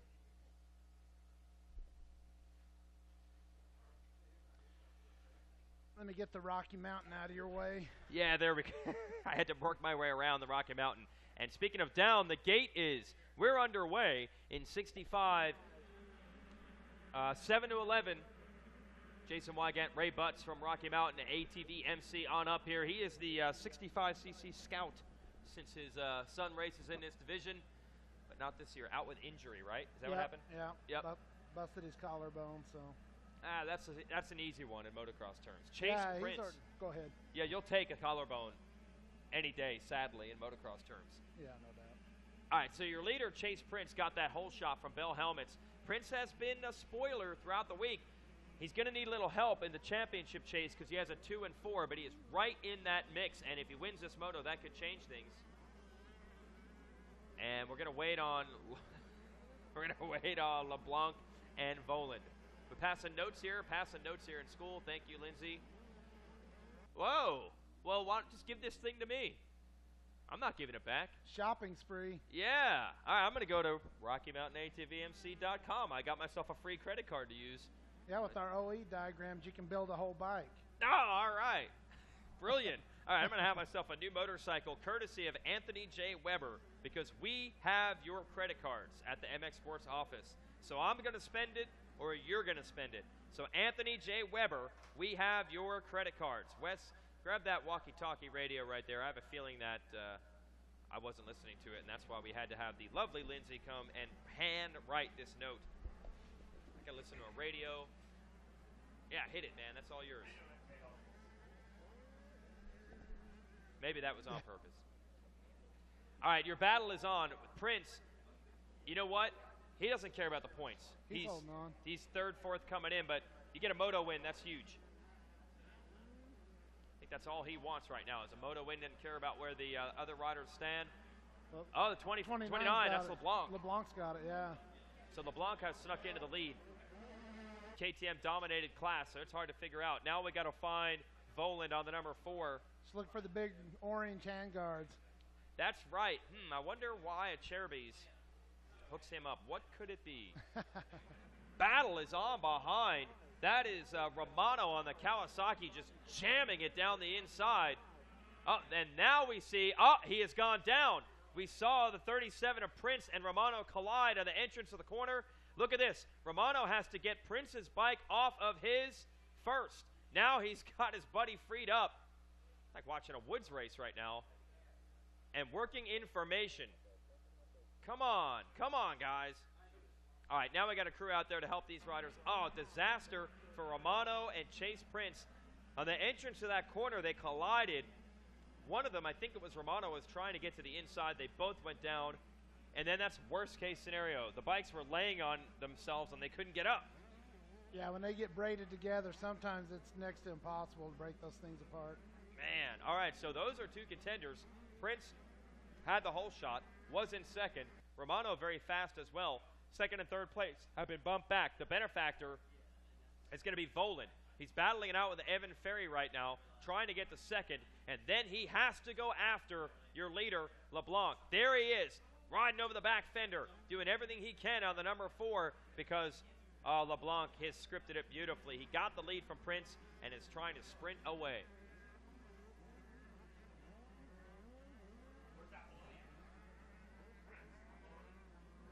Prince, unfortunately, yeah, the Prince not going to be crowned king today. Unfortunate crash there with he Romano getting tangled up together. Man, those corners are gnarly. Volan just bouncing his way through. So it's LeBlanc versus Voland in a fight for the 65cc title. You're good. Bring it on through. Oh, little super chunks right there on Volan. Uh-oh. We saw him in the previous moto yesterday, super chunk. High miss. And again with these blistering lap times, he was 6th a lap ago and quickly up to 3rd. Big deals being signed. Kawasaki sees a free agent they want, and his name is Wes Kane. They're negotiating deals right now. So Voland is 8 seconds behind LeBlanc. That's problem number 1. He has to catch LeBlanc to win this one. That's not going to be easy. Problem number 2 is right behind him. Super chunk, Chance Hymas is looking to make the pass on Voland. This is not what you need if you're Voland. What happened to, as I see Papa Ferry leaving the tower, grandfather, Ferry was there in 3rd at one point. Not sure what happened, but we've lost him from the radar screen. So disaster striking all over the place. Several riders, Ferry down, and we mentioned that Romano and Prince were down also. I'll tell you what, Chance Hymas has got some speed. There's no doubt about that, Ray. Yeah, he's chasing them down right now. I think he's starting to believe and, getting that momentum from yesterday. I think he's on the move. He got that big moto win. Was that the first one ever for him? Is this putting him on the radar? Yeah. Okay. Well, we know how critical in these early years, sometimes a guy in a 50 or even in the 65, sometimes they don't really find their stride until the next thing. Maybe it's a 65 kid switches to 85 and suddenly finds it. So Hymas, don't think these folks aren't taking note of the speed he has shown. Getting that first moto win of his career yesterday. But Volan has fended him off. Well, and he's young, too. I mean, he's in the younger age group. So he'll be back next year? Oh, yeah. I mean, he's small enough. He could be running the 10-11 class next year. Out of Idaho, Hymas in 3rd, trying to put pressure on Volan. Volan's the one you see. Like you said, Ray, just look for the hand guards. Volan, though, has got to make up 8 seconds.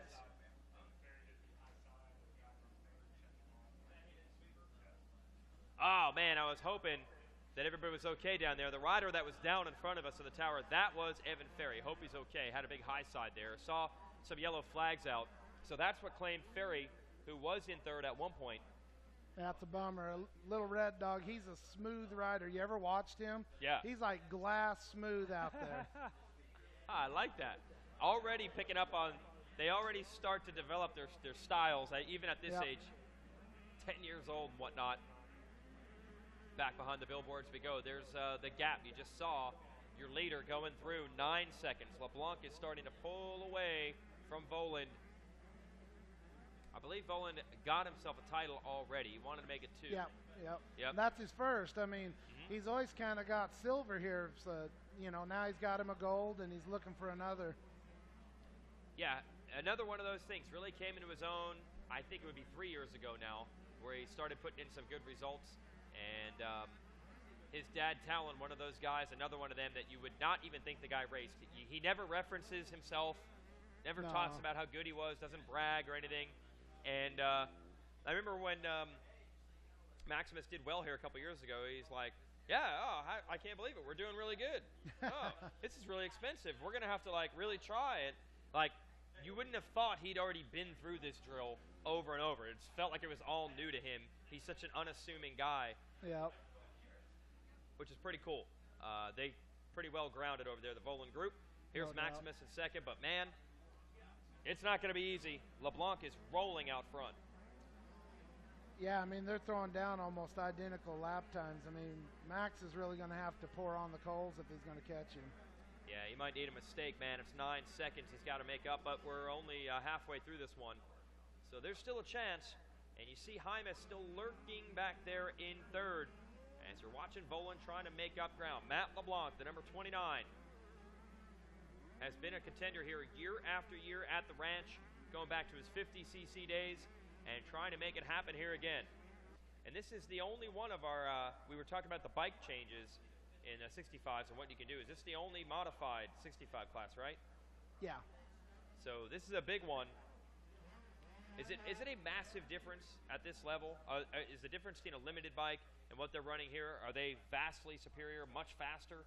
You know what? I think most of them can carry the speed once they're on the track. It's the start that really helps. I mean, okay. You know, you get that launch, and pulling you out of the corner for a bigger kid, it's definitely important. I've seen some kids, though, on stock bikes just scream, but, sure. That additional compression and getting the porting right, tuning it with a pipe, the better CDI, all the electronics and everything, it definitely helps. It makes them rip. So if you're just doing back-to-back lap times, it might help a little bit. But if you raced a stock bike in this class, you're going to get buried in the start. Yeah, start's going to kill you. I gotcha. Yeah, that makes sense. And here it's the best of the best. So if you come out 30th, you're battling 30 fast kids. At home, you can have a bad start and still shake your way to the front, but not here. Yeah, and all these kids know how to get starts. If you're on a slower bike, it's not like they're all going to get a bad jump, or they're all going to not get their shifts right or something, or spin. They're all going to get their start technique dialed. So, all right, that's interesting, the difference between the stock and mod. I know they're technically not called that anymore. It's limited, because people used to always say, stock should be stock, man, but the only changes they let you make you do are some very basics like grips, handlebar bend, basic things that make the bike fit the rider and stuff like that. Yep. I mean, KTM has really changed the game a bit because their bikes, as they say, are ready to race. They have good components right from the start. Yep. But, dude, back in the day, you do not want to go and ride this track with stock steel handlebars. No. You got to change something. Melted butter handlebars, says our producer. You wouldn't even get through the moto with the old school handlebars. No, you just tip over and the thing would, bend an ear off, Yeah, so you got to let them change a few things. But in this class, it's just like any other mod division. They can port them, polish them, like you said, redo the suspension. But they are 65s. And the one that's riding it very well right now is 29, Matt LeBlanc, leading the way. We're going to get another check of the lap times in just a moment as he comes across the finish line. And we'll see if Volan can close in at all. Volan did try to step it up into the 220s, but LeBlanc did the exact same thing. Look at LeBlanc, 65, airing out that whole tunnel jump. And although LeBlanc has been up front and on a lot of podiums through the years, no titles yet at Loretta. So this would be huge for him to finally turn years and years of good, solid, consistent riding into that first national title. Oh, man, he just went into the 219s. He is not taking any chances. 10 seconds to lead over Volan. Well, once again, I mean, that speaks to their fitness. Here it is, lap 5, and he just threw down his fastest lap. It's the fastest lap of the whole group. Yeah, but I always wonder, Ray, okay, we're talking about, 10, 11, and even potentially 12-year-olds. They might have been 11 back in January when the year began. I mean, is fitness, are they training at that age? Are they just kids? How does that work? Well, I mean, like I work with Cyrus. I mean, I don't have him lift weights or do anything heavy, but he definitely needs to go out and run and we do like cross training and different things like that because you got to be physically fit. You got to have some endurance. You can't just, run off the couch and expect to win. Okay, so it's maybe not the same thing Ryan Dungey is doing. No, but they are training. Yeah, they're full training. They've got all the diets and craziness, and I think like you were saying, there is kid power, and they definitely have it, but they still need to have a certain amount of fitness, and that's throwing in a little bit of running and cross training. I wouldn't necessarily say weights are that important, but you definitely got to work on flexibility. If you go down, you want to be flexible. You don't want to hit the ground and be all uptight and strain something. Yep. So we work on flexibility, we work on endurance, and, just mild things like that. LeBlanc's been working on it. Now I'm looking at last year's results. LeBlanc, in 7-9 last year, went 1-6-10 Yeah. and did not get the championship. And it was that was a dramatic one. Jet Reynolds went 9-1-1 to win it, and that is what has actually kept this whole Jet Reynolds historic streak of trying to win 3 titles or 2 titles for 3 straight years alive. So LeBlanc, I'm sure he's thinking that last year was one that maybe got away from him with a 1-6-10, and trying to make good on it now and win the title in 7-11. LeBlanc went 8-7-8 in this class last year, so that was not what he was hoping for. But 1 year makes a massive difference, probably more so at this 65 division than any other. Yeah. Kids get a lot faster just literally between ages 10 and 11, and don't think these teams don't know that.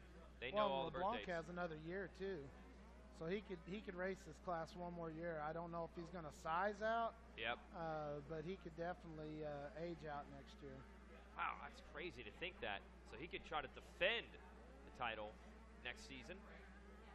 11 seconds is the distance between he and Volan. Whoa! Hold on to that thing, Matthew. Getting a little rodeo there. Yeah. I don't think that was a kick out or a whip for the fans. Got sideways in the 10 Commandments. Chance Hymas back in third. Put up a quick fight with Volan, but now going to settle in that third spot. Ryder D. DeFrancesco is fourth. Hunter Yoder moving back to fifth. Then it's Jackson Craig, Gavin Towers, Nick Capps, Daniel Scott, and Maddox Jarvis. Hey, another thing at Rocky Mountain I didn't get to mention this week. We've been pretty hardcore on the technical stuff, but I'm sure you have all the casual stuff too. Even if back to school, in between the races, all the cool stuff. Yeah, that'll be huge coming up. I mean, that'll be our next big push is back to school. We'll have some sales coming out. All right. You definitely want to go online. We have a place to sign up where you can get all of our email sales. One thing that we really strive to do is not jam your inbox full of junk. When we send an email, it's always meaningful. There'll either be parts that are specifically for what you buy, like, we'll keep record of what machine you ride, and if there's a part or an accessory that fits that machine that's on sale, you'll get an email about it. Or if there's a general sale, like back to school, we'll throw out some door busters and stuff, $5 t-shirts, stuff like that that's just crazy. And you can go out and get your kids looking good for school. They can be wearing Fox or Thor or whoever, whatever's on the market at the time, go out there and represent your moto brand. Ah, sweet. Dude, I guarantee that's just as important to people these days than actual gear that you're wearing on the bike. All right, so Rocky Mountain ATVMC has you dialed in as well on the casual stuff. Oh, and you even putting sales together for back to school. That's way cooler than some store in the mall. Motocross stuff. Yeah, I'm signing up. Once I actually can get emails again and actually get some service, I'm signing up for so I get the sales to my inbox. Yeah, I mean, that's the thing. I've mentioned it before, we've got 120,000 part numbers, individual part numbers. In our database, there's over 8 million because we carry all the OE parts. So, I mean, anything, parts, apparel, accessories, literally anything you'd ever need for motocross, ATV, UTVs, street bikes, we carry it. I think that's the thing that people forget because it's not, it's Rocky Mountain ATVMC. It's not like I'm going down my local Yamaha shop or my local Honda shop, but you have the Honda parts, the Yamaha parts. Yeah, and I mean, I'm a consumer. My kid races. We're breaking stuff all the time. it blows my mind the number of times that I need an OE part, and I'll think, I wonder if we have this, and we do. Yep. You know, we wrote our own software. It has all this, has the ability to track sales, and we'll go through about once a quarter and say, okay, what should we stock? What's selling that we don't stock? And if it sells, we hit a button, and our systems will just start ordering it and keep it on the shelf. So if there's a part that's regularly breaking, we'll start carrying it. Wow, the system can figure that out. There seems Yeah. to be a weak link somewhere. It'll know. Yeah, it has the algorithms. You know, we'll check, make sure it's not an anomaly. We'll say, you know, show us everything that's sold this many times within the last so many month period. And if it hits that criteria, it'll say, boom, turn it on.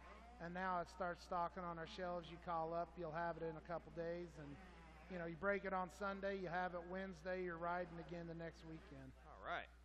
White flag is out for LeBlanc.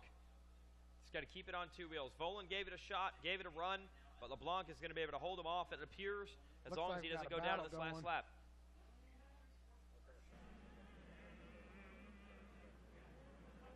No, there was a how you doing. Yeah, well, I was setting the moto up.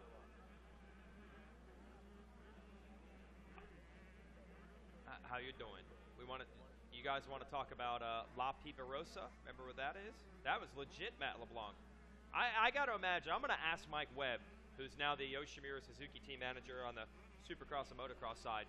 He is good friends with the Matt LeBlanc. Can I say that still, or is this one becoming the Matt LeBlanc?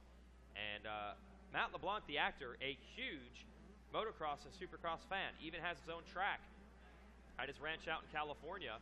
Comes to Supercross races, and they had a name for the track, was La Piperosa. It was like the code name, and the Suzuki off-road team used to always talk about going riding there. They didn't want to reveal whose track it was. It was Matt LeBlanc's. Now this Matt LeBlanc is looking for his first ever title here at the ranch. Oh, I liked it. Yeah, I'm going to go with this. All right, I'm getting some heads-up advice from our production team down there in the trailer. Not making friends today, Matt LeBlanc, because he's going to take the championship away from them. No friends at all. He's going to be all central perked up when he's got that #1 plate. Yeah, now, yeah, I'm going to be central perked up. That's right.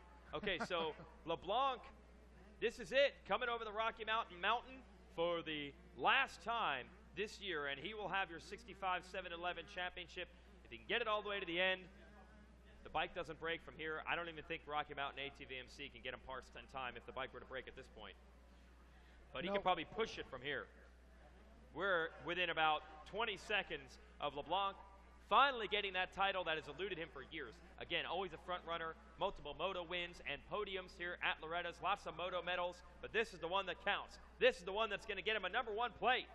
Matt LeBlanc is your champion, doing what he has to do. He goes out and wins the final moto in a showdown with Max Volan. Great job, number 29. Yeah, doing it for Andrew Short on the 29 KTM.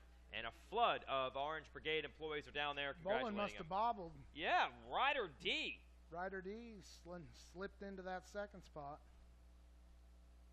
It was a rough class for DeFrancesco. Wasn't really in the title fight, but good to salvage a second here in that last moto, and that'll bump Volan back.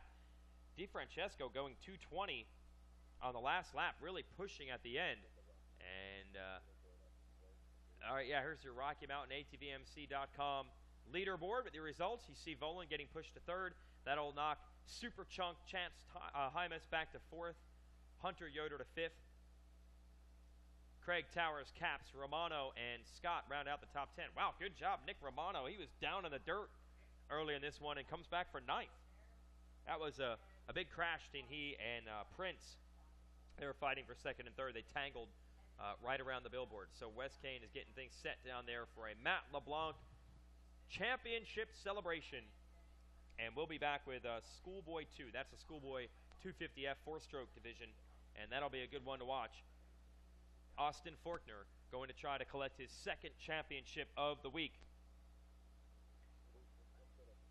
We'll throw to a commercial, and then Wes Kane will be ready. The pros use Evans coolant, and so should you. Evans coolant will not boil over, and it doesn't build pressure, so you can open the cap even when it's hot. Evans coolant is a lifetime coolant, so there's no need to ever change it. Evans Cooling. Find a dealer near you at evanscooling.com. General RV is going to help you go camping with locations across the nation and thousands of RVs to choose from. General RV is the nation's largest family-owned RV dealer. At General RV, you'll save thousands on everything from trailers that sleep the whole family right up to motorhomes that are amazing and so economical to travel in. General RV is the only dealer who can show you this much and save you this much. With a great deal from General RV, you'll discover how much fun camping can be.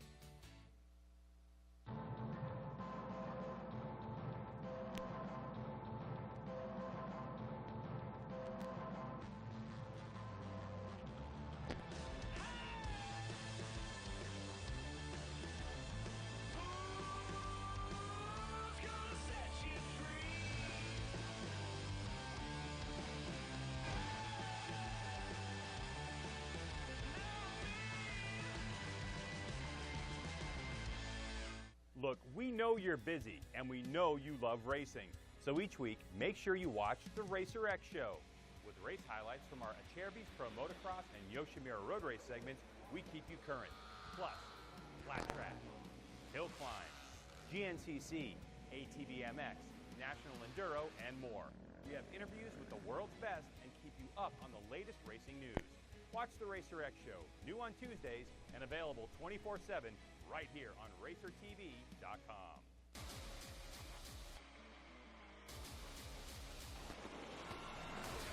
Getting ready to duke it out here. Here he comes. He's going inside. Fighting right back. No way. Does he get to take it?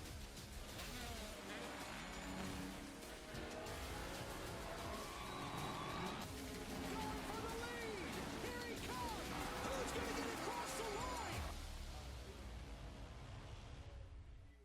All right, we're ready for our 65 podium. Ray Butts, thanks for stopping by. The scouting report in his 65s, that really comes in handy. I appreciate it. Well, I appreciate you guys giving me a minute, and I sure enjoy watching these boys race. We'll catch you next time. All right, Rocky Mountain, ATVMC.com. Use it to get your parts. Let's send it to Wes Kane. All right, down here on the podium for our 65 711, we got our whole shot winner of the Bell Helmets Whole Shot Award, Chase Prince. Congratulations. Tell me about your start.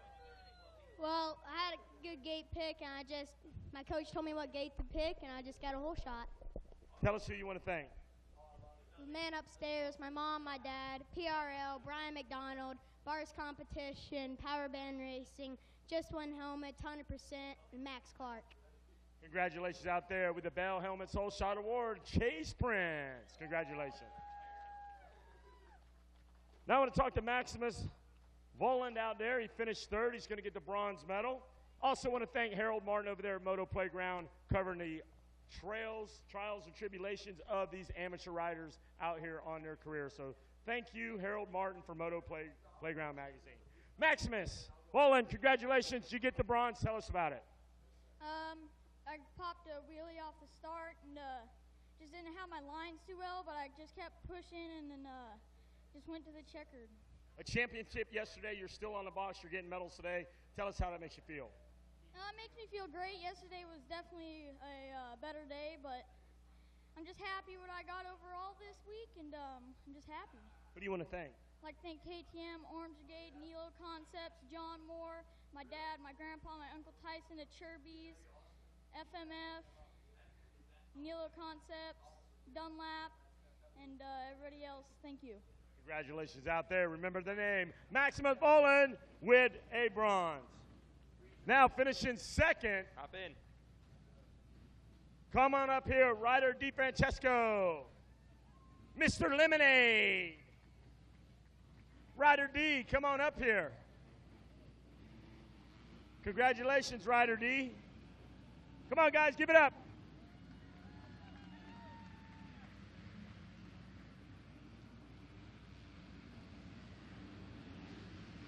Ryder having some issues early on in the week in this class, able to rebound and get up here on the podium. Tell us about it. I was at the very last gate out on the outside, and I wheelied out, and I was in like dead last, and I just worked my way up, and I passed everybody, and I took second. I hear you're quite a bass fisherman. How many fish have you caught this week here at the ranch? I think 25. And you've all given them back, correct? Yeah. Awesome right there. Ryder D, not only an awesome motorcycle racer, but also a bass pro at his early age. Who do you want to thank? My mom, my dad, Kawasaki, Team Green, Hubert's Lemonade, Pro Circuit, 6D, Scott, Dunlop, KHI, Traxxas, who I forgot. Thanks. Congratulations, Ryder DeFrancesco, in a sprint to get home because Dad's got to race that San Bernardino Mile and practice up when they get home on Monday. Congratulations, Ryder DeFrancesco. Yeah. And now your champion with a gold medal. Come on up here, Matthew LeBlanc. Your Loretta Lynn's 65 7-11 champion. Congratulations.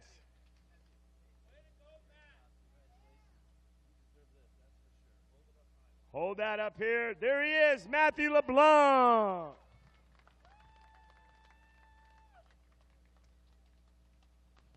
Congratulations out there. Good job, Matthew. Now give us an insight. Tell us about your race.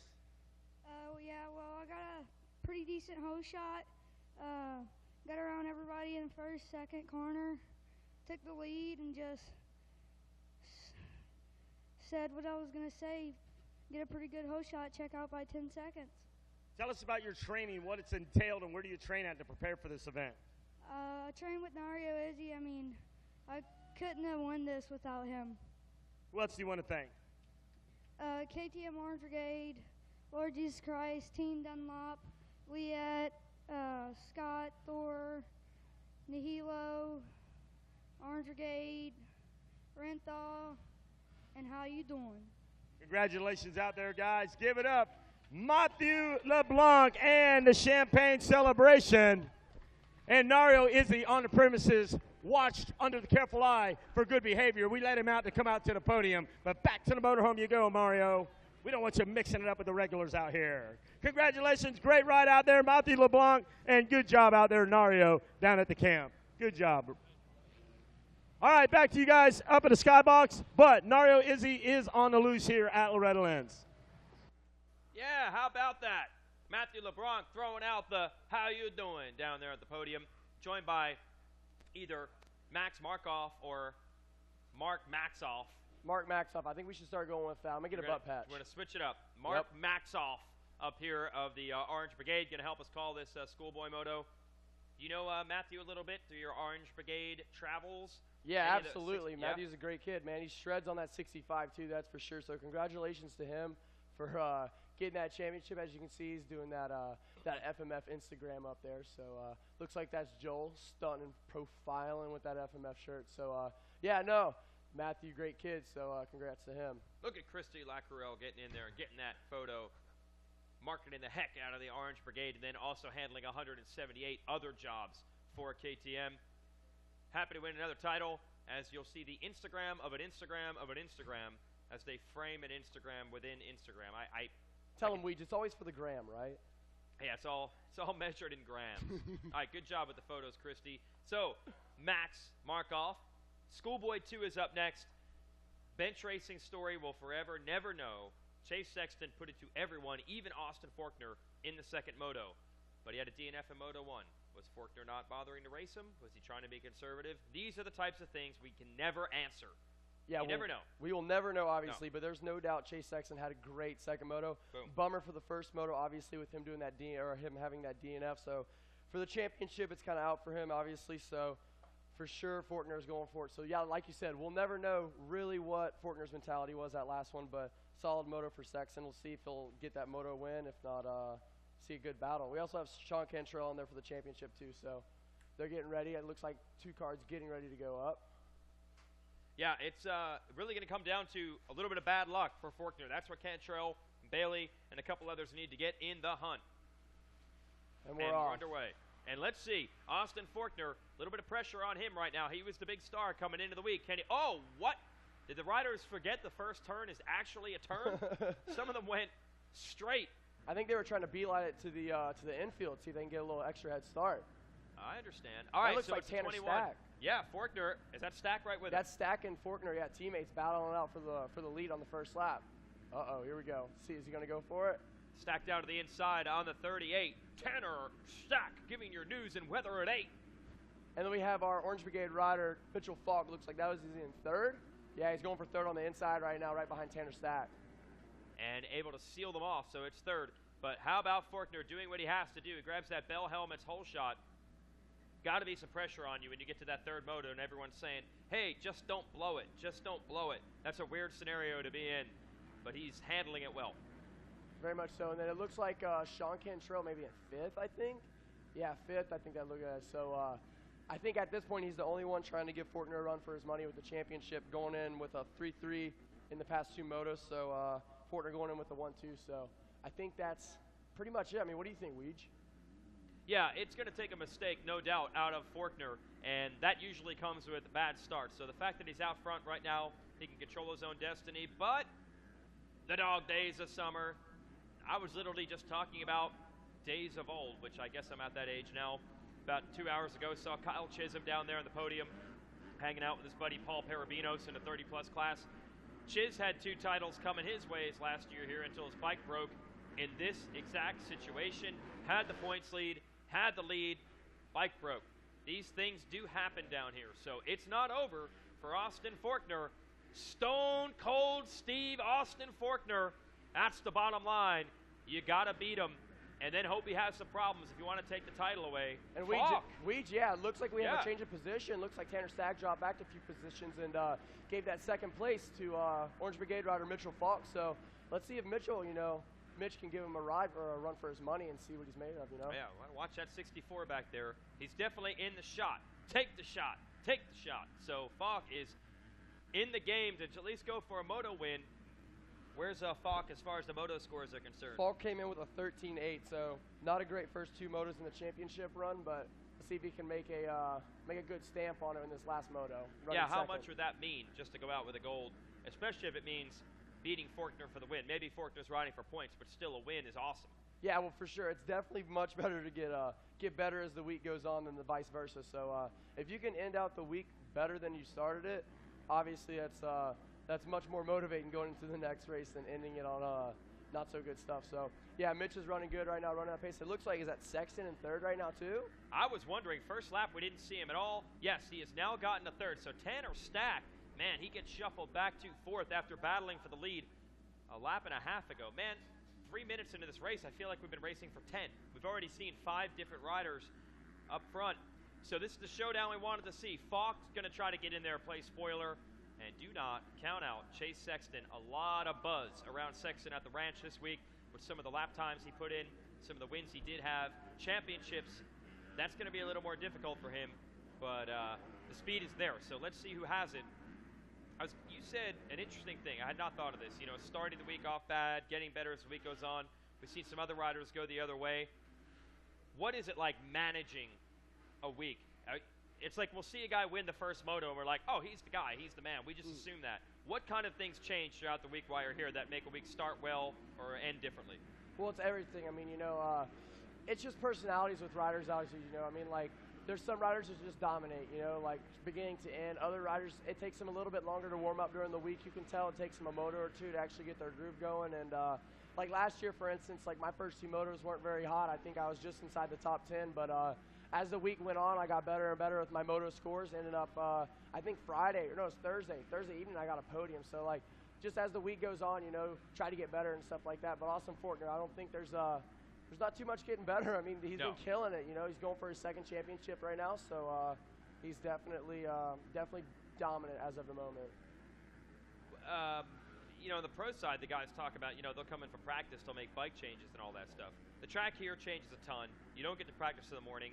And I'm sure also the bikes, we're always talking about riders here. Do you make bike changes from moto to moto? Could that affect things going up and down? Absolutely. Bikes are never not changing, excuse me. Yeah, they're always changing, always trying to strive better, and you're always taking notes and trying to get that data, so you can progress with your bike setup, and so you feel more comfortable. So, like, hey, if I know the track's a little bit drier, you might want to do this or that, So, yeah, they're for sure always changing, at least with me, like, I'm always striving to have my better bike setup, But that KTM, man, I'm telling you what, handles pretty well if you ask me. Ready to race? Ready to race. That's the slogan, so absolutely. Mitchell we'll Falk in second, yeah, Yeah. still. He's got heat, though, from Sexton. Sexton all the way to the outside. And let's see if these two can hook up and try to run after Forkner. This is shaping up to be a good battle, it looks like. Yeah, shaping up to be a real good Let's battle. do a three-way. Yeah, I like come on, it. Sean, hop in and Is on that it. all right? Am I allowed to say those words? Am I allowed to say that? Am I going to get in trouble? It is an event with children competing. We'll get Sean Hackley back up in here. What up, Craig? Our buddy Craig from Scott Goggles coming on in. Yeah, enjoy the air conditioning. Battle is on right here for second. Sean, we've seen what Chase Sexton is capable of speed-wise all week long, and we might see it again here. He's going after Falk for the number 2 spot, but he is definitely fast on that Yamaha. Absolutely. We saw that in the second moto. He didn't get off to a great start in this moto, but he's charging through the pack. Closing up on Mitchell Falk right now, so we can see what he can do, as soon as possible so that he can try to get, that strive or whatever to try to catch Forkner. Down to the inside, Sexton showing him a wheel. Sexton with the Falk went momentum. all the way across. He did, but Sexton, and a little stumble from Mitchell, but it looks like Sexton's on the inside, and we have a pass for the lead. It looks like they're neck and neck going into storyland right now. Oh, this is a battle. And Sexton's going to be on the inside the next corner. Falk's going to try to stop him from getting there, and he does. Sexton to the inside again. Oh, Sexton with a little bit of mistake. Cross-threaded coming off that little single right there. So it looks like Mitch will hold the position for a little bit longer. We'll see. Sexton's coming in hard, though, so hopefully Mitch can hold strong in that second position. Give him a run for his money. That was the full paddle right there from Sexton. Yeah, absolutely. He was able Falk was able to get him back and everything. But these guys right now, they're battling just, bar to bar in action. I don't know if Austin Forkner is actually pulling away or this has helped them charge harder to catch Austin.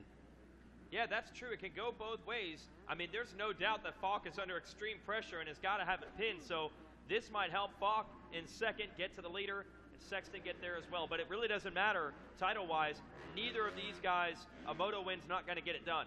It's just for pride and for the talent scouts out there right now. And I'll tell you what, for Falk, so much talk about Sexton and Forkner, and he is right there in the middle of it. Yeah, this is that third motor we were talking about, where kids come out and they're like getting better, they're warming up, they're like, I know what to expect, because every year the track's different, so there's a level of warming up. There it is. Yeah, it looks like he's Sexton makes the move. Pretty sneaking around the billboard where we couldn't see. Exactly, right? And then we have Tanner stacking fourth. He started off good, falling back a few positions, and then I think, it's Sean Cantrell in fifth right there. Cantrell's just been that close on the outside looking in most of the week. Consistency has been there, but you still need to remember the name Sean Cantrell in the future. Here's still second and third Sexton and Falk going into the 10 Commandments. That Troy Lee Designs team has a rep for unearthing rare earth minerals. Ow, Falk just cased that thing. Man, look at the lines right through that corner. I tell you what, there's got to be at least 10 lines from the inside to the outside. I'll tell you what, that's impressive, especially the corner right here. The sweeper, this long sweeper right before the finish line. It's an interesting thing how they go ahead and pre-carve like 3 lines, an inside, a middle, and an outside, so it really changes up lines and helps the riders, the faster riders, to get around the slower ones and just mix stuff up a little bit. What do you think, Weege? Well, they had a split line like that at Washougal last weekend, and it was super muddy in the first moto. And Marvin Muscan, a crafty Frenchman in his own right, he actually made sure he passed Cooper Webb there so he could not get roosted. He picked the one spot on the track where there was no chance he could get roosted. So how about that for strategy? I mean, I know I don't like getting roosted, so if you can avoid it, it's always a plus. Yeah. That's always a good day when you get the whole shot, no use, no tear-offs, your clean bike, you come off like, oh, that was a good moto. So these guys, I mean, Sexton probably took on a bunch from Falk, but can he get to the roost of Forkner? What are the lap times there, Sean Hackley? What are we seeing with Sexton in second now with a clear track? In the previous lap time, Austin Forkner's been running 155s, but now that Chase Sexton was able to get around Mitchell Falk, I want to see what he runs, and he runs at 157. So him and Forkner both run 157. Forkner was a little bit faster, so even though he was able to get around Mitchell Falk, he wasn't able to make up that much time. Faulkner's got it all dialed in now, trying to go out with exclamation point on it. I think we just saw the second and third place, Sexton and Falk go by, and then you probably see Tanner Stack. So here is Faulkner. It's going to be hard for the AMA and Kip Bigelow to decide. We're going to be handing out those big awards tonight in closing ceremonies. At the Horizon Award, which is going to the rider that plans to graduate to the pros. But last year they debuted a new award, which is basically the Amateur Rider Award that goes to a B rider. There's a chance that Faulkner is both. He is making it pretty clear that he's maybe the best B rider here, but could be pro before long also. So can a B rider get the Horizon Award? I don't think that's the plan, but I don't know if he goes and says, listen, I'll probably be pro in a year. Maybe he is eligible. I don't know how the rules work for that. There's certainly some capable A riders that could get the award as well, but there's going to be a lot of decision making going on with Faulkner. Will he be back here next year, or will he maybe go on that turn pro at the first Pro National next year program in May? This is going to be tough. Mitch Payton, everyone involved with the Pro Kawasaki team, going to have to run some data and figure this out. Got to be very interesting to see. Like, I'm not too sure. Obviously he looks great here. I've seen him at the previous Nationals. He looks good as well. The graduating early, I think the only rider that we know have done that is Ryan Dungey, and hey, it turned out well for him. We'll probably, I'm sure he'll race in the springtime, and that'll maybe give us a little more of an indication.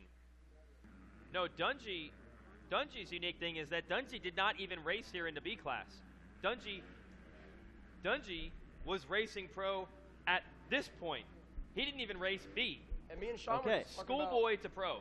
Adam Cincerillo. Cincerillo did not race a big bike here at all. That's what it would be like. Wow, okay. He went straight from Super Mini. I think he rode Monster Cup, raced Monster Cup. Did extremely well. Yep. And then straight to the Pro Nationals. So. Yeah, obviously you can't doubt Roger DeCosta or his choice on bringing Ryan Dungey, nor Mitch Payton on bringing Adam Cincerillo. So if they decide to bring Austin Faulkner, I'm sure that's the right choice. Yeah, so we'll see if Faulkner's here as an A rider next year or not.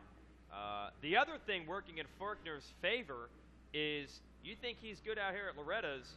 The Supercross skills, I mean, the guy has been unbelievable at the Monster Cup on a Super Mini and did okay on the big bike there last year. And anyone in Oklahoma area, whatnot, that see this guy ride, they say specifically Supercross, which is a big learning curve, seems to work pretty well for him. Yeah, there's no doubt he did he did well at Monster Cup last year. So skills all around the track for sure with Austin Faulkner.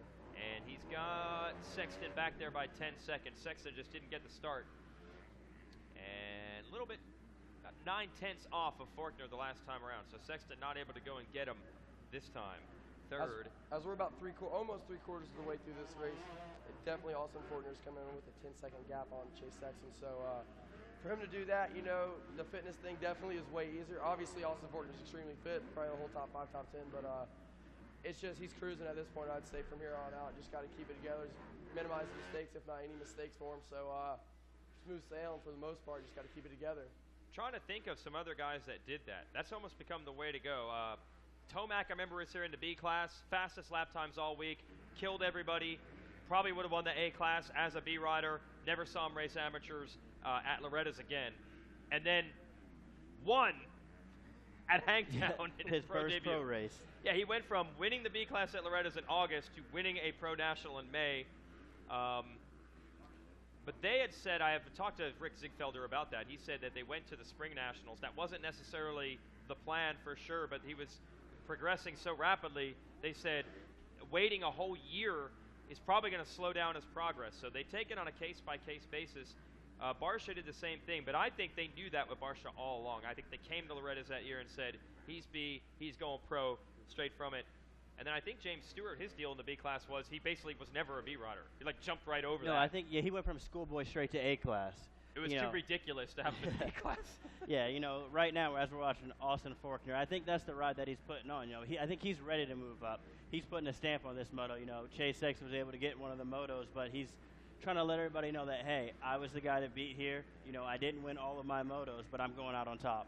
And I think it really comes down to just like a formula, you know? Like, I don't believe that there's a formula to become a successful pro motocross racer. So obviously you put in the work, but when it comes to those transitions going from A to B to pro, all that, it's been done every different way, multiple times. So I do believe that it comes down to the rider a lot, what they're capable of at the moment, in the future, you know? So I do believe everybody's different and everybody does their own thing. Like you said, like Adam Cincerillo, Ryan Dungey, those guys, you know, like Cincerillo had an incredible amateur career, probably one of the best, I'd say. And look at him now. Now he's a successful pro. You know, obviously dealing with a little bit of injury right now, but he's a very successful pro. Won some Supercrosses, you know, and he's going to come back. Then you guys have like Bill Poto. I think he won one championship here. One, and now he's in the all-time greats. So I think it can just go either way when it comes to motocross. You know, that's what makes it awesome. It's such a what's the word? Not inconsistent, but you can't call it variable. Variable. That. Yes, variable. Exactly. So you just gotta always understand the rider and what they're capable of and what they want to do. So it can go any way, I think. What do you think? A lot of that's on the teams. They got to know, because the downside, I mean, I'm sure everybody's pumped. If someone said, hey, you want to get paid a lot of money to race pro next year, I'm sure that'd be cool, right? Absolutely. And I'm sure if they'd said that to you and you were in the B class, Sean. But what the teams are got to be careful of is, what if it doesn't work out? What if you turn pro and you're getting beat to the ground when you could have been still at Loretta's one where you're winning, building confidence? So that's going to be very complicated for them to figure this situation out. And it'll probably be a while before we know for sure. But no doubt Forkner's got it dialed in right now. Man, he has been not quite perfect, but darn close to it this week. 2 championships speaking volumes. He's done it on multiple size bikes down here. I think he did it in that kind of mid-range 85cc division with a lot of the ages all come together, and it's pretty stacked up. Did it on a Super Mini, and now doing it on a 250F. Yeah, the guys that put in the work, like you were saying, no matter what transition they choose to pick, you know, is the guys that put in the work and are dedicated and put the blood, sweat, and tears into it every day, they're going to be successful, you know. But when it comes to the transition, like we were talking about, it's been done every way. So I always find that interesting, too, to, like, what people choose to do, like, with their career path on motocross, like, how many years they want to do here, there, and stuff like that, just like you were saying. But Austin Forkner definitely killing it. I think, is he going to get is this the 1 lap right here, or is this 2 laps to go? Should be 1 to go right here. We're headed toward this Rocky Mountain ATVMC finish line. And, yep, it's a glimpse of the white flag. Cruise control is set, I would say, Weege. What do you think, Sean? Oh, absolutely. You know, he opened up a big lead right now. He did all the hard work early in the race so that he can just enjoy these last 2 laps. I think that's just the biggest significance that you see is the 2-lap board. You see your pit board, everything, your mechanic. You guys can discuss your strategy beforehand and just enjoy this last lap. Don't make any mistakes and avoid all the lappers. Absolutely. Obviously, so far, I mean, I haven't seen very many mistakes from Austin Forkner. So at this point, it's just time for him to cruise and enjoy this lap, but keep focused. You know, you can't daze off too much, but enjoy it, you know. I mean, he's killing it this week so far, so congrats to him, you know. Cruising on the last lap. What you got, Mega?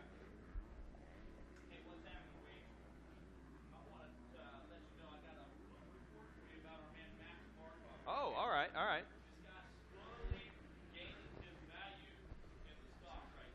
All right.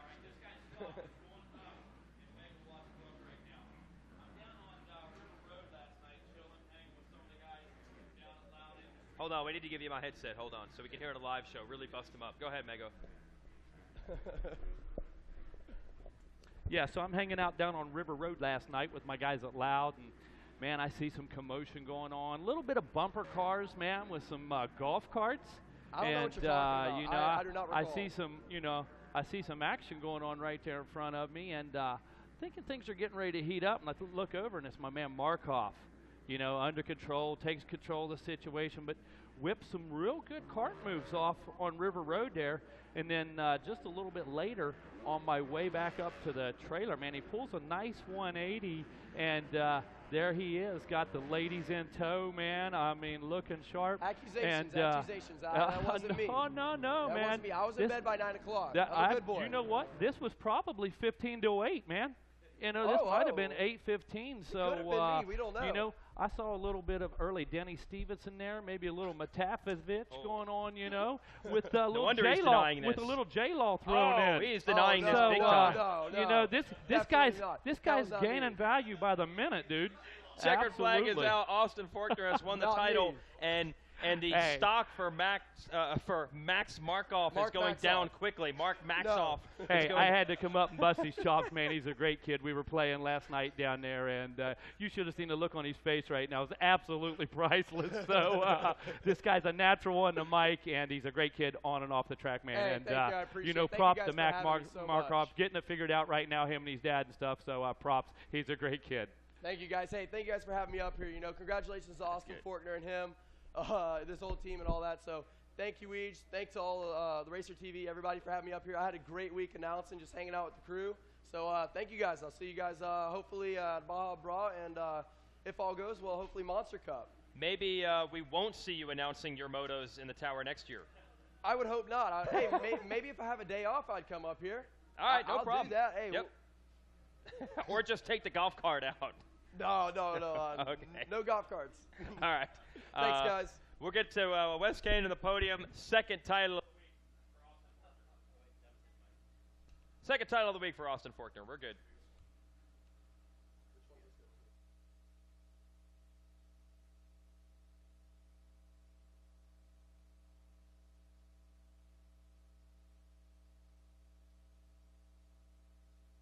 All right, down here on the podium, my third place finisher, come out of nowhere, Tanner Stack down here. We're going to get Stack up on the podium. We're going to talk to him. We got a bronze medal for Tanner Stack. Doing a great job, rising to the occasion. Tanner Stack, where you at? Come on up here, bud.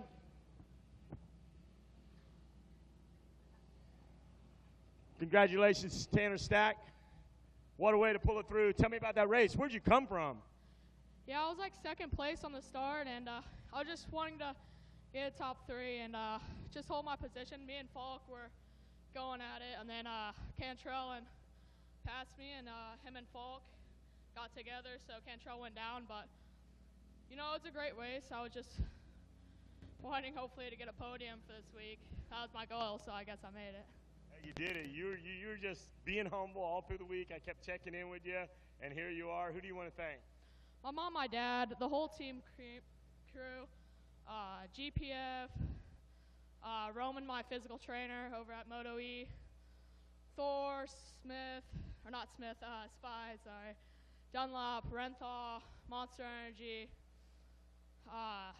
JGR, they're helping me out a lot with the bikes. TCD, my suspension, it's been working really good, so shout out to him and whoever forgot, thanks. Congratulations out there, Tanner Stack. Job well done. Congratulations. Up on the box, gets a bronze medal. Finishing second, Chase Sexton out there. I need the 86 ride of Chase Sexton up on the podium. Got the silver medal. Chase Sexton, congratulations. All right, guys, let's hear it for the 86 ride. Finishing second, he gets a silver. Chase Sexton. Congratulations, Chase. Tell me about your race.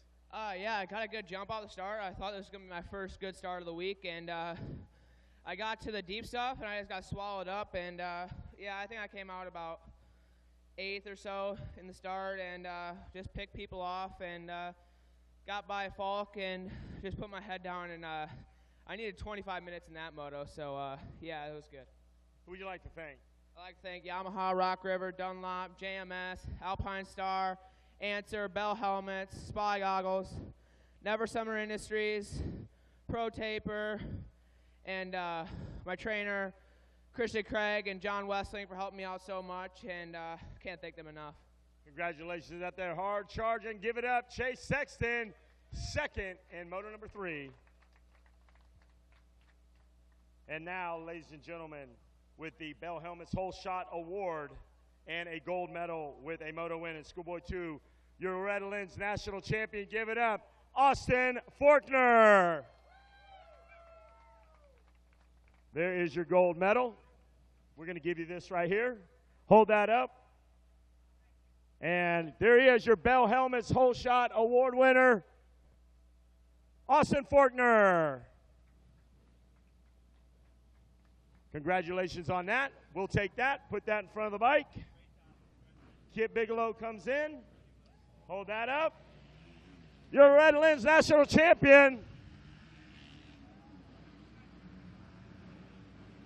Austin Faulkner.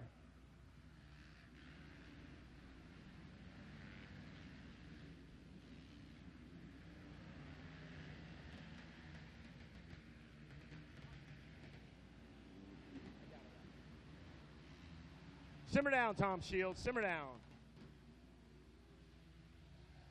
Austin Faulkner, monumental ride here, championship, well-deserved. Tell us about it. It was good. I got off to the hole shot and just tried to put in hard laps up until halfway and got a pretty big gap. And then at about lap 7, I kind of looked back and saw Chase back there and started riding a little bit tight. Knew even if he caught me, I would have had the championship, but just wanted to end it with a win and go out strong. Tell us about preparation for that Bell Hell Shot Award, preparing your starting gate. My mechanic, Jeff, he does a good job at prepping the gates. We've been working at Raynor Training Complex, working on starts, working on gate prep and everything like that. So it's dialed. I don't think I was outside of the top 2 on my starts all day, and my finishes were the same. Who would you like to thank? And then after that, I got one more thing to ask you. I got to thank God for keeping me safe.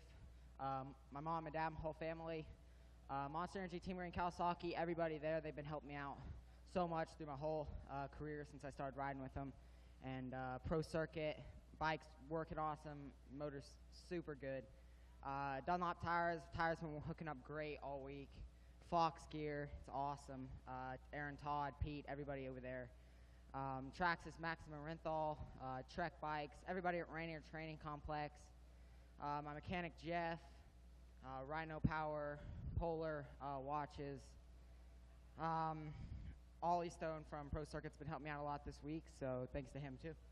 Now, one of 2 questions out there. This one kind of a little fun. You got some food stamps or some things you want to give Hal Payne so we can get home from this event? Yeah, I gotta help him get home. I gotta give him the funding to get back home with the food stamps and everything like that. So I'll be over at his pit hooking him up with that after this moto. All right, that's all in fun. Now, a serious note, you do have an announcement. There's been some things going down around the pits out there. What do you want to tell the good people here on Racer TV and the thousands in attendance? Just recently, actually, right before I came here, I ended up signing a 4-year deal with Monster Energy Pro Circuit Kawasaki, so I'll be with them for my Lights career. Well, there he is. Congratulations, Austin Faulkner, riding a ride that dreams were made of here down at Loretta Lynn's, putting an exclamation point on it, getting a Monster Energy Pro Circuit deal, 4 years in the making. Mom, Dad, you guys did good. Tom Shields, what a way to do it with the Fox crew. You guys are solid out there. And now back to the Skybox and RacerX TV. And remember, you heard that breaking news first right here on Racer TV. Oh, wow, we just announced it. Pro Circuit, Monster Energy, Pro Circuit, Kawasaki, and Austin Faulkner. Look out, pros.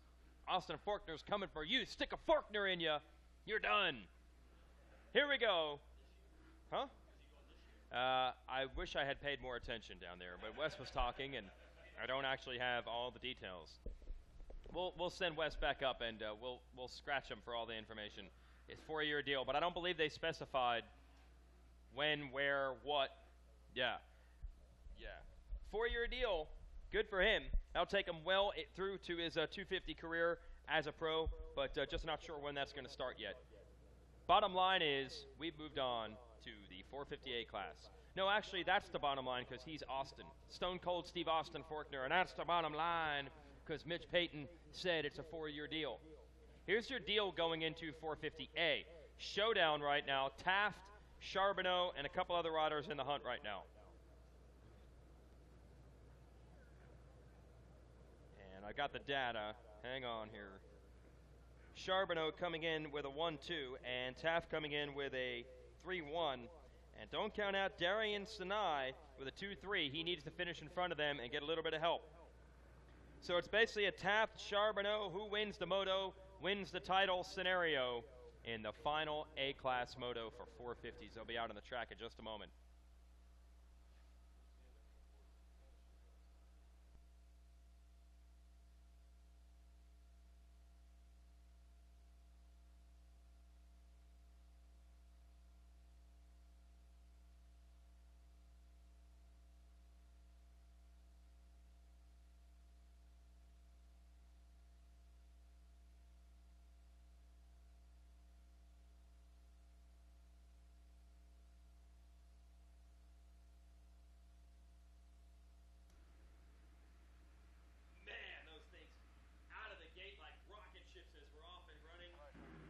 There we go. Yeah, there we go. I got to turn on the actual correct headset if I'm going to talk. 4:58. Gate is down. And the Bell Helmets whole shot award up for grabs. Is that Charbonneau? Oh! And yes, it is. Tristan Charbonneau on the Honda number 69 coming away with the Bell Helmets whole shot. But then he makes a mistake, feet off the pegs, and I believe that's Chase Marquier taking the spot from him on the 41 and into the 10 Commandments. I'm just guessing here. I think that's a KTM, or it could be a Honda. Oh, is that Osby? It's a KTM, so I think that's Osby. On the 87 KTM, Osby with a second place at a moto yesterday, taking advantage of the mistake by Charbonneau. Whoa, Charbonneau coming back quickly, though, down to the inside. After a little bit of track prep before this moto, they put a little bit of water on it. He's trying to keep his goggles clean, keep that vision nice and straight so he can check out and everybody else to deal with his roost. Yeah, that was a dangerous scenario with the feet off the pegs. Could have been hit by someone from behind, but luckily there wasn't anyone there, and Charbonneau able to get back where he wanted to be, which is out front, and Osby right there. So we're early in 4:58. Charbonneau and Bradley Taft close in points, close enough where basically whoever finishes in front of the other is going to be the winner. So watch out for Taft back there. He was able to catch Charbonneau in the second moto, and I think that's him working on Osby right now. Yes, I think that's him in the third place right now, trying to move into the second place position because he knows, I mean, this is a long moto, it's 20 minutes, but you might as well get close and then battle out the entire moto and see who's the most fit at the end of this 458 moto. Oh, we got the scenario that we wanted. Two riders battling for the title are 1-2, a 1.7 second gap on lap number 1. Charbonneau on the Geico Honda behind the billboards, and it's Taft on the Yamaha sneaking in around Osby. Egan Maston with a moto win early in the week. He is 4th. Henry Miller 5th. And Sinai, who is 3rd in the championship run coming in, he is 6th on the track on the first lap. Then it's McFarlane, Brown, Lacurcio, and Bloss. Yeah, Wes Kane breaking the news, putting the screws to him. Austin Forkner couldn't hold it in any longer. A 4-year deal. That's right. You heard it here first, RacerTV.com. But when will the 4-year deal begin? When will be his first pro race? That's the question. Through Loretta's next year, do we race whatever, Hangtown, Glen Helen, whatever is going to be the opener of 2016 Lucas Oil Pro Motocross? Is it going to Unadilla next weekend? Who knows, man? I'm sure he probably gets the whole shot if he went to Unadilla next weekend. Got that part of his game figured out? Yes. Hey, Osby, look at this. Not letting go, tugging on Superman's cape, going back after Taft, and Taft makes a bobble, and I thought Osby was going to get him. Then he makes a mistake, but the Osby show is on right now, and it's must-see TV. Around the outside, Osby. What has happened to Taft here? I mean, he stormed into second and is about to give it right back up. Yes, they come over the Rocky Mountain right there. It looks like Osby's able to take the second place position away from Bradley Taft. So coming over here into the infield around the sand sweeper, let's see what they can do. Gotta watch Taft here. A couple of mistakes. Critical juncture of the moto. I mean, you never know. You could twist a knee or an ankle or something back there without crashing, and then you're in big trouble for the next 20 minutes. But he definitely doesn't look like the same rider that he was earlier. Taft ran a 1:57.5 and now runs a 1:59.2. So for whatever reason, 2 seconds slower than he was earlier. And the big damage is that he gives up second. So he's got to come back, and it looks like he's going to try to come back. Yes, they're both trying. You know, like we said, they had a little bit of track maintenance before this, put some water down on it. So he could have hit a couple slick spots right there, you know, messed him up, lost his balance or something like that. But he's regaining his composure right now and trying to get back into second place to potentially catch up Tristan Charbonneau and try to take this moto win. Down the long short chute, Taft trying to get back around Osby. This would be the third time they'd have to make a pass. He passed Osby early. Osby passed him back. Oh, more mistakes from Taft. So you're right. Could be the track changes, trying to adjust to them. But that's not going to get it done. He's got to go after not just Osby, but Charbonneau, who has a 2.5-second lead. Oh, yeah, I was just checking out Charbonneau just now, and I thought they closed up the gap, but I think that was a lapper that we had in between there. And it's not. So Osby actually did close the gap some from Charbonneau. He had a 2.5-second lead, and I'm pretty sure he's almost under a second right now as they head over to the Rocky Mountain. So two different things happened that made Taft's problems look worse. Taft got a little bit slower, but Osby got a lot faster. So it's not just that Taft had problems. That wasn't a great lap for him, but he's still going quick. It's that Osby, maybe that track maintenance you're talking about. It's like second lap. He put the hammer down, and he is coming back after Charbonneau. Josh Osby, watch out. And right now, that would actually help Bradley Taft right now in the overall championship. If Osby is able to get around Charbonneau, as well as Taft is able to get around Charbonneau and Osby, then he'll be able to take the overall victory. Yeah, 3-1, 1-2 situation between Taft and Charbonneau. So we need a spoiler on there. He's got it. He's got Osby. So this is going to be a three-way dance as we go behind the billboards. Charbonneau, Osby, and Bradley Taft. Three-way dance, just like Wes Kane taking both Rita and Kerry Coombs to the prom the other night. Just all, plenty of Wes Kane to go around, ladies. Don't worry. Down past the Yamaha Mechanics area, Rodney Tomlin with fresh, still warm. Feel that. Fresh off the presses. Thank you. Good job, Jeremy Holbert, down there, the MX Sports trailer with the printing. One thing I do know for sure this week is that Sean Hackley's eyesight is better than mine, because he can see what's going on this monitor and I cannot. So he picks out numbers. I just know they're dirt bikes. I can tell you right now that Osby has closed the gap even further on Tristan Charbonneau right now, and this looks like it's going to shape up into a battle. Great story with Josh Osby, who really came to prominence in the B class a couple of years ago, and that was the year he had a live NBC show. What do you got, Wes? Well, Osby, he jumps on that wood stock. Whoa, wait, something wrong. Slows down. Sorry, Wes. Charbonneau is slowed up in the storyland, and I think his bike has quit. And frustration, he's got a little bit of power out of that thing, but cannot get up to race speed. What has happened? Osby was about to challenge him for the lead, and now he's cruising around. Could he potentially have a flat? Because I'm just trying to think right now. He's still up to speed. Yes. That is a weird scenario. It's almost like the bike cut out and came back on. Meanwhile, Taft has hooked back up with Osby, and I don't think they've had time to even calculate the scenario. Taft probably still figuring, I don't know, guy's in front of me, I need to pass him. He probably doesn't for the championship, but Osby has an 8 and a 10 going into this one. Rodney Tomlin's just destroyed our monitor up in this tower. What are you doing, Rodney? What did you work on did you work on that bike too? Come on, man. No, Taft right now is in great position for the overall. He has a 4-point lead over Darren Sinai, who's back in the 5th place position. And Tristan Charbonneau still hasn't logged through yet. Well, actually he did. He's in 7th place, so maybe we can check out and see what's going on with him. Unreal.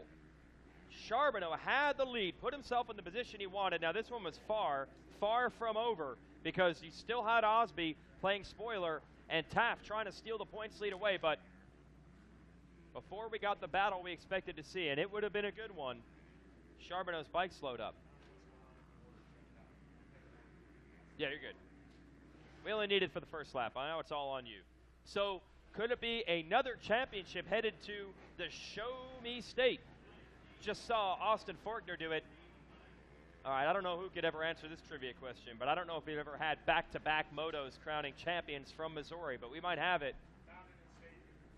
Yeah, I'll take one of these. Big phone found in staging. If you're a boy and you have a girlfriend, or if you're a girl and you have a boyfriend, I'm going to guess that this is your phone, because the home screen page, gotta love modern love. Okay, so I got a cell phone up here. Looks in like the an tower. iPhone 6 with an OtterBox case on it, so yeah, I'm not come gonna on give up. Too many descriptions. Yes. Someone will be like, oh yeah, that's my phone. No, right I there. know. It says it's 1:12 p.m. on Saturday, August 1st. So if you have a phone that would be saying that right now, that means it's yours. Wait a minute, they all say that. Oh, that's not going to help at all. All right, somebody's turned in a cell phone. Maybe it's mine, because mine says that. Maybe it's my phone. Wait a minute, we're running without a leash here. Our producer has been sprung from the jail cell downstairs. There's no way this is going to work. Josh Osby, where did this come from? He is pulled away from Bradley Taft.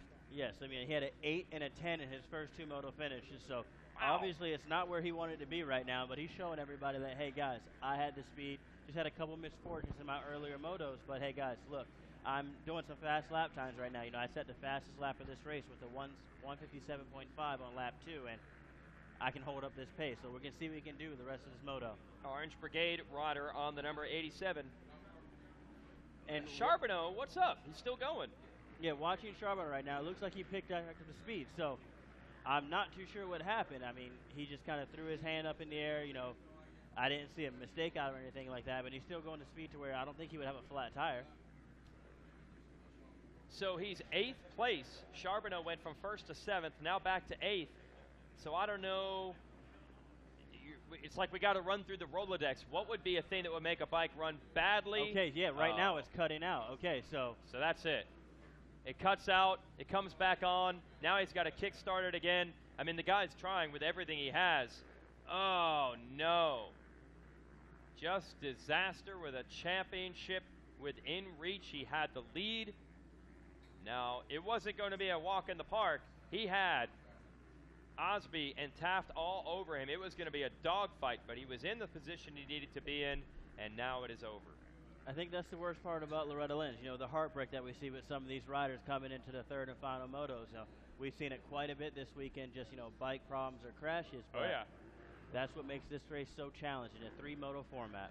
Yep, that third moto, the dog days of summer, it's sapped many of them through the years. And the benefactor, well, there'll be 2. Bradley Taft could go 3-1-2 to win 450A, and Josh Osby could get a moto win. But then at the same time, just thinking about it, I don't know which would be worse, to go, say, 1-1 DNF or DNF for 1-1. Just start the week off terrible, and then just the rest of the week, you know, you don't have a chance to do anything but prove yourself. I know, and Charbonneau is going to tell every single person that will listen, yeah, I know I didn't win the title, but you have to understand what happened. I had the lead. I put myself in position. Tell those agents, tell all those people, you had what it took. I'm sure Osby will be. He'll hold this A-Class moto win up for sure. And to their credit right now, all this coverage right here on Racer TV is an archive, so they can go back, hey, click this link, watch the video. You know, it's around towards the end of it because we're in the closing portions of the event, and you guys can see what I had done. It's a great point. Charbonneau, who had a great year and a great run out here last year in the B class, 2-1-2 to top Lorenzo Lacurcio and Ryan Surratt in 250B. Switched now to the Hondas, and in his first year in the A class, could have been good. Now Bradley Taft won a title last year in the B class, so he's looking to get another one. 250B Limited Championship last year for Taft. And it looks like, go ahead. It looks like Benny Bloss out there actually helping out Bradley Taft some. He was able to get around Darian Sinai, which opens up this lead to a 5-point lead over second place. So it looks like Bradley Taft has this one in the bag.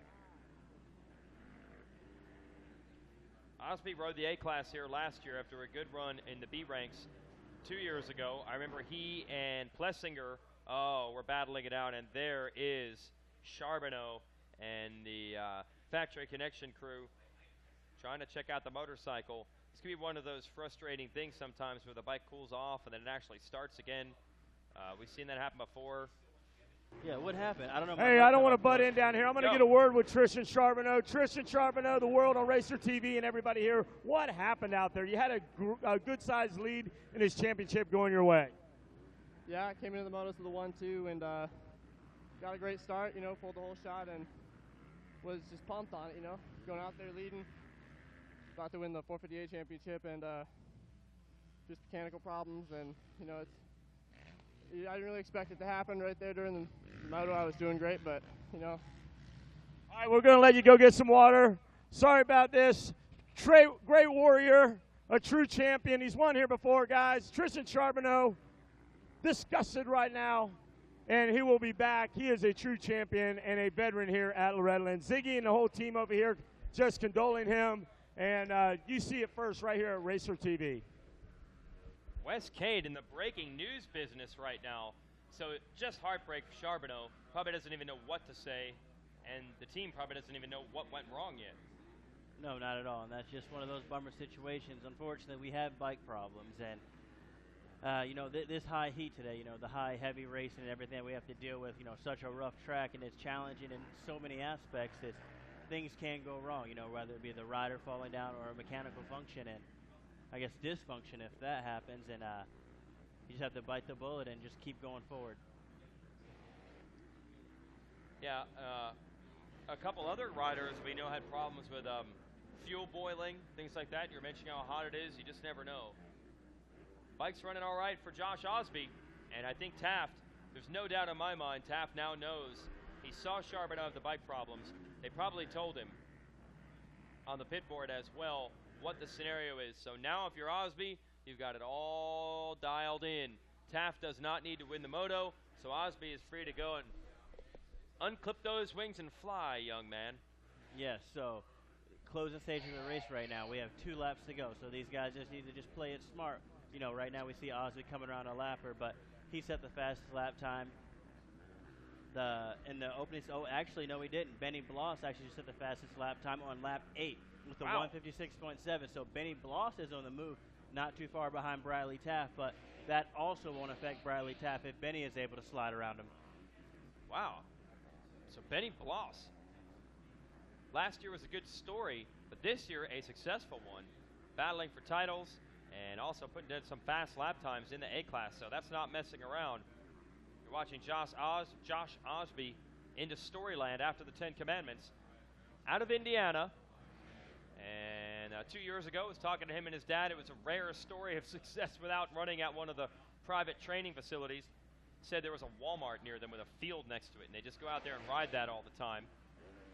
So he and his dad working hard, saw them down there on the podium yesterday, trying to make names for themselves and salvage something in the waning moments, and winning a moto is a great way to do it and end this 2015 season on top. And we'll see how KTM deals with him going forward. Second year of the A-class, so you would think that pro racing could be en route for him.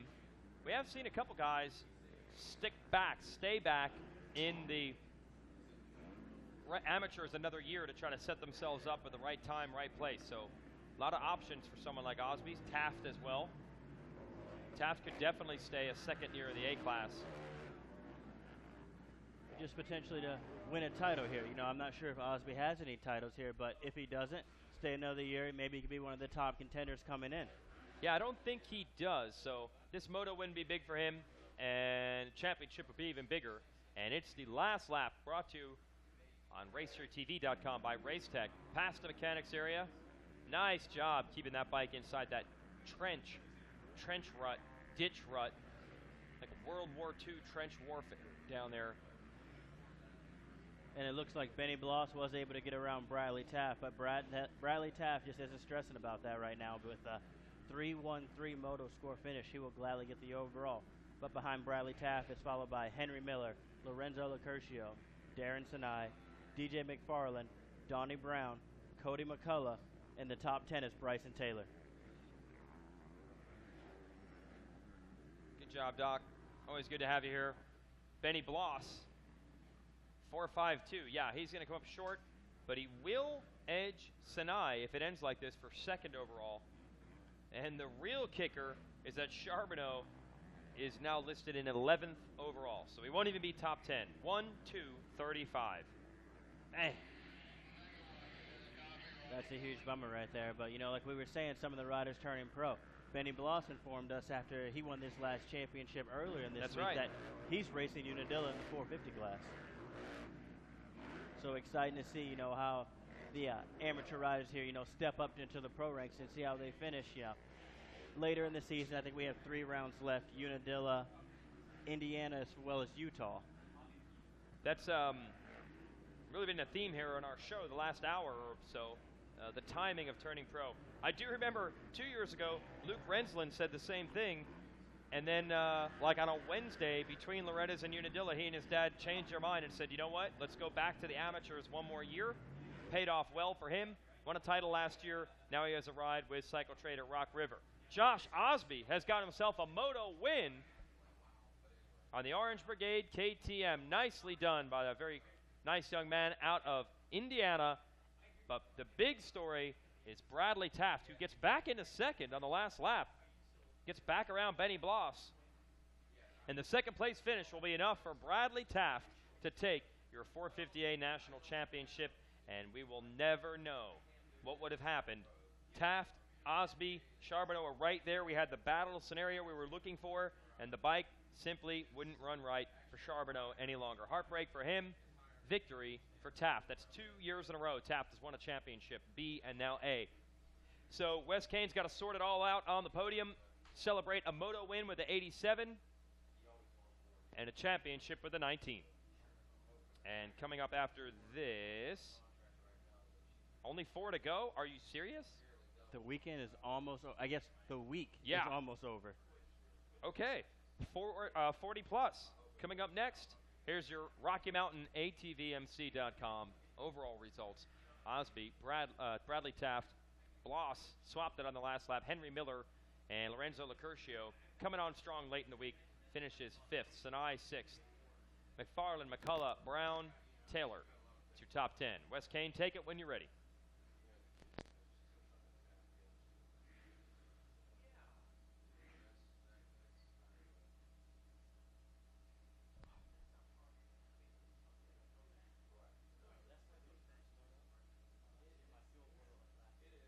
All right, down here on the podium, I got a moto winner down here, Josh Osby.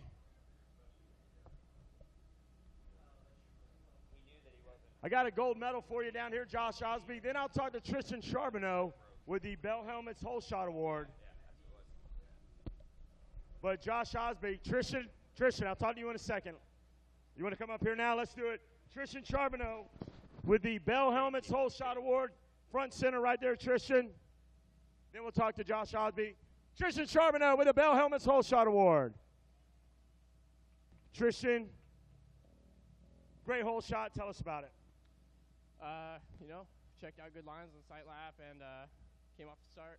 Great start and was leading it out good and just kind of calming down, just letting it go.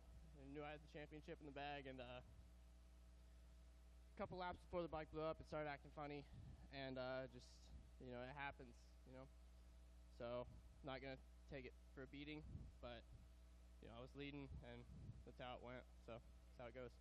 Well, the true mark of a champion is how you rebound and come back. You've had this adversity before. You've always sprung back.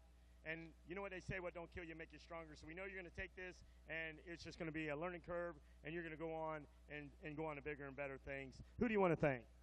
The Emsville Factory Connection Honda team, Mike Larocco, Jeff Marshak, Ziggy, and my mechanic, Sean Irwin. He's a great guy, does great work on the bikes. And, my mom, my dad, and 60, Alias, Alpine Stars, Asterix, and everybody else. Thank you. Congratulations out there. Tristan Charbonneau, a true champion out there. Didn't go his way, but going to come back and rebound, and he'll be on top again. But he's got a Bell Helmets Whole Shot Award to soften the blow just a little bit. Now let's talk to our moto winner, Josh Osby. Come on up here. We got the gold for you, Josh. The bike's on the box. You're looking good. Congratulations out there. And I was talking to Jen Kenyon, and she said, you're on the 350 model. They didn't even want to bring the 450 out. It looks like it suits you better. Yeah, I'm really enjoying it. The KTM USA crew just killed it on this factory edition bikes, and thankful to be a part of that program and be able to ride these things, and got me off to a good start. My Tom's Not Racing motor, and just try to ride consistent laps. I struggled a little bit at the beginning, but was able to regroup and just put in consistent laps and just ride to a moto win. What's it mean for you to get this gold medal down here and win this moto? The week started off rough. Even in the 250 class, we started off with a DNF, and then I was sitting, I think, 8-10 in this class with some crashes, and it's actually my 4th time on this bike. So we're getting comfortable on it, and just thankful to be up here. You're going to catch some arena crosses this coming up year. We saw you there last year, Amsoil Arena Crosses. You got some of that in store? Oh, for sure. I don't know if Travis Sewell's watching on TV, but I'll be coming for you. These guys are great. This guy, Tom Zahn, you guys had these guys, man. It was a great run. Josh Osby definitely turning some heads here and there, making things happen. Who do you want to thank? Definitely everyone a part of the whole Orange Brigade KTM USA crew. Fly Racing, 100% goggles. Tom's Not Racing, that guy has busted his butt all week for me. My mom, dad, Lord Jesus Christ for keeping me safe. Definitely every single person at Club Max. They've helped me a ton this year. FMF, School Candy, just everyone a part of the whole KTM USA crew, FMF, just everyone. Thank you. Congratulations out there, guys. Give it up for Josh Osby. And now we're going to switch the bike out. We'll bring the number 19 up. We'll talk to our Benny Bloss is out there. Benny Bloss finished. Benny Bloss, come up here. Bloss finished third. So we got a bronze medal for you. Benny Bloss, congratulations out there. Put that bad boy on. Benny Bloss, congratulations out there. Guys, give it up for Benny Bloss. Quite a turnaround from last year. Didn't work out the way you wanted. You went out there and you rode one. You showed them what you had. You went to Monster Energy Cup. You podiumed there, but you came back here. A championship yesterday. This is good enough for a second overall in this championship. Got to be pretty good. Yeah, that's good. I'm still disappointed though. I've been struggling with starts all week and just had another bad one, but tried to push through the pack as good as I could, and second's still good. Who do you want to thank? My mom, my dad, Cycle Trader, Rock River, Yamaha, Fly, Garnet, Atlas, EVS, 100%, Donnie Luce, Mike DeClose, my whole family, my girlfriend, Corey Clark, Pat Thrall, Guts, Works Connection, GYTR, Dunlop, RTC, Maxima, Ashley Phillips, Robbie Raynard, everybody, just thank you so much. Congratulations out there, guys. Give it up. This guy's headed to Unadilla. Wish him best luck. Benny Bloss, congratulations. And now, your Loretta Lynn's 2015 national champion coming around, making it happen out there. Give it up on the Yamaha, Bradley Taft. He's going to get second in the moto. Good enough for a silver medal. Gets a number 1 plate. He's got the medal. Congratulations, Bradley Taft.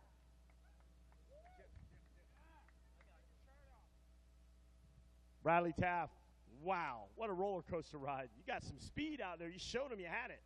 Yeah, for sure. It's all about putting 3 motos together, and I was able to get a whole shot of the first moto and got some okay starts the last 2, but was able to just work through the pack pretty quick and make some passes, and was just consistent and got the title, so I'm pumped. You've been working hard at this for a long time. It's got to mean so much to you. Explain to the good people how it feels. It feels so awesome.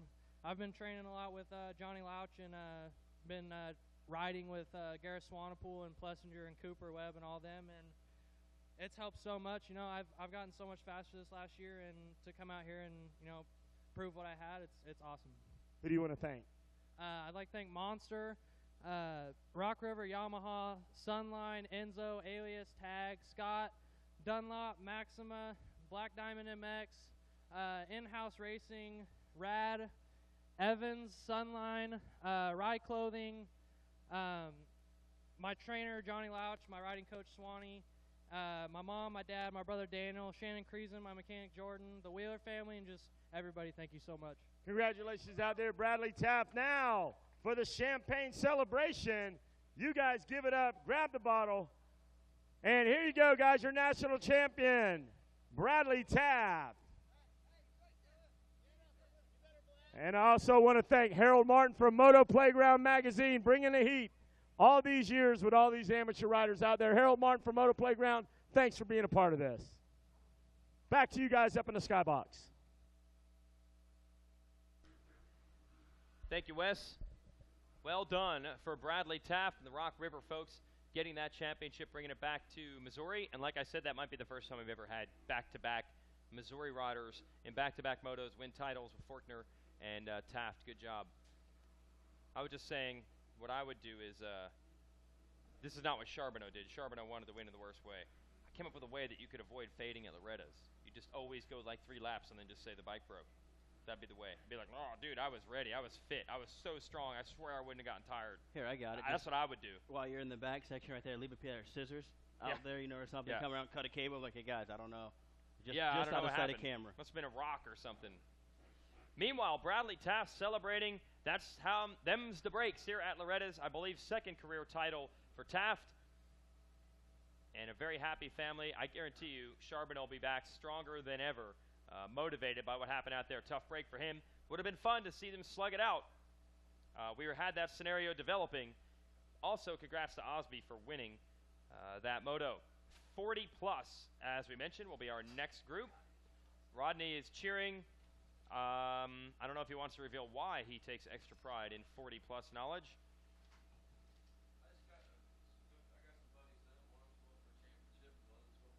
Yes, this is the class that the announcers were battling over who got to do the podium, who got to work it. Right now, Douglas Flinner with a 3-2 is your point leader coming in. Eddie Ray with a 5-1 is 1 point behind him. Terry Bostard with a 1-6 is 1 point behind Eddie Ray. So those three riders are within 3 points, definitely within reach for them. You have to watch for Barry McCarty, who has been pretty fast throughout the week. A bad second moto. He's gone 2-7 for 9 total points. He needs a lot of help to win this one. So could be between Flinner, Ray, and Bostard. Going to be fun to watch. Absolutely. And only 4 races to go.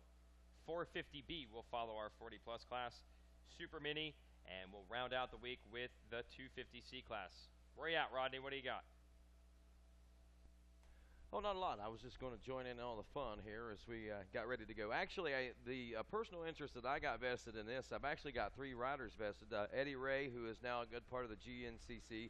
Doug Flinner, who is a good contender. I've known him since I began announcing, actually. And, of course, Jay Wagner. Woo, look at this. Big crash down there in the first turn. Actually, before they got to it, I think that's Big Eddie Ray, though, yes, who's got it the is. start. That's Eddie Ray on the Infab Yamaha out there, just coming out with the Yamaha number 50. So he's getting what he needs to get done. Get out to a good start, try to check out, and come away with a 5-1-1 for his moto scores and take over Doug Flinner. Jay Wagner on the 82 opening up, it looks like, in the number 2 spot and challenging Ray down through the 10 Commandments. He's got him, Rodney. Wagner to the inside. Can he hold it in the split section? Nicely done. Wagner, Michigan Mafia. Part of that Redbud family up there also, and Jay actually been helping watch my kids here this past week. His kids been playing with my kids, and I saw him just before the moto. He said, I'm going for it. I'm just going for it. If I want to get the finish I want, I got to go for it. Dude, that's exactly what he's doing right now. Getting around Ray. Ray needs to finish in front of Douglas Flinner and Terry Bostard to win this title, so he doesn't have to win the moto, but it's a little too early to be playing the points game. I'm sure Eddie's just like, I got to get every position and every point I can. Look at Jay Wagner over the Rocky Mountain Mountains, scaling Raymond Butts. And they think that's actually Flinner right behind Eddie Ray. So we have the championship scenario we want to see. They're going to slug it out. Interesting story about Doug Flinner. I seen him just the other night after his second moto, and we were talking about old days and things like that. And anyway, we were talking about why he was here. He said actually his son was trying to qualify. His son wanted to try to qualify and come down. He didn't make it past the regional, but he did. And he said, well, I'm going to go ahead and go anyway so I can show him what it's like, because the first time I came, I was overwhelmed. Well, I tell you what, he's setting the bar pretty high. Yeah. He's contending for a championship right now. Absolutely, but as we come to the finish line right now, it's Jay Wagner with the early lead, followed by Eddie Ray, followed closely behind Doug Flinner. So this is the battle that we were looking for. In front of the mechanics area we go. Eddie Ray and Doug Flinner. You see him on the screen down the through the trees. And watch out for the Honda, Terry Bostard, who is third in the championship scenario. If Bostard could pass every one of these guys, the title would be his. So it's a 3-rider showdown in the third moto. Oh, Flinner almost has Eddie Ray. Around the outside, let's see if Eddie Ray drives it in deep with the block pass. And they're getting aggressive. This is awesome to see in the plus 40 class. Everything on the line. Super pride right now. These guys want to tuck number 1 plates in the trophy case. The Enfab Yamaha of Eddie Ray just right now edging out Flinner. Flinner's going to come back. You like that action? I've seen Doug Flinner ride before, and he can ride just like that with Eddie Ray. So this could get to be a very interesting third and final moto. But then with them doing that, Terry Bostard has the chance to catch up and gain more ground to potentially pass both those two, and then he can go and check at and try to catch Jay Wagner to catch the overall victory. So these guys need to try to start thinking a little bit more forward right now than trying to battle with each other.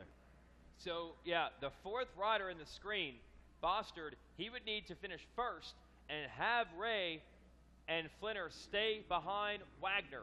Wagner wants to win the moto, but he had a 9th in the first moto, so he's really not in title contention. You know, I got to say, this is probably one of the most tightly contested titles we've got here in 2015.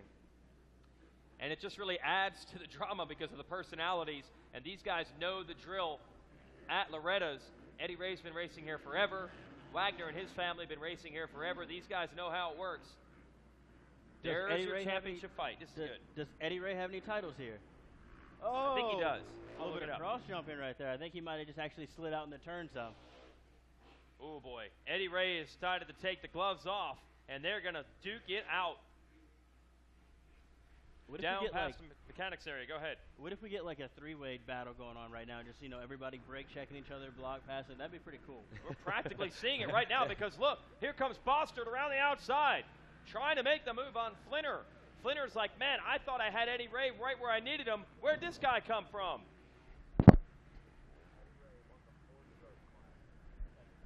There it is. Eddie Ray does have one title, the four-stroke class in 2003. So he's trying to add this to his wall right now. But Flinner looks like he's able to get around the inside, and then he cuts off Eddie Ray to take the inside and protect the inside line in the next turn. And they've caught the leader, Wagner. Are you kidding me? This is crazy racing. Look at Ray tripling through the middle, trying to get Flinner back, and I think he made it. And that's where he got past that early in the moto, So now he goes outside, learns what he needs to do, steps up when the situation comes to his hands. Whoa, side by side, Flinner and Ray. And Flinner puts the wheels out in front of Eddie Ray. So Eddie Ray's got to try again. That triple to the 10 Commandments helped Eddie Ray, but it wasn't enough to get Flinner back. Flinner, clutch move. And Jay Wagner right in front of them and Terry Bostard right behind him. Hands down, the best third moto fight we've had this week. No doubt about it. A four-way shootout going on right now, and we're 5 minutes and 30 seconds into this moto right now. These guys are already exhausted. They've got to be. 40-plus class, most of these guys, of course, they're not full-time trainers and riders. I believe they go the full 20, and the intensity and the nerves combined, no matter how fit you are.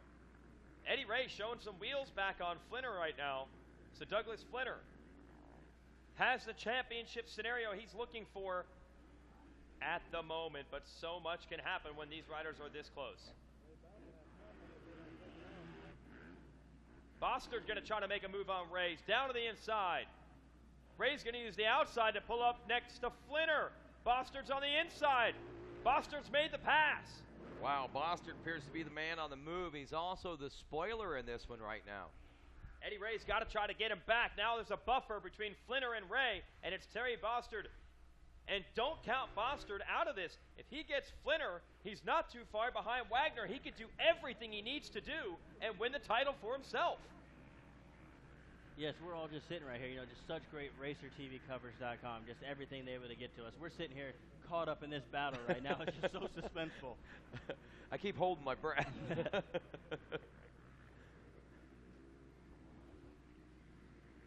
Wow, Bostard now, it looks like getting on the rear wheel of Flinner. Is that what we're seeing happen now as we make our way through into the 10 Commandments yet again? So some changes taking place there. Look at Bostard airing it out, pulling right up on Flinner and switching lines to get to the inside, put a little heat on. Meanwhile, we might lose Ray from this group. They're pulling away from him now, and it is going to be an endurance contest.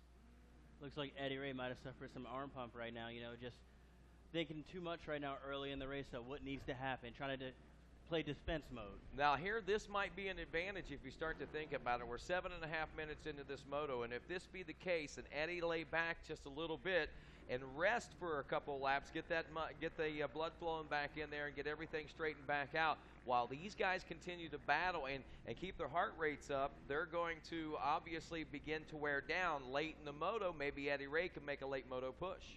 Absolutely. I was thinking the exact same thing as you were saying, and I think Eddie Ray wants to. He has Jessica here cheering him on, everybody else.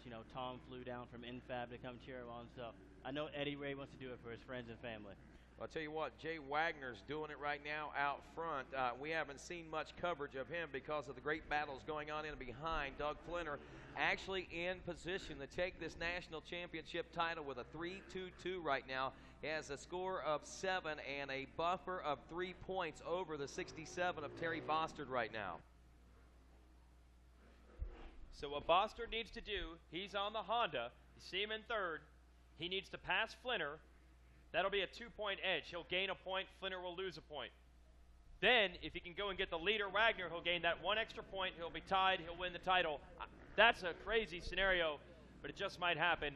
And these guys are going to be so tired when this moto is over. They're leaving it all out there.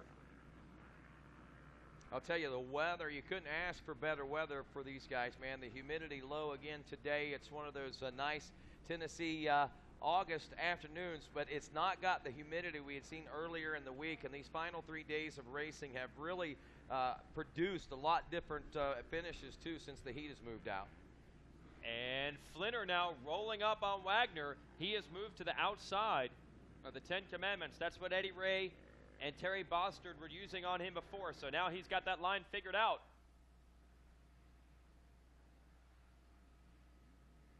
Oh, here comes Bostard. Down to the inside.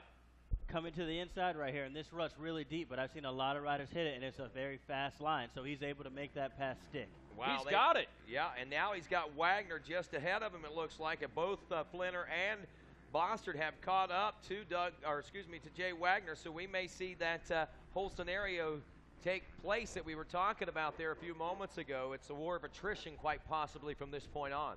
Yeah, how long can they run this pace? Look at Flinner in third on the Yamaha, still running lines. Oh, and they made the pass. Wagner kind of stuttered coming out of that turn, it looked like. So Bostard gets around now, and we've got a new leader, and that, I believe, presents us with a new champion as well. Yeah, we'll let the MyLab software decide for sure as Wagner tries to get Bostard back. So Bostard goes from third to first that lap then. Yeah. So he made a lot of passes. You know, I guess he's going to have the fastest lap. All right, he comes through now in the lead. He has done it the hard way. He passed all the title contenders, and they're tripling now after the finish. Wow, Terry Bostard dropped his lap time down to a 2:09, so that was 2 seconds faster than his previous time and 2 seconds faster than anybody else's fastest time out there. Jay Wagner and Doug Flinner ran 2:13, so Terry Bostard is the guy on the move right now. And, you know, Doug Flinner still has a hope here because if he can get around Wagner and move up to that number 2 spot, then Flinner will gain 1 more point. That 3-2-2 then would score 7, and that would be good enough to win the national title. Wow. You had him sitting back there in fourth. No way I thought the championship was developing for him, but what a performance so far for Terry Bostard. But fatigue, we know, is going to be a factor late in these motos. Flinner is doing what he can to help his cause. Wait a minute. It's not over. Flinner is going after Wagner. If he can get to second, that will put Flinner back in championship contention. Wow, so we know right now Terry Bostard definitely is no slouch by no means. He went 1-6, and right now he's in first position again. So obviously he had some problems in the second moto. Not too sure what happened, but in that moto, Eddie Ray and Doug Flinner were able to capitalize. Say bye to our buddy Brian Spencer, who was hanging out with us here in the tower. And Flinner on that Yamaha, you see him, 39. Got to get Jay Wagner. And again, when it gets this complicated with 3-4 riders battling and having shots at the championship, I don't know if they can get the pit board information to necessarily know where they're at. So he's just trying to pass everyone he can. Thought it looked like maybe Wagner got a little too far to the inside, a little stutter there again, but Flinner not capitalizing on that. But regardless, you know, this is the battle that it's kind of got me a little nervous as far as being friends with both these guys right here. Wagner's playing spoiler for Doug Flinner's championship right now. Are they friends with each other? No, they do not know each other. Okay, so that all's fair in love and racing in that case. Bostard rolling away, opening the gap up. It's going to come down perhaps to Wagner versus Flinner for second. Lap rider they're getting around there. Wagner is the KTM rider you see on your screen, number 82. That is the point position. That will change everything. Flinner, 39, has to make the pass. If he does, the title swings back into his hands. Right now, Terry Boster doing everything he can, trying to make a 1-6-1 good enough to win the title. Wow, to the inside goes Flinner on this through the short chutes. Now we might see things tightening up heading into the Ten Commandments. And that outside line's been the hot line. If he's able to go double, let's see if he triples any. Flinner No, coming so up he on the doesn't triple any, outside. but he's still pulling up right beside him. Inside goes Wagner, outside goes Flinner. Flinner's been passed here, going to the inside. See if he can capitalize by using that outside line now, heading into Storyland.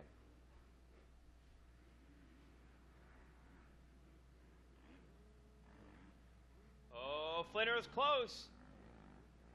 And Wagner wisely moves to the outside to try to block it. They're all using the outside lines now. I don't want to have to jam on the brakes and try to hit this rut on the inside. Let me just cruise around the outside. Yeah, we're at the end of the week right now. You know, Yeah. everybody's just, the track's been challenging all week, so they're trying to take the smoother route around the track.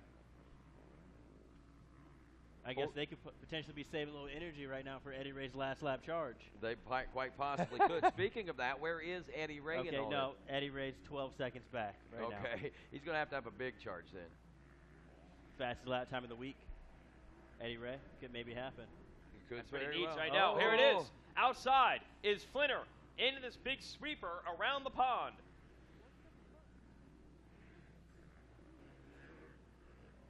And looks like he's going to make the pass, Jason. That is huge. We'll let the scoring monitor calculate it for us for sure, but I believe that's enough to put Flinner back in control of the championship. Whoa, look at this. Wagner tripling up just past the finish line here. He's not wanting to relinquish that second place position. He's still going to be trying to play spoiler here, so Flinner's going to have to not only try to get around Wagner, he's going to have to try to defend the position now. And we still have 2 laps left, so there's still plenty of time for some great racing. Oh, and maybe goggle or vision problems there for Wagner, wiping the lenses. Definitely slowed up past the mechanics area, and now Flinner is by himself. And yes, he will win the title by 1 point if nothing changes from here on out. Unbelievable. It has swung 3 different ways. Eddie Ray had it early. Flinner had, no, 4 different ways. Yeah. Flinner then had it, then Bostard had it, and then Flinner has it again with a lap and a half to go. Terry Bostard, well, 1:61, that's not bad. He definitely proved he has the speed. His best lap time in this moto is 2 seconds quicker than anyone else. Going to be interesting on the podium to find out what happened to Bostard in Moto 2. And like I said, for Doug Flinner's kids, man, really setting the standard high coming down here Yeah, from the national win title. titles. But you know, I think this will inspire a whole new relationship for these guys, man, and it probably inspire his boy as well. So it'll be pretty interesting to see what the future holds if Doug can come back and try to defend this title, if he's able to hang on to it here. Terry Bostard, it's unfortunate when you go with 2 moto wins and fast lap times and end up disappointed at the end of the week. I mean, that's amazing riding and great results, but when you're this quick, you win 2 motos, you want to win the national title. That's the goal. Bostard up on the pegs here. I think they're all feeling it late in this one. Yes, after Flinner made that pass on Wagner right there, I saw him just relax for a second, take a nice deep breath, and it's like, all right, let's try to get some air in my lungs right now so we can finish strong. But Terry Bostard right now is on the white flag lap, so he's going to try to just enjoy this one some, you know, like we were just talking about. He had some problems in the second moto, but, you know, as long as he goes and shows everybody, you know, the My Lap Sports timing, he can prove that, you know, he won some motos, he had the fast lap times, but the overall result sheets don't show him the number 1 position. There's Flinner. 39, Yamaha Mechanics area for the last time. We've been so focused out front, we'll give you some other names. Ben Rutledge is now to 4th. He's actually, what has happened to Eddie Ray? He has not come around. Eddie must have gone down. Ben Rutledge and Donnie Baker, top 5. Ryan Weatherby, 6th. Barry McCarthy is 7th. Pedro Gonzalez, 8th. Jonathan David Blaine is 9th, and Jeremy Parsons 10th. So tough break for Eddie Ray here with a lap to go. 11. Man, back to 11th. A 2:36 lap time for Ray. He lost about 20 seconds there, so must have been a crash. Oh, how nervous would you be if you were Doug Flinner right now, Sean Hackley? Jeez. Wonder if he even knows. That's a great point, man. We're always like, oh, they got pit boards down there. It has become more and more. And again, I'm not even touching these inside lines, says Flinner around that corner. Because in a racing situation, sometimes, you forget you have a pit board, or even to look over, like, okay, I'm struggling enough getting through this deep rut. I don't have time to look over. Everybody's screaming, yelling. I just need to go. Absolutely. I feel like now more than ever I hear riders saying, you want to know something? I don't even look at my pit board. It's happening more and more. They're going fast. And even for the mechanic to get all these scenarios handed out, they don't have the MyLaps monitor at their disposal like we do. You're trying to figure out 4 different riders in one moto and where they are and how the scores are affected. We don't know if Flinner knows that he has it, but we do know that he has it. Terry Bostard looking to win the moto. 2 gold medals on the week. Great job for him. Moto victory for Terry Bostard. But it appears in a clutch performance, Doug Flinner is going to win the 48 championship. Woo! I thought he was putting his hand up in the air, but he was taking his goggles off. So I'm still not sure if he knows. Congratulations, Doug. You're national champion, man. Pump those fists, Doug. Come on, give us something. I can't raise my arms. They're frozen. They're rock solid. 3:22 gets it done for Doug Flinner. He just wants some water. He's hot. He's tired. He left it all out there on the racetrack. No energy left for celebration. I'm going down there to celebrate with him. Yep. Water. Yeah, he's trying to cheer, but his voice is shot. And did that body language right there not just sum it up for Terry Bostard? A fist pump over his head followed by a happy he won the moto. Frustrated because he comes up 1 point short of the title. Man, when you come here to Loretta's, this is the way it goes sometimes. We love having these close fights, but you definitely feel for the guys that came up just that short. Good job, Terry. Jay Wagner going to take 3rd overall in this because Eddie Ray had trouble down the stretch at that 13th. So Jay Wagner, 3rd in the moto, 3rd overall. McCarty and Gonzalez will be your top 5 overall. Terry Bostard definitely showing speed in that one. Only 3 races to go after this. Yeah, I got the Sunoco race fuels down there. Case of Amsoil.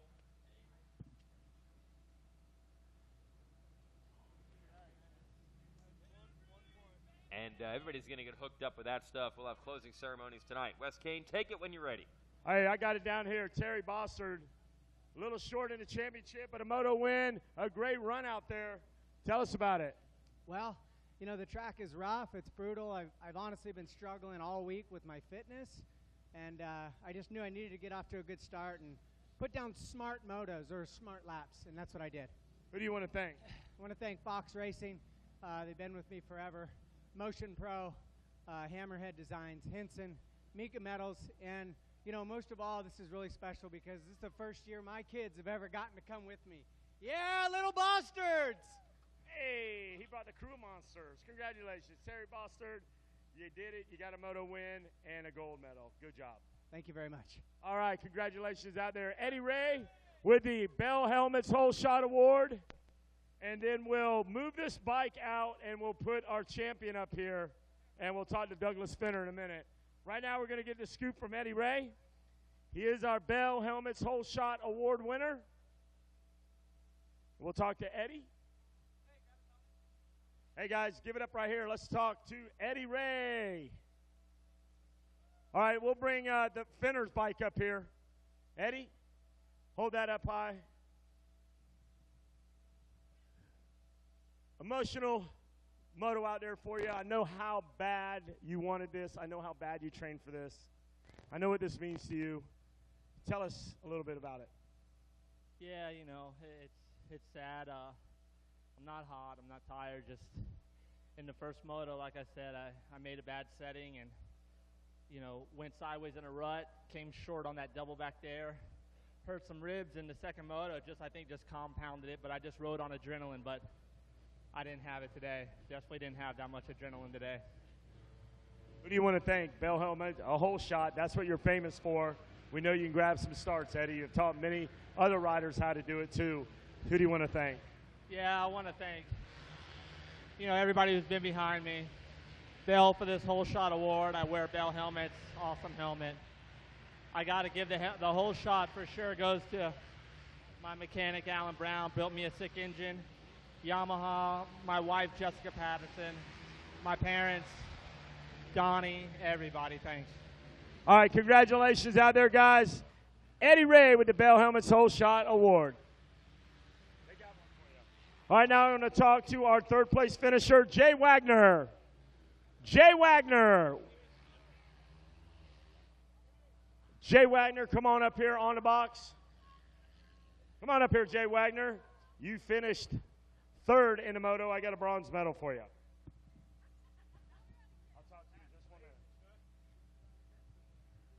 Jay Wagner. Yeah, I'm Wes Kane. And I ain't. But you are on the podium, and you got a bronze medal. Congratulations. Man, I'm whooped. The track's gnarly, and these guys are freaking fast, man. That's all there is to it. I thought I was going to come down here and be a piece of cake. No, I'm just kidding. I knew there'd be some tough dudes down here. Who do you want to thank? I got a few guys that I missed the first time up on the podium. Championship Power Sports out of Washington. Man, they... Jim and Patty, they're top-notch people. Their shop's one of the best out there. Brap Supply, Jimmy hooks me up with this fine hat. School of Brop, Spectral Oils, Kent Schmolik, he's been hooking me up for about 5-6 years now. My bike is lubed. House of Pain. God, there's just a ton of people out there. My family, I love you guys. Thank you. Mechanic doing a good job for you? Brandon, he's awesome. PSI graduate. I suggest you guys find one of them guys. They're good. Hey, that guy knows how to shoot a T-shirt cannon too, man. He's pretty good at it. I've seen him do that a couple times on TV. All right. Congratulations, Jay Wagner. Awesome job, guys. Give it up, Jay Wagner. And now your 40-plus champion, a second in the moto for a silver, and your national champion here at Loretta Lynn's. Give it up, Douglas Finner.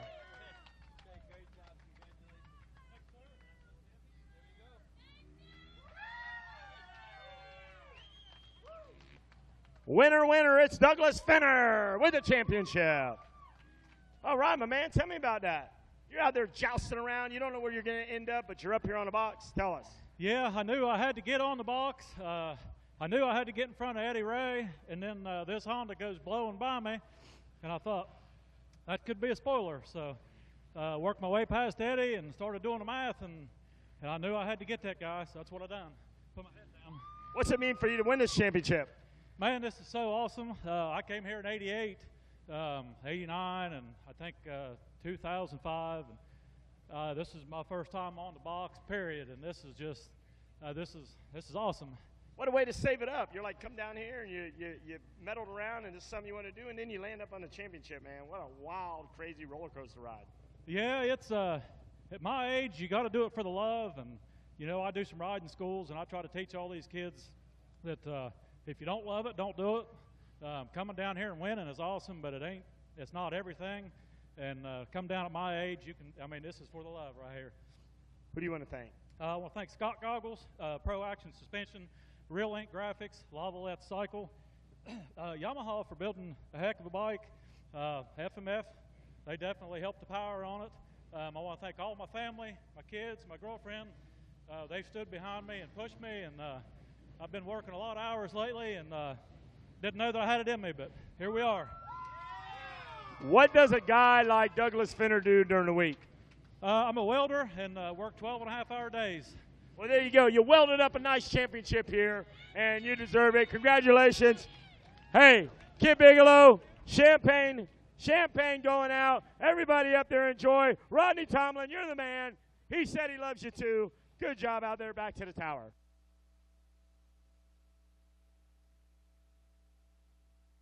Good work, West Kane down there, and congratulations to the Buckeye Ohio's Douglas Flinner. How about that? Had never been on the podium before, and now is a champion at Loretta's, and he did do some of the math in his head. Well done. The welder from Ohio, as Wes said, welding up a title. Now move to 450B, and literally moving because the gate is down. John Ames has 3 points total ahead of Richard Jackson, who has 4. So this is Ames' shot at it to get himself this championship. Nick Schnagel, who is 4th in the championship run coming in, has your Bell Helmet's whole shot, and they're attacking him from all angles. Ames down the inside. And you also got the 24 of Cole Barbary in there as well. I also think I saw Richard Jackson out there on the 34 Honda. So our top contenders right now all off to great starts. I haven't seen John Ames yet, so we got to make sure that he got off to a good start too, because he is the lead runner coming into this final moto. Yeah, I confused my Yamahas. So it's actually the 34 of Jackson who's overhauled them. The Yamaha I thought was Ames is actually Barbary. So Barbary and Jackson have a shot at this title now. They've gotten out 1-2. I might have saw Ames jump off the track, but I'm pretty sure he's back on. Yes, so that was him. He jumped off the track, but he's back on. Didn't gain any position, didn't gain any time right now. So, he played it smart. And, it's 20 minutes to get this job done. Oh, brother. Pressure is going to be on John Ames to try to rage through, because Richard Jackson, who was only 1 point behind him, there's John Ames. He's in second place. I don't know how. Hold on. We're going to reset this here. Yeah, okay. He's right behind Jackson. I don't understand. We had him on a darn camera, and even our TV crew didn't see it. Well, that's why they're in a jail cell. They have bad behavior. Our leader is Jackson, but John Ames is not messing around. Wherever the heck he came from, he wants to go even further, Sean. He's trying to make the pass. Yes, he's trying to make it happen early. He wants everybody to know that, hey, this is my title to win. You guys are coming in. I'm the front runner. He's trying to come inside right here before the billboard straightaway, but he's not able to get it done. He's coming outside in the mechanic's turn. I've seen a couple passes get made here, so let's see what he can make happen. Oh, I've also seen riders go down back there. Be careful. He's got a big edge on speed. It seems obvious. You do not want to throw it away. He is all over Jackson in every portion of this track, and now John Ames has sealed him off and takes the lead. Yes, he was getting aggressive right there, trying to make a staple, just the fact that, hey, I want to get in the lead. You guys watch out. So he's going to try to – he's in the lead now. He's going to try to check out. That was the classic motocross lesson. Just go where they aren't. If you're on the outside, he was on the inside. If they were the inside, he was on the outside. He challenged Jackson in every turn. And now, controlling his own destiny is... Oh! Down! Cross ruts and then run into by the 24 of Barbary. And that's what I was afraid of. He was going strong. He's in a terrible spot to get back on the bike. He did keep it running, though. That's a good thing that he was able to keep it running. But, he went down right there, and fortunately for him enough, it's in the early stages of the moto, so he has time to get back up. But, obviously he wanted to get out front, got out front, made that mistake, went down, and then Cole Barbary got into him trying to get out the rut and hit him, so hopefully he's okay from that. But now we got to watch him try to battle through the pack. And again, he was going so hard early when he had so many things going his direction. I was worried about something like that happening, and it did. So we'll know in a moment just how far back he is. He is riding the bucking Bronco through that section right there, trying to just hang on to that Yamaha because he is pushing the pace. So we'll pick it up in front of us. The 40 of Brandon Hartranft. Where did Hartranft, what is happening in this moto? Is there a trap door out there somewhere? Hartranft has charged all the way from 4th to 1st. That's going to help Ames big time. Yes, but since our leader John Ames went down, and then Cole Barbary, I think, who was in second, they got tangled up. I think that's what opened up the gap for Hartranft to come and potentially move into the lead this lap. That's right, and somewhere Jackson, what happened to him? He went back to 5th. I cannot believe any of this that I'm seeing. So I'm going to try to review the last lap of events. Ames took the lead from Jackson, then fell. Tangled up with Barbary. Somewhere else, then Jackson also had problems. He went back to 5th, and Brandon Hartranft went past all of these down riders to take the lead. Now you're asking, that's cool, Weege, how does it affect the championship? At the moment, Jackson, running 5th, has 1 point over Ames, who's running 7th. So Ames actually only has to make a pass or two to still have the title. And here he is in the 10 Commandments, number 17, and he just passed Jackson. And then he just got by Blake Green as well. Sheesh. This is 2 good ones in a row. That 40-plus in this B race, super dramatic. Absolutely. So John Ames knows what he needs to do. He needs to get up, make passes. You know, he passed Jackson Richards, which I guess is the guy that he needed to pass anyway, because that's the closest person in the points battle. But he's actually in a good spot already. Wow. Is in 1 less point. So I think he actually regained the lead after this 1 lap of getting up from his crash last lap. Well, it helps to have this kind of speed on your side. I mean, he's just blowing past dudes, and that definitely helps when you're in a comeback situation. He's got another pass, it appears, made on Schlegel on the Honda, and that might put him in 4th, 7th to 4th in about a half a lap. And Schlegel's having a good ride as well. You know, he came away with the Bell Helmets whole shot. His previous motos were a 7 and a 6, so this could potentially put him up in a better moto finish as well, because he's just outside of the top 3 overall. Wow, I think John Ames is in 3rd now. Are you kidding?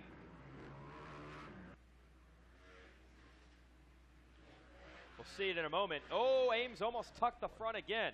No, he's in 4th place. But that's still enough to give him the title, and comfortably, because Jackson is back to 6th. So the real question is, what happened to Jackson? He was handed the lead momentarily when Ames went down, both in the championship and in the moto, but then trouble that we did not see. He went back to 5th place. So John Ames just making it interesting for us. We appreciate that, man. Yes, I know that's probably not what his mother wants to see right now. I'm pretty sure she's really excited on the sideline, like trying to figure out what's going on. But he is back into the championship overall lead. So now he just has to play it smart and try to just keep it on 2 wheels. Yeah, John's mom always over here helping as one of the scorers at the finish line area. They usually let them go during their son's moto because I think they're just emotional wrecks. Long tradition to that. Remember Brock Hepler's mom up here with us? Kathy Tomac worked for years, and then you just see her over on the side just wearing a hole in the deck, just pacing back and forth during his moto. I'm sure John's mom feels the same way. He's got it within his grasp, even with the 4th.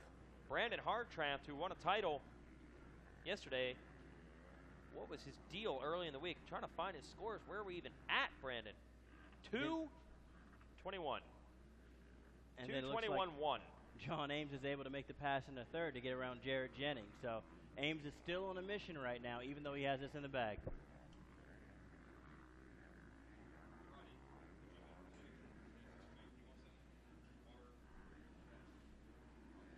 You know, just what a great weekend we have going on here.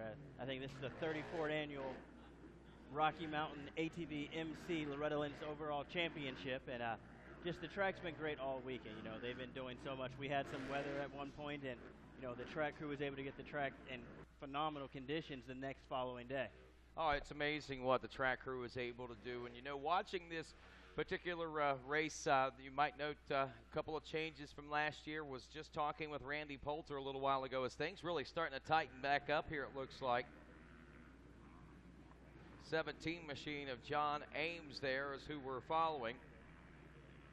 But was talking with Randy Poulter, and there may be some major changes come 2016, and a lot of those changes may actually be in place by the time Dirt Days rolls around for the ATVs next week here at Loretta Lynn. So a lot of you folks might want to tune back in to watch RacerTV.com's live coverage of the ATV race just to see a preview of what Loretta Lynn's going to look like next year. Perhaps like a creek crossing or over-under bridge? Yeah, something like that. That'd be kind of cool. We're going to take it out over Hurricane Creek. Oh, yeah. Wow. Poetry in motion again here at Loretta Lynn's. John Ames, the 1, 2, 3. It's that simple, but it's simple enough for a national title here at Loretta Lynn's in 2015 for this 450B class. Barberi there in the number 2 spot on the track with Hartranft leading this one. Again, we saw the problems there in Moto 2 for your Moto 3 leader, and you have to think that obviously he would be in contention had it not been for the misfortunes of Moto 2 with a second place finish in that first moto and wrapping this series up with a moto win, most likely.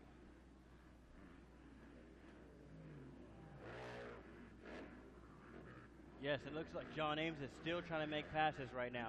He's pulling up beside Cole Barber as we come to the finish line, and it looks like he's going to be able to get the inside line on him. No, I'm sorry. That's Richard Jackson actually that's right behind him right now, just giving a fight back. Yeah, Richard Jackson now up behind John Ames as they head down in front of the billboard now, turning around behind. And again, a lot of time made up here sometimes. It seems like there's riders that find that magic line through the Bell Helmets forest. We'll see if anything gained or lost this time around for Ames and Jackson as they exit through the Thor door now and into the short chutes. So, yes, that's between the championship right now, I think. So, yeah, Richard Jackson is trying to get around John Ames to try to make up some more points on him.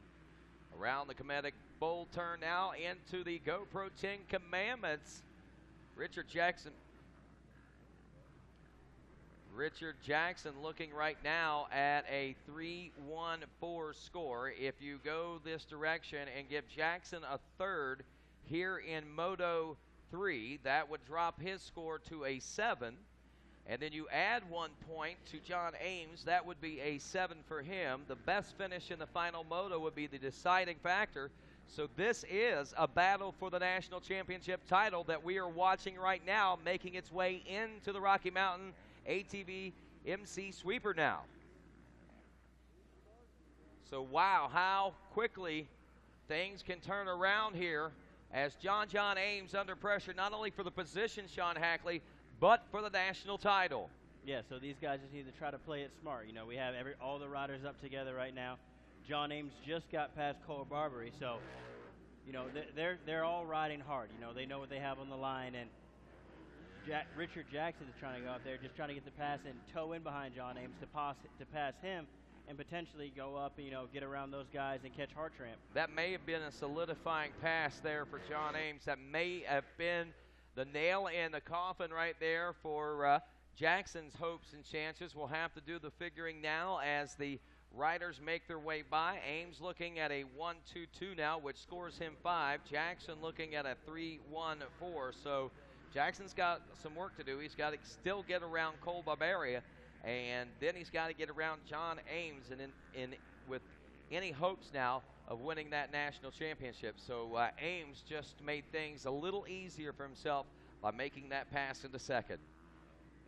Yes, I didn't even see that Brandon Hartranft right now, he's way out front. He has a 16-second lead. He has the fast lap of the race with a 158.2, and he's still running 158. So he actually just ran that the last lap. So he's strong out right there right now, and he's taking a commanding lead over this race. That's 6 laps in and past the almost 13 minutes into the moto, and he's running that fast. And we're thinking we may have lost the 34 machine of Richard Jackson. We're here now, going to be looking back to see where he is at. Oh, that is it. There it is. The gap we see now that is opened up. So we found him back there, but he's a few seconds back now. So evidently some mistakes were costly there for Richard Jackson, the 34. That's a bummer right there for him coming down in the winding stages of this moto. You know, they're just trying to push the limit, trying to make all the passes you can, because everybody here wants this overall championship title. You see it in the impound area at the end of each moto, what these riders push themselves to in order to try to achieve greatness here in these final motos at the Amateur National Motocross Championship. And these 450B riders are no way, shape, or form any different than any other moto we've seen out there. They all want it just as bad as the next. So following our second place rider on the racetrack, who's 19 seconds behind Brandon Hartranft right now, but in control of the national championship title with a 1-2-2 situation and scenario unfolding. The gap now between himself and third place, which is the 24 of Cole Barbary, 4 seconds, another 8 seconds back to Richard Jackson. It appears that he found those problems there on lap 7 after having seen Ames get around Barberi, and somehow or another he faltered in his efforts to try to do the same. Well, there's the corner where John Ames went down earlier. He switched his line selection up a little bit. I think he was in a rut a little bit further to the right than that one, but he learned from his mistakes right now, and he got back up, picked his bike up, and got on the charge, put himself back into championship contention. Another dramatic third moto unfolding before our very eyes here in the 450B class as John Ames makes his way out of Storyland, and we continue to watch this rider. Look at that. Hartramp just posted another 158, 0.3 of a second off his fastest lap on lap 6. Lap 7 was a 158.5. He must be trying to make some sort of statements out there. Yes, we saw he had that bad moto in his second moto, and, like, what if? We're not sure what to happen with him. Could have had a mechanical problem, a crash, or just a bad start. Wasn't able to get through the pack good. But right now, he's putting a stamp on it. He was a title contender, so we may see him. We won't be able to see him back here in this class next year, but we'll be able to see him in the A class. So evidently he is riding for pride, and it is certainly a worthy ride as well, because he is making quite a convincing statement with a 22-second lead now over the second-place rider of John Ames, who will claim the national championship title.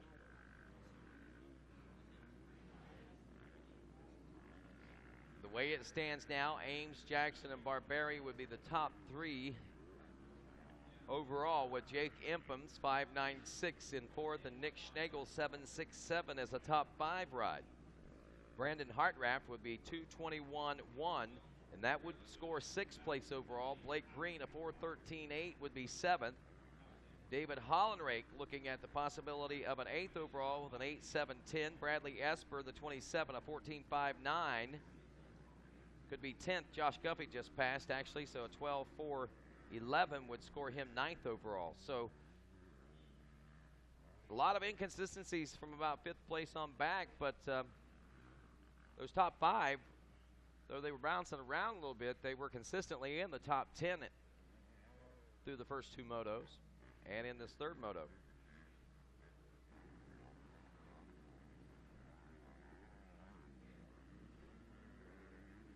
17 and a half minutes into this one now, Sean Hackley, and John Ames is basically just awaiting the checker flag in order to claim this national title. Yes, just counting down the laps right now, just going over everything, making sure he hits all his marks, hits all his good lines, and he's coming over to the beach area around the big sweeper right in front of the tower, so we can see him just coming over. I'm not sure if he's looking over trying to find his mom or a pip or anything like that. He's not counting it a win yet, because he still has one more lap after he finishes this next corner, so we can see the white flag, and then he can just kind of just take it and enjoy it. This is his last ride for the weekend, coming in the closing stage of the event as well. John Ames in store for his second amateur national title, as he won last year the Schoolboy 1 12 to 16 BC class here in the 450B class in 2015. He will take home another national #1 as we roll through the Race Tech last lap. Brandon Hartraft some 22 seconds ahead of the field. On the number 40 Yamaha will be your Moto Gold winner. Ames will get second, but that will be enough, as we said, to claim the title, and Cole Barberi will take Moto Bronze, and believe it or not, that'll be good enough for 3rd overall for him as well. Richard Jackson, who was in contention there for a moment for the championship, finishing 4th in this moto, it looks like, or at least riding 4th right now, would end up with the 2nd place overall position with a 3.14. So not a lot lost. He still has some great bragging rights leaving Loretta Lynn's in 2015. Especially since maybe a lot of folks never even counted him in the hunt or for the possibility of it. I'm sure there were a few, but yes, coming as an underdog, and actually being in title contention is a great thing. Leaving, it's just moving into the next races. I guess it's a little bit of a break right now after this race. Everybody kind of just takes a small break because I think Loretta Lynn's is just the end of the year race that you come to, the overall national championships. Maybe go on a little vacation, even though school's about to start back up. Oh, yeah. Then, of course, they get to start out the majors, heading down to the mini-O's. But right now, it's here at Loretta Lynn's. This is what it's all come down to. This is what they work for all year long. And this is where it feels best.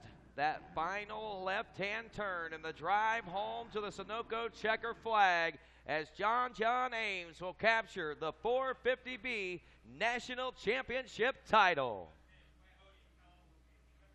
Second place, a Moto Silver for him, but how about it for Brandon Hartraft? You can't take anything away from that rider either as he posts up some great Moto scores, some unfortunate there in Moto 2.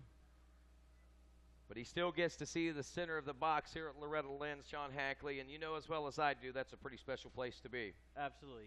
That was probably his goal, to be up there at the end of the weekend. Had some troubles in second moto, but he got to stand up there twice now. No, he only got to stand up there, I guess this is one he got to win, but he got to stand up there earlier in the week with the second place in Moto 1. That's right. And alrighty, and as Wes King gets things ready to go down at the podium and the celebrations continue, we will continue in just a few moments here on RacerTV.com.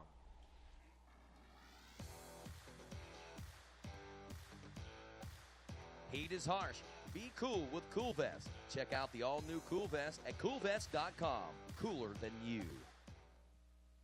General RV is going to help you go camping with locations across the nation and thousands of RVs to choose from. General RV is the nation's largest family-owned RV dealer. At General RV, you'll save thousands on everything from trailers that sleep the whole family right up to motorhomes that are amazing and so economical to travel in. General RV is the only dealer who can show you this much and save you this much. With a great deal from General RV, you'll discover how much fun camping can be. The pros use Evans coolant, and so should you. Evans coolant will not boil over, and it doesn't build pressure so you can open the cap even when it's hot. Evans coolant is a lifetime coolant, so there's no need to ever change it. Evans Cooling. Find a dealer near you at evanschooling.com.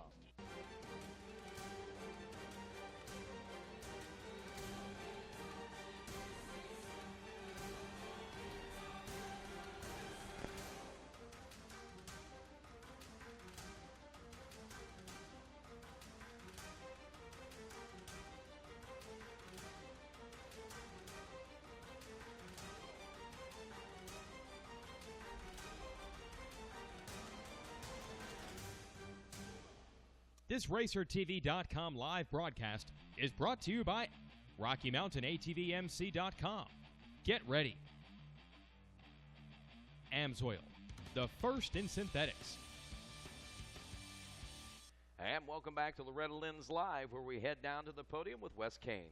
All right, I got a guy down here, Bell Helmets Whole Shot Award winner, Nick Schnaggles, down here with the win. Congratulations to that whole shot. Tell us about it. Yeah, I had my guy Sam Wise hook up the gate really well. I dumped the clutch and let her eat, as he would say. And my Dunlops hooked me up really great. And I appreciate everybody who's been helping me all through this way, especially my parents. I'd like to give a big shout out to Fly, Dunlop,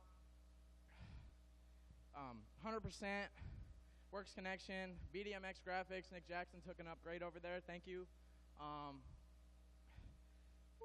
It is hot.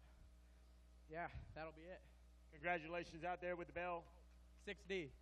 With the Bell Helmets Whole Shot Award going as 450B. Give it up for Nick Schnagel. Congratulations out there. I need to talk to Cole Barberry. Cole Barberry, where you at, Cole Barberry? We'll talk to him next. Cole Barberry with a third. Where's Cole at? Come around here. Congratulations. Cole Barberry, third place in this moto. You got a bronze. Tell me about it. It felt good finally get my last moto done for the week here. It's hot and it's these motos are rough, so I'm really relieved to make it through the week safe and get 2 podium finishes overall. How happy tell everybody you are to get this medal here? It means a lot, especially at a big race like this. To get a podium medal like that, it's the first time I've ever done it this year, and I got 3 of them. So I'm stoked to come back more, hopefully in the A class next year, and get them all 6 motos. Who do you want to thank? Everyone over at Horton Racing Yamaha, Rock River Cycle Trader, Donnie Luce, Ed the team manager, Bell Helmets, One Industry, Scott Goggles, Garnier Boots, Panic Rev, Carrot Grindstone, my mom, my dad, my mechanic Rango, he kills it, unbelievable. And everyone else I forgot, thank you very much. I appreciate your help so much. Congratulations out there, 450B. Bronze medal, give it up for Cole Barberry. Now let's talk about our gold medalist right here. Come on up here with a moto win, Brandon Harthrath. Great job out there. Congratulations. Tell us about your moto win.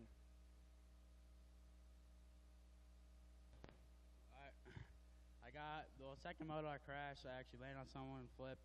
Got up to 22nd, so I had 22nd gate pick. Had a pretty crappy rut, but I made it work and came out like 10th.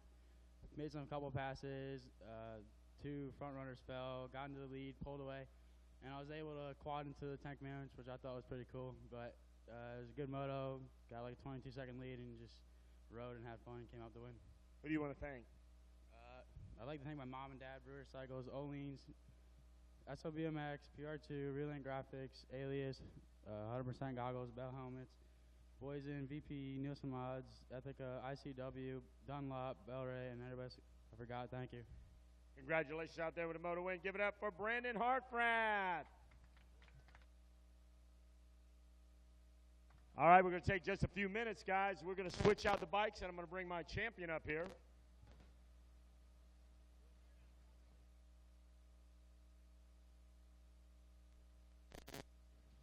All right, coming up on the podium. Here he comes, riding that bike up here with authority. Yeah! Ladies and gentlemen, your 450B Loretta Lynn's national champion with a silver medal. Give it up for John Ames. John, you get the silver. Kid Bigelow slips in. There's the #1 plate. Hold up the shield. And there's your shield of armor to solidify a championship here. John Ames, you got to be pretty pumped out there. Been riding hard your whole life. What's this championship mean to you? It means a lot. Anything to come out and get a championship at Loretta's, it's just huge for anybody, you know. It's a top 42 kids in the country, you know. These kids don't mess around. They sprint the whole 20 minutes, and it's not easy on anybody. You know, your mom's working hard. She's sitting up there scoring all day long, and now she's down here. She's got to be pumped, man. Oh, God, I could see the tears in her eyes, man. Everybody, my mom, my dad, my brother, he's also my mechanic. You know, they all work so hard for me, and I can't thank them enough. Well, you got a lot of other people that you want to thank, I'm sure. Yeah, I'd like to thank my mom, my dad, my brother Jake, my mechanic, Star, 7, Thousand Oaks Power Sports, 6D. The guys at Thousand Oaks, Gilly and Gary, those guys are awesome. Scott, Craig, you know, can't get any better goggles. Yamaha, Monster, GOFPB, Monster, Enzo, KYB, you know, they give me the best suspension out there, Dunlop and Pro Taper. Congratulations out here. Another champion is crowned.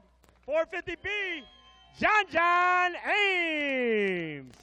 And now John, celebration time. Get little Mumford up here. Get in there, little Mumford. Back to you guys up in the skybox. All right, thanks a lot, Wes Kane, as the champagne sprays on the podium and the spoils of victory are tasted there by our champion on the coolerthanYou.us podium.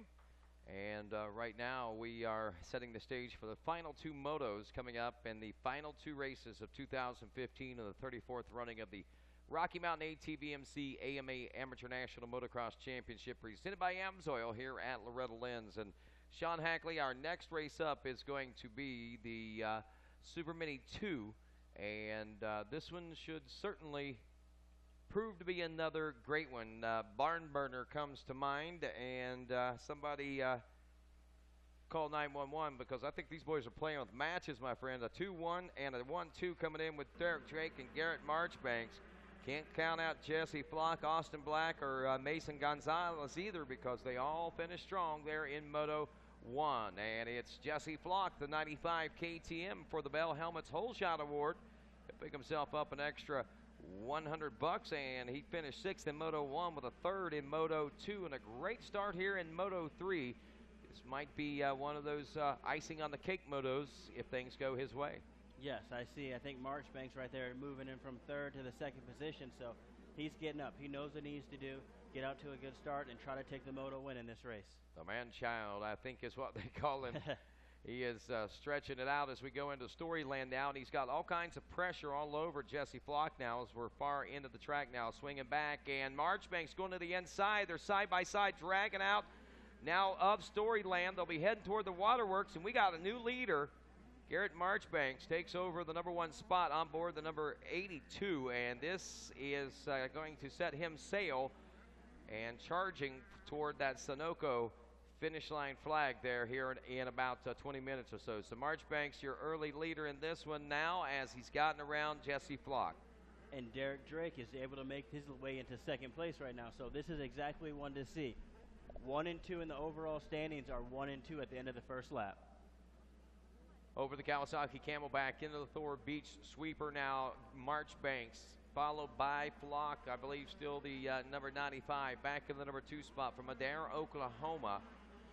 He was your Hole Shot Award winner. We'll see how he fares at the end of this first lap as we wrap the first lap up. Garrett Marchbanks checking in with lap 1 complete.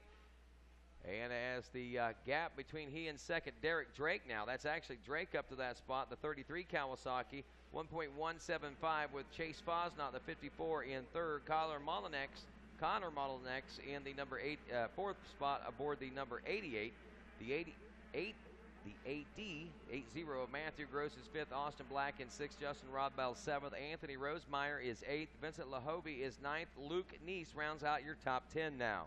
It looks like our Bell Helmet Hole Shot winner, Jesse Flock, came across 14th the first lap. So it looks like he might have had a few problems after, Marchbanks and him got around him. Derek Drake passed him as well. So he could have potentially went down right now and lost a few positions. Well, Marchbanks won Moto number 1. Derek Drake took a 2nd while he came back in Moto 2 to take the Moto win. Marchbanks finished 2nd behind him. They open up now with a tit-for-tat type scenario, so it'll be 1-2-1 for Marchbanks and 2-1-2 for Derek Drake, but don't be fooled that this championship battle is over just yet. Even though the man-child's out front, he's still got company coming in the form of that KTM number 33.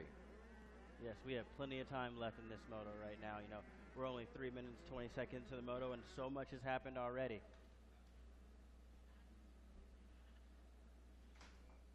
So the 2 riders battling for the national title, the 82 and the 33, Marchbanks and Drake. Chase Fosnot 2.8 seconds back in the number 3 spot. Now, there's an interesting scenario developed. We had a 20th place finish in Moto 1 for Chase Fosnot, and 8th in Moto 2, and now he runs 3rd, and I believe that I think a lot of folks, and himself included, were expecting a little stronger results than that. So he's had his struggles in his Super Mini 2 class, so this 3rd place could be somewhat of a redemption run for him.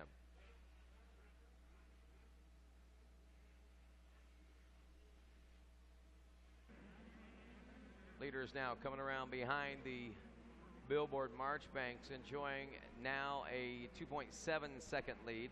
They are 7.3 seconds ahead of Connor Mollinax, your 3rd place ride. Fosnot 4th, Matthew Gross 5th, Austin Black in 6th, Rod Bell 7th, Rosemeyer 8th, Luhovey 9th, Luke Neese still holding on to the top 10 there. As Marchbanks works his way through the short chutes now toward the Cometic Bowl turn into the GoPro 10 Commandments now. Choosing to use the outside. Now, Sean, I got to ask you, do you hinge which way you go, inside or outside, on, well, number one, in a battle, I'm sure it probably hinges on which way the rider in front of you would go. But when you're by yourself attacking that section of the track, what is the most optimal way to get through that? It really depends, to be honest with you. Just going to the outside, trying to avoid the deep ruts that, you can potentially make a mistake in. I think the outside line's been fast all week. You're able to come out the first big one instead of rolling double. And, the bigger bikes go double, triple from there, and then, they're able to kind of just skim out some. But for these little bikes, if you're just doubling, the inside could be good too, but it all depending on how deep the ruts are in the corner before it. Right, and interesting, because you see some riders choose either or, but momentum you would think would be on your side if you were to run the outside. So we see that kind of trend continuing a little bit right now as Marchbanks 2.7 second lead over Derek Drake now as we are nearing the beach sweeper turn. The Thor beach sweeper there is second place, I believe. Derek Drake on the KTM. Marchbanks just ahead of him now, coming toward the finish line. 6 minutes into this moto. See if anything gained or lost this time around. A 2:02.447 for Marchbanks, a 2:04.232 for Derek Drake. So the gap now 4.5 seconds. Looks like Marchbanks is just pretty much in damage control right now and trying to hang on to this lead, as he's not really been pressured pretty much since the drop of the gate, or at least the first couple of turns there anyway. No, this track might be playing his favor right now. Like you were saying earlier, the man-child. He's a very much taller rider than a lot of the other kids in this class, so he's using those long legs right now to absorb the bumps and just kind of take it easy right now. The bike's not kicking as much as some of the smaller riders in the class. Wow. I got to say, I think the Ten Commandments looks actually pretty smooth. We see some ruts in a lot of the other parts of the track, but that can be deceiving also. The lower sections, you say, also like to cup out, and ruts can form in that also, I guess. Yes, those are very challenging every year. We come back here and this track doesn't get touched but just a few times a year, so the dirt's really saturated. It's always really good. It makes for great racing. Well, I'll tell you, it only got touched once this year. Well, it'll be twice by the time Dirt Days rolls through because, of course, it rolls next week. No GNCC here for this year as we were letting things settle down out in the woods. But next week could be an all-new look, a preview for 2016. That's what I'm saying. You want to tune back into the ATV motocross next week for Mountain Dew Championship Racing, and probably be a good one. It was the national title on the line for the AMA Pro ATV racers. Coming down to the final motos. Oh, see, so much excitement here on Racer TV. There is all racing all the time. Be sure and check a lot of the archived racing we have. Last year's Loretta Lynn coverage, if you want to go back and compare motos and different things, we've got each class archived and remastered there on racertv.com. Same thing will happen to this eventually, but right now you can watch the archive versions.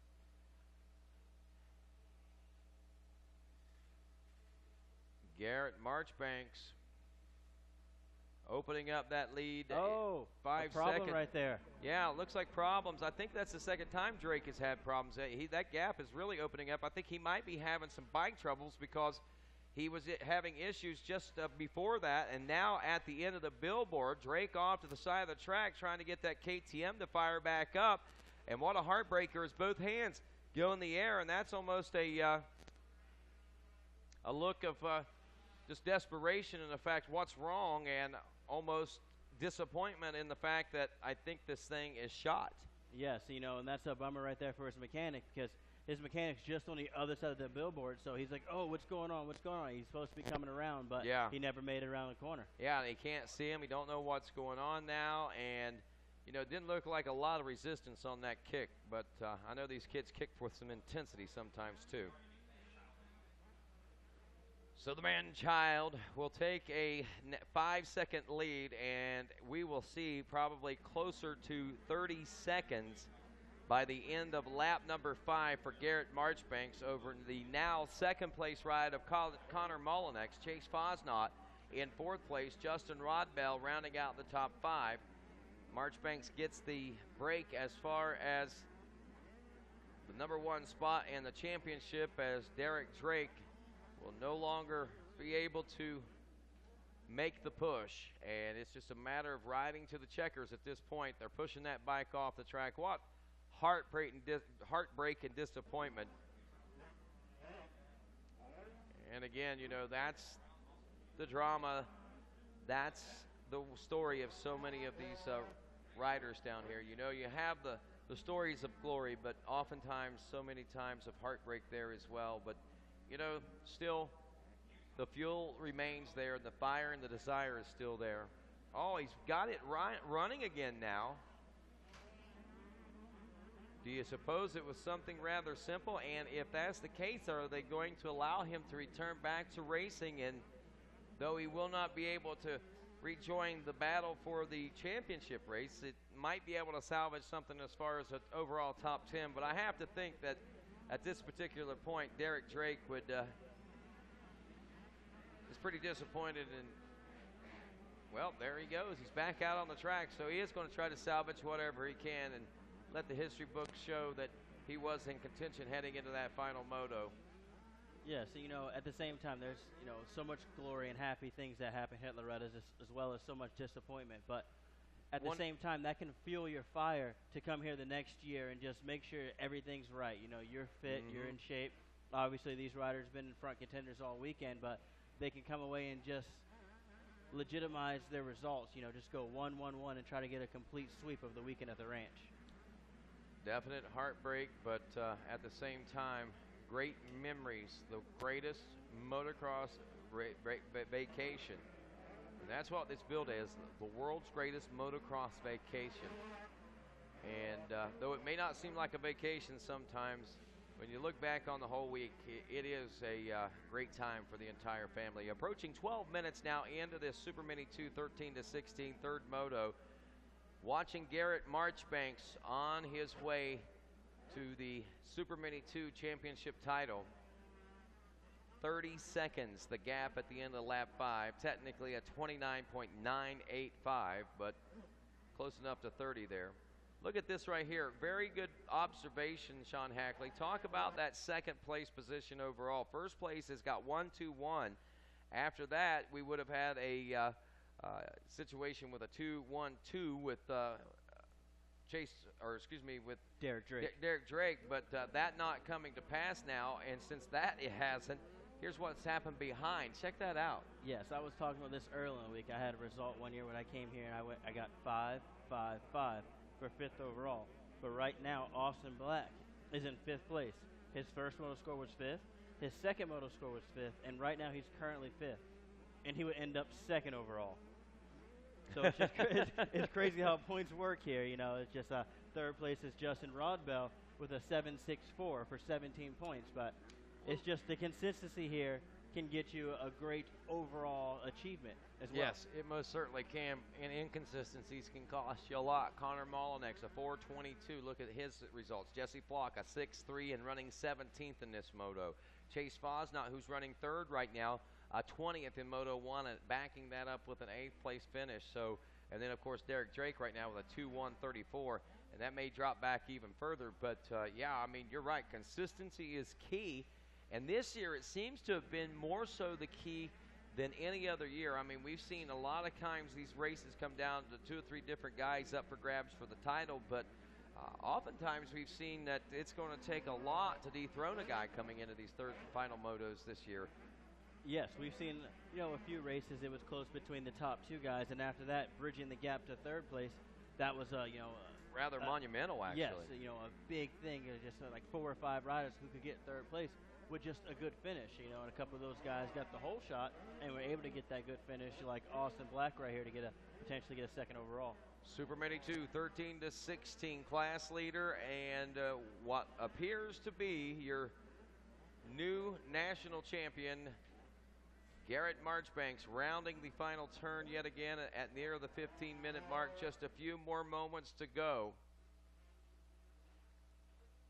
As I'm sure at this point in the race with a 35, actually we'll call it now probably closer to 40 or more second lead over 2nd place. Marchbanks just really looking for that checker flag right now. His lap times has now dropped down to a 2:08, so maybe that margin may not be as big unless Molinex and Fosnot also drop down.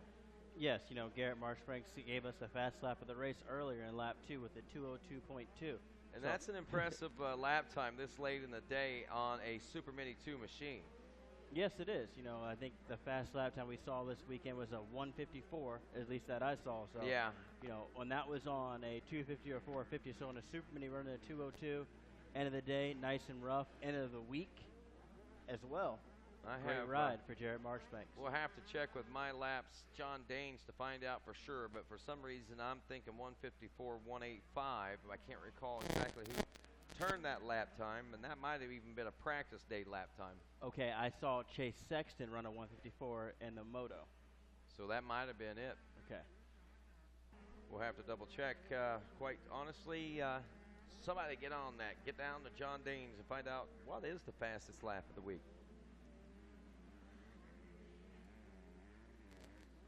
So Marchbanks, the man-child, on the final and closing moments.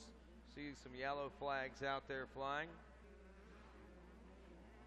Caution for a rider off to the side of the track, it looked like. Yeah, they were able to get that rider up and out the way, so that's a good thing. You know, hopefully everything's all right with that guy. 16 and a half minutes is where we're going to be here at the finish line when Marchbanks comes through. I'm not sure if he's getting a 2-lap board or a white flag coming out here soon. We'll check this time around. I figure it's one or the other. 2-lap board is out, so 2 more to go here for Garrett Marchbanks, and this Super Mini 2 13 to 16 battle. The gap now 35 seconds, so it's holding pretty steady back there as Marchbanks has dropped to an average speed of what we're seeing here late in the moto of the Super Mini 2 riders. Yes, and as you can see right now, he's just taking a nice little cruise out in the track, just avoiding any possible mistakes, avoiding lap riders. You know, he's seen a couple yellow flags and red cross flags, so he's looking out for riders down, bikes in the way, anything that could potentially mess him up and avoid him from getting this overall. But he has a pretty big points gap right now. Now think about this. Connor Molinex took a 4th in Moto 1. He finished 20th in Moto 2. And you know you have to think that he's thinking, well, man, I'm probably not even going to break the top 10. Well, look at this score right now for Connor Molinex. A 4, 20, and a 2, 4th place. 4th overall. 4th overall, even scoring 20th place in a moto. Wow. We actually have a 3-way tie right now for 4th overall. 4th, Connor Molinex, you know, the number 40, Vincent Luhovy. And then 6th place, Jesse Flock. You know, we saw him come away with the whole shot, but it looks like he had some problems early in the moto. Well, Flock's back in 17th right now. All he's got to do is get one more position here. And if he can get that one more position, then he will actually take over the 4th place spot. And that will then drop Molinex back. But still, a top 5, even with those scores, is somewhat impressive. Oh, a 153. I didn't check this out. Now, listen to this. Tristan Charbonneau turned a 153.547 on lap 2 in Moto 2 of the 450A class. Bradley Taft had 3 laps in the 153.6 range there, or 2 laps in the 153.6 range. He had a 153.664 on lap 4, a 153.693 on lap 3, lap 5 a 153.936. So Taft really moving on in the 450A class, but the fastest lap of the weekend, a 153.547, Tristan Charbonneau. So I was wrong. You know, I guess we did see break into the 153s this year. That's very fast for these guys. And that 154.185 was a practice lap time, I am remembering now. But Charbonneau also rode some fast laps, 154s there. He had the 6th fastest lap. Chase Sexton had the 5th fastest lap this week at a 154.340. But, wow, that's impressive. Look at this. Sebastian Tortelli, the 16th fastest lap of the week in amongst all these 250A and 250B and 450A riders. Tortelli, a 155.255. So yes. He was some of the fastest racers here on the track this weekend. Yeah, and to see the vet riders in there as well, that's pretty impressive. So thank you, John Danes from My Laps, for providing us with that information.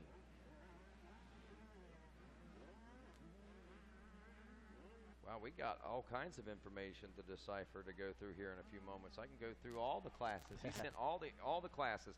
Race Tax last lap underway right now.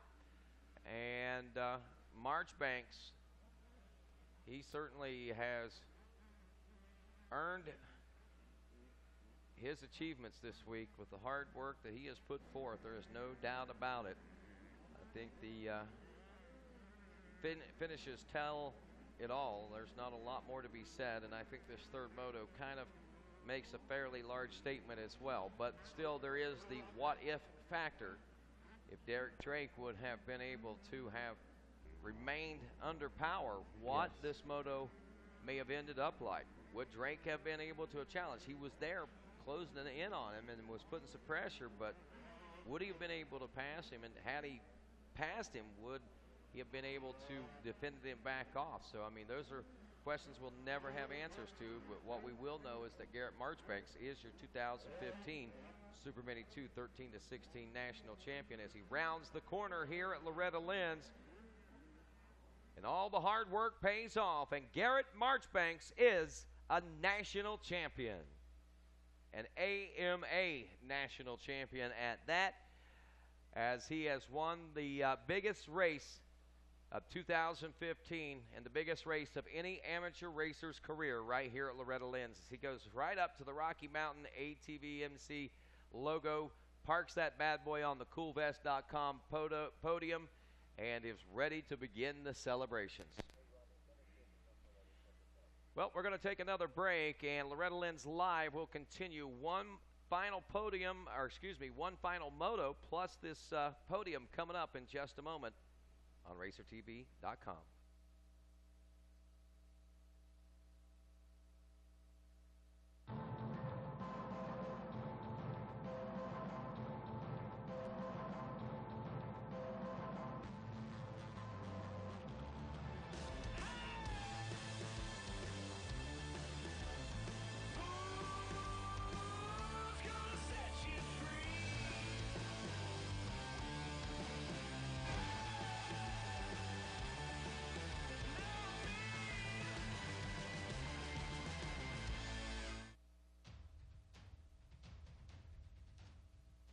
Any engine, any season, at home, at the track, or on the trail. AMSOIL for any engine.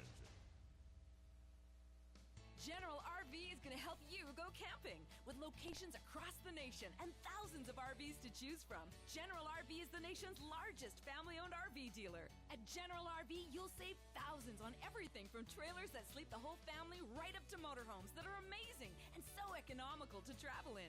General RV is the only dealer who can show you this much and save you this much. With a great deal from General RV, you'll discover how much fun camping can be.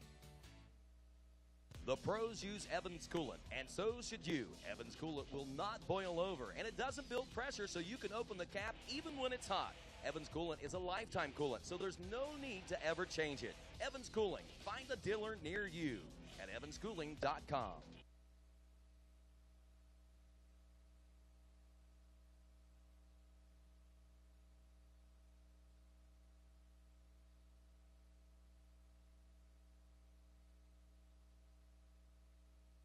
Well, welcome back to Loretta Lynn's as we head down with Jason Wygant standing by on the podium, ready to crown our top All right, I'm taking us over down here at the podium. Let's hear it for our third place finisher, Justin Rodbell. All right, Justin, good ride to come through for third. Yeah, it was great. I got a bad start and just did my thing. All right. Who do you want to thank? My mom and dad mostly. Real Deal Training Facility, Rob and Sherry Burkhart, they're helped me majorly. And Cernix, 100%, Tag Metals, One Industries, and Traders Racing, and I think that's it, if I forgot anybody. Thank you. You got it. The 58, Justin Rodbell, third place. Let's hear it for him. All right. And Connor Mullinex is our second place finisher. And we also have Jesse Black with our whole shot. Who's coming up first? We're getting our whole shot winner on. All right, sounds good to me. Big whole shot check going in the direction of this rider. Let's hear it. Bell Helmets Whole Shot Award, Jesse Black. How'd you get that start? Well, my dad packed the gate perfect, got a brand new back tire. Reaction time was actually on point that one, and just held it wide all the way through, and I was first one past it. Awesome. Who do you want to thank, Jesse? My mom, my dad, Fox, Jerry Masterpool, Dirt Candy, Pro Taper, Marty, my mechanic, Lynx Motors, Radimex, and that's about it. All right, there it is. Whole shot winner, Jesse Black. And Connor Mullinex right there under the tent. Bring him on up. Come on up.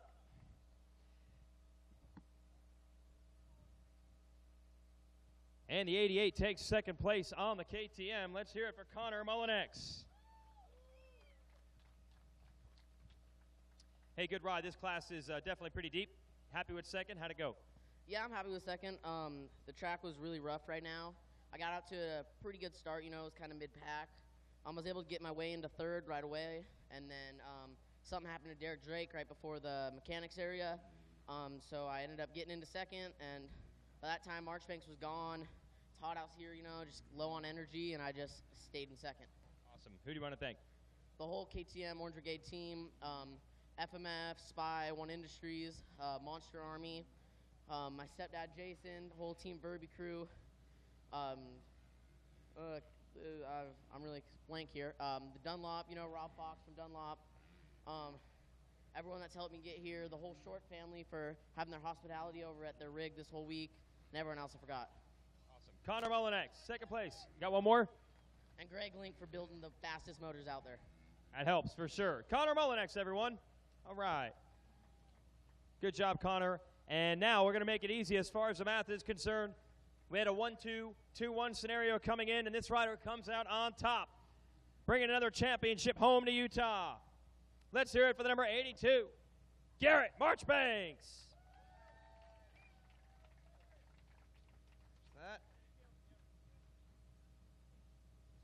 Lots of hardware for him, but most importantly, a handshake and a number 1 plate from Kip Bigelow from AMA Racing. And more pictures. It's almost like deja vu.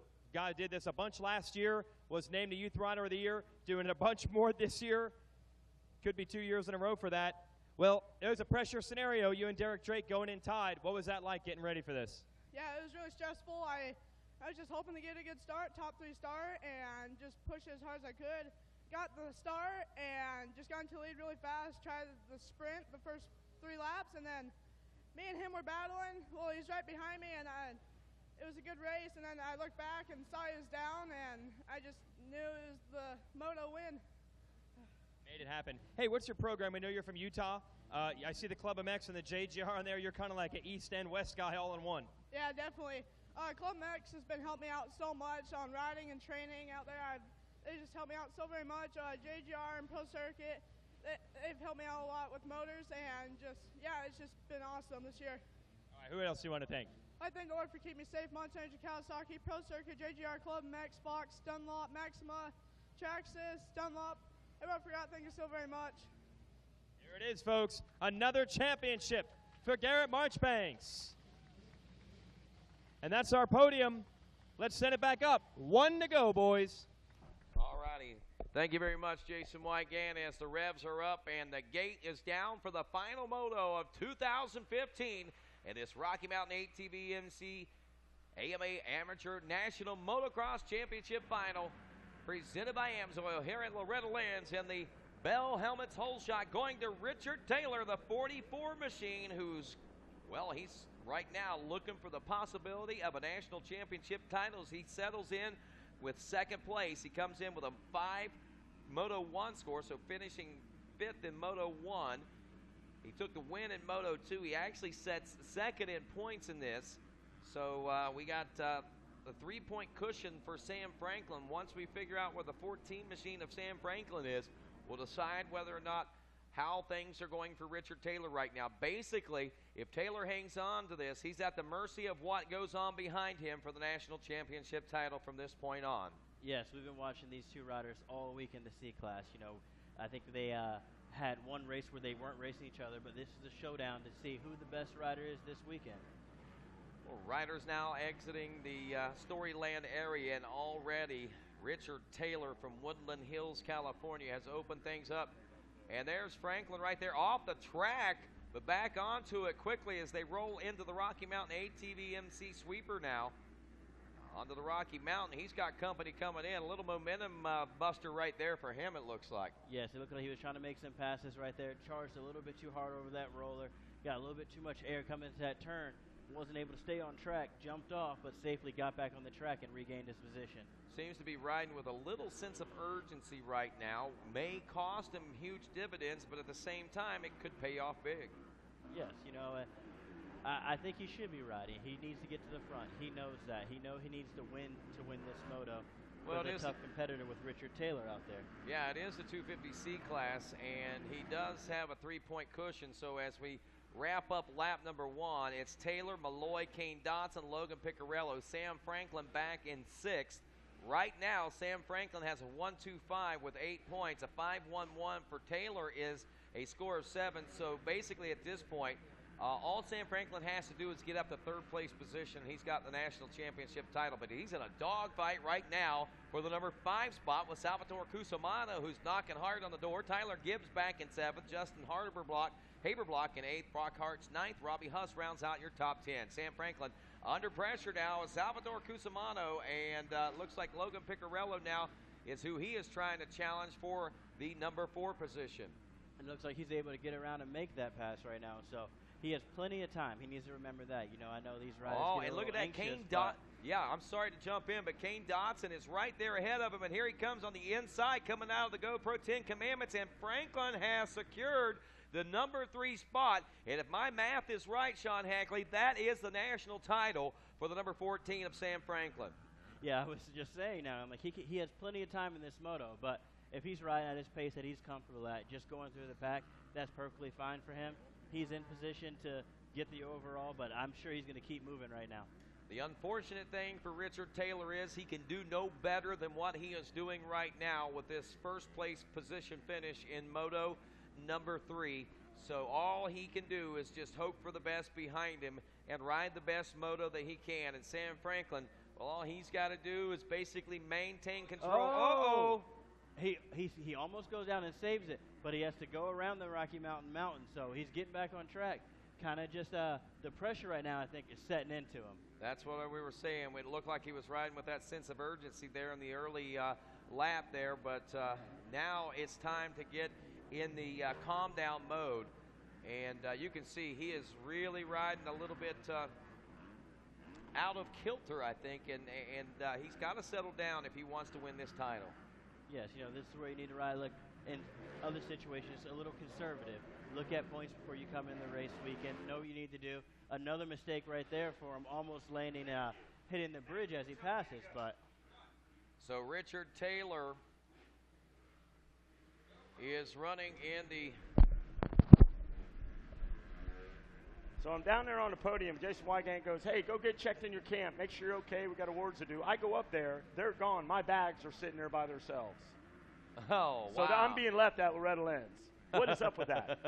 So the guy that took me up there, we ran down, creeped through, caught him going out the gate. You can't leave me.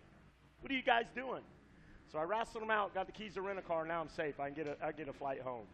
How do you do that? How do you throw my stuff out and tell me I don't have a ride home?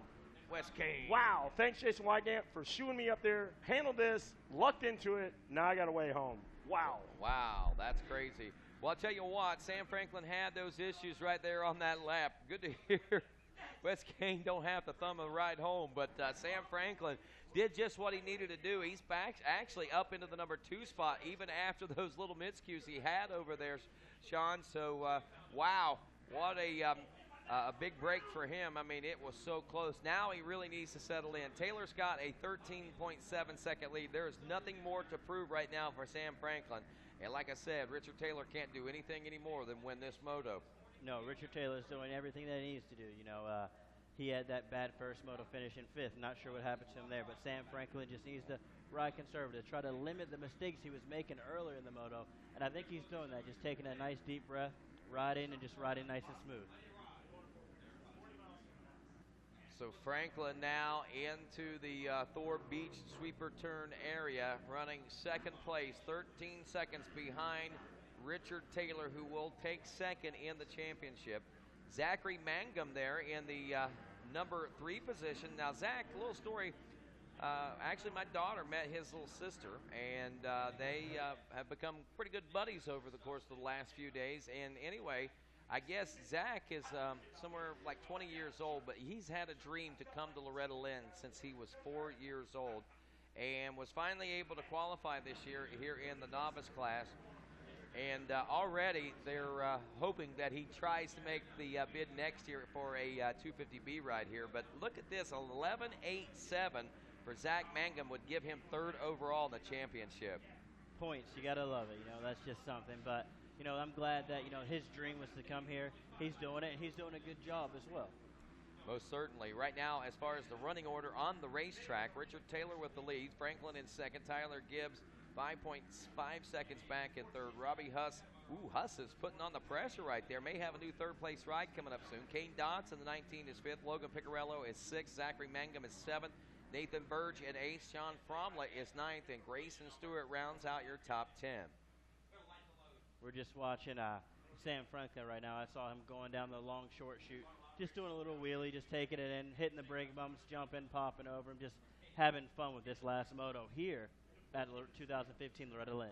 Well, he certainly seems to have calmed down quite a bit since a lap and a half or so ago. So he's gained his composure, and he must have gotten the pit board that he needed to settle down and just ride this moto out. And that's exactly what he's doing now.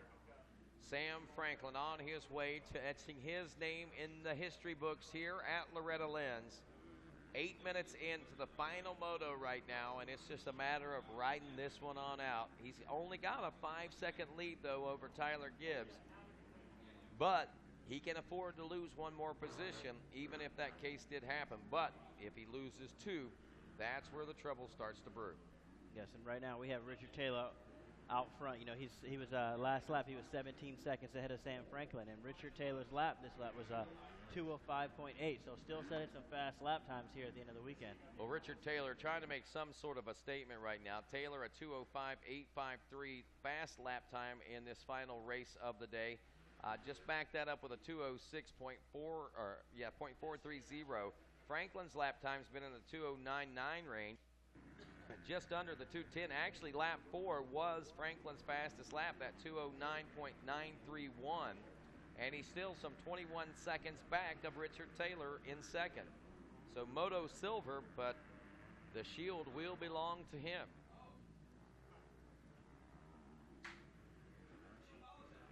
I'm sure the stress for this moto too, the last event of the week.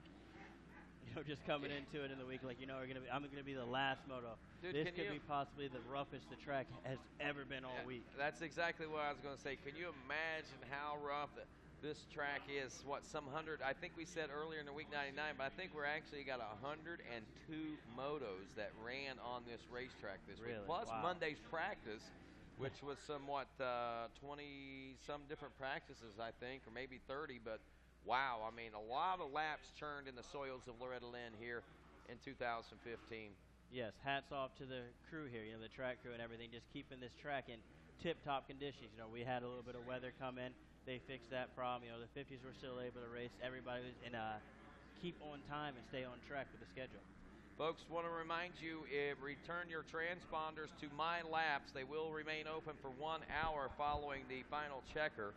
Also, be sure and check out the Moto Tees bargain pit going on up at the Amsoil Arena. And don't forget to get this year's souvenirs and your souvenir yearbook right there at Moto Tees before you head on out as well. For those of you folks wanting some souvenirs from this year's Amateur National Motocross Championship, you can log online to mototees.com to find out more. So Taylor still out front. And Taylor doing, like we said, he's done everything he can do in hopes of winning this national championship title. A 5.11, though, is going to be just a little short of Sam Franklin's 1.22 at the moment.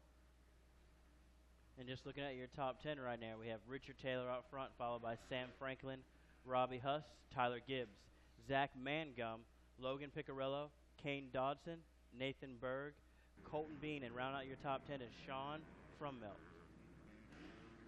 So 11 minutes into this one. This is a 15-minute moto, I believe, since it's a C class. So Not nearly as long to wait for Sam Franklin for this one, but maybe not long enough for Richard Taylor, because the longer this moto goes on, the better his. Into that inside rut. He was dog paddling through there. What happened there, Sean? Yeah, still having some problems. He came in right now, you know, his pace probably isn't as fast as he's used to right now, and he went in there just a little tedious, I think. You know, right now he could come to some outside lines, be a little bit smoother, stay away from the deep ruts. It's almost a case where you better speed up a little bit, son, or you're going to fall over. Yes. Don't want to relax too much. He does have a 7.8-second lead over Robbie Huss back in the number 3 spot.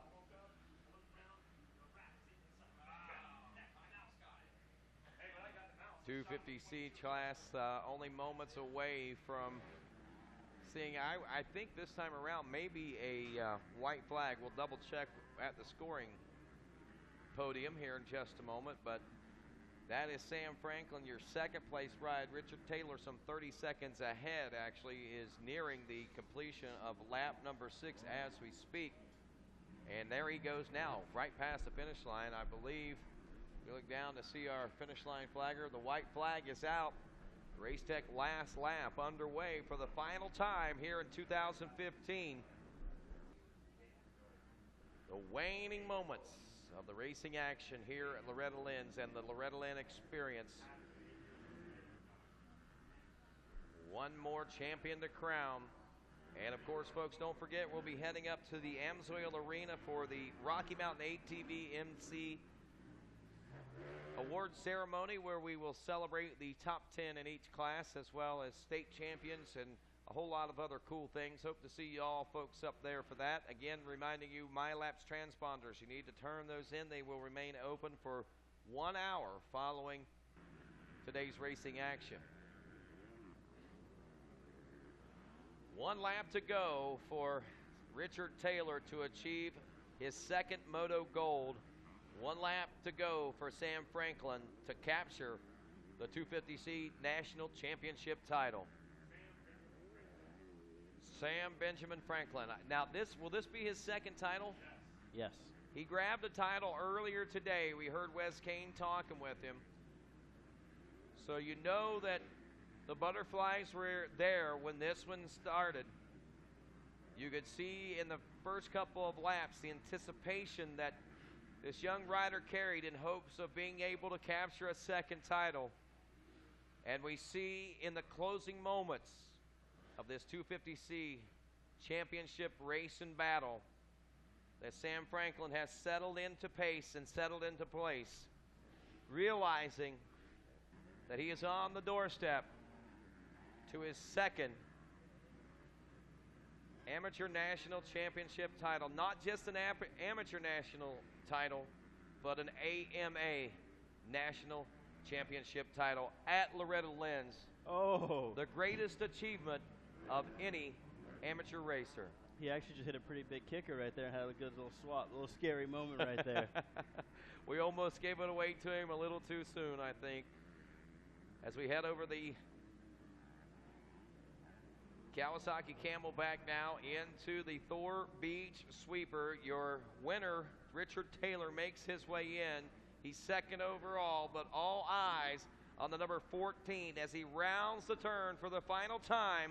And the final checkers of 2015 wave, and they wave for Sam Franklin as he is crowned the 250C national champ. What? And the last champion that we crown here at Loretta Lynn's for this 34th running of the Rocky Mountain ATV MC AMA Amateur National Motocross Champion, presented by Amsoil. Wow, what a great week of racing, and hard to believe here we are at the final podium celebrations as Richard Taylor takes his bike up onto the podium to claim that Moto Gold. Wes Kane, I tell you, brother, just to know that we've reached this moment finally. A lot of sighs of relief going on throughout the campgrounds, but at the same time, a lot of plans already being planned for next year. Oh, yeah, a lot of deals being signed all throughout there. Of course, the big release with Austin Fortner, with Mitch Payton, 4-year deal. and Bobby Hewitt here looking for people for his team. Of course, Bobby Regan. Things going to happen. Some guys like Benny Bloss are going to move on to Unadilla, start doing some pro nationals. Get ready for a lot of riders being chosen here for the Monster Cup and our All-Star Challenge and our youth riders. But then mini O's are coming up, a major event, part of this whole national tour here. So a lot of things happening here, a lot of deals, dreams becoming a reality. Just the pilgrimage now of people leaving.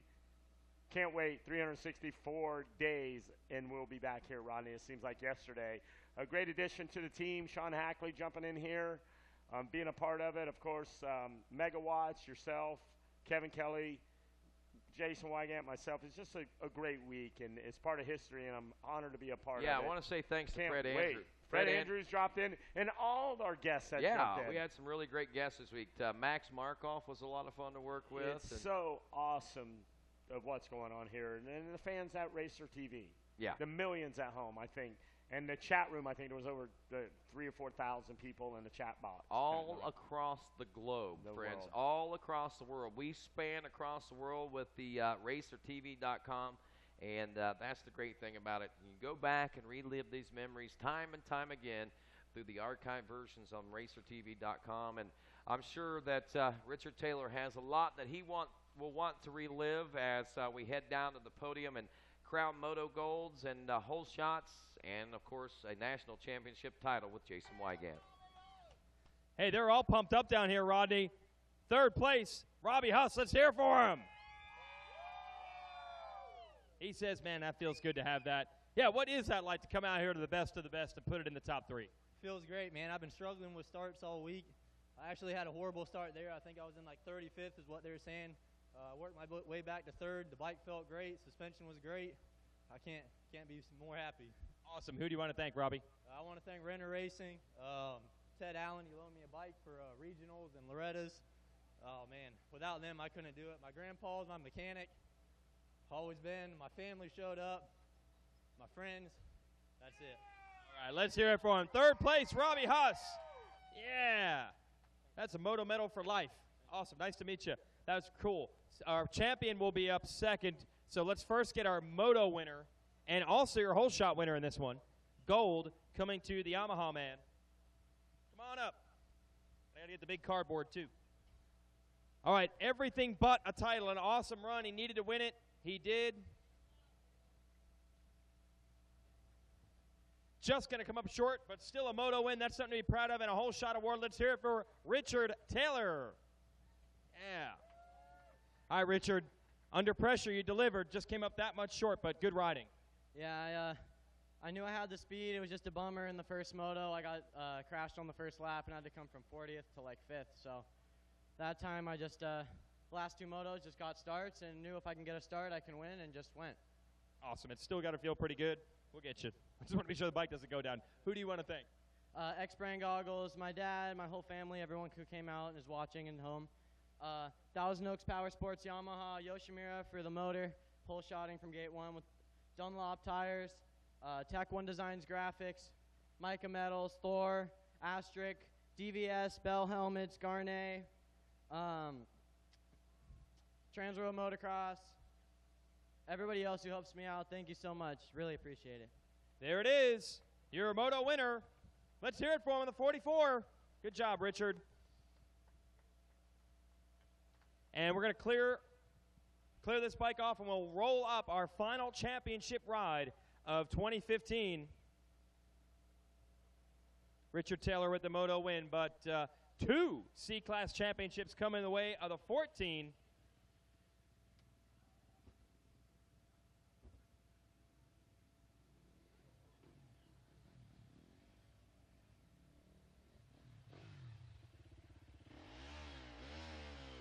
Burn it out. I don't care. It's the last race of the new year. There we go. It's a nice-looking bike, too. Looks good. Boom. We might as well burn it out here. Oh, we did some serious damage. Don't tell anybody. All right, well, hey, that's the way to celebrate when you've won not 1 but 2 championships. Let's hear it for Sam Franklin. And here comes some hardware courtesy of Kip Bigelow and the AMA. Got to light this thing on fire. Don't worry, it always rains at Loretta's. At some point, we'll put that thing out. Yeah, Sam, get some pictures. We get all the time in the world now.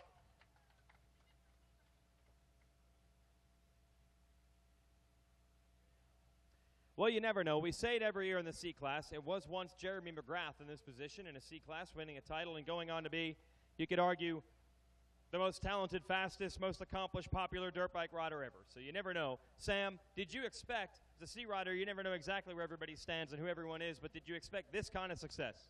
Honestly, no. I just wanted to come out here and have fun, stay consistent. That was my main thing.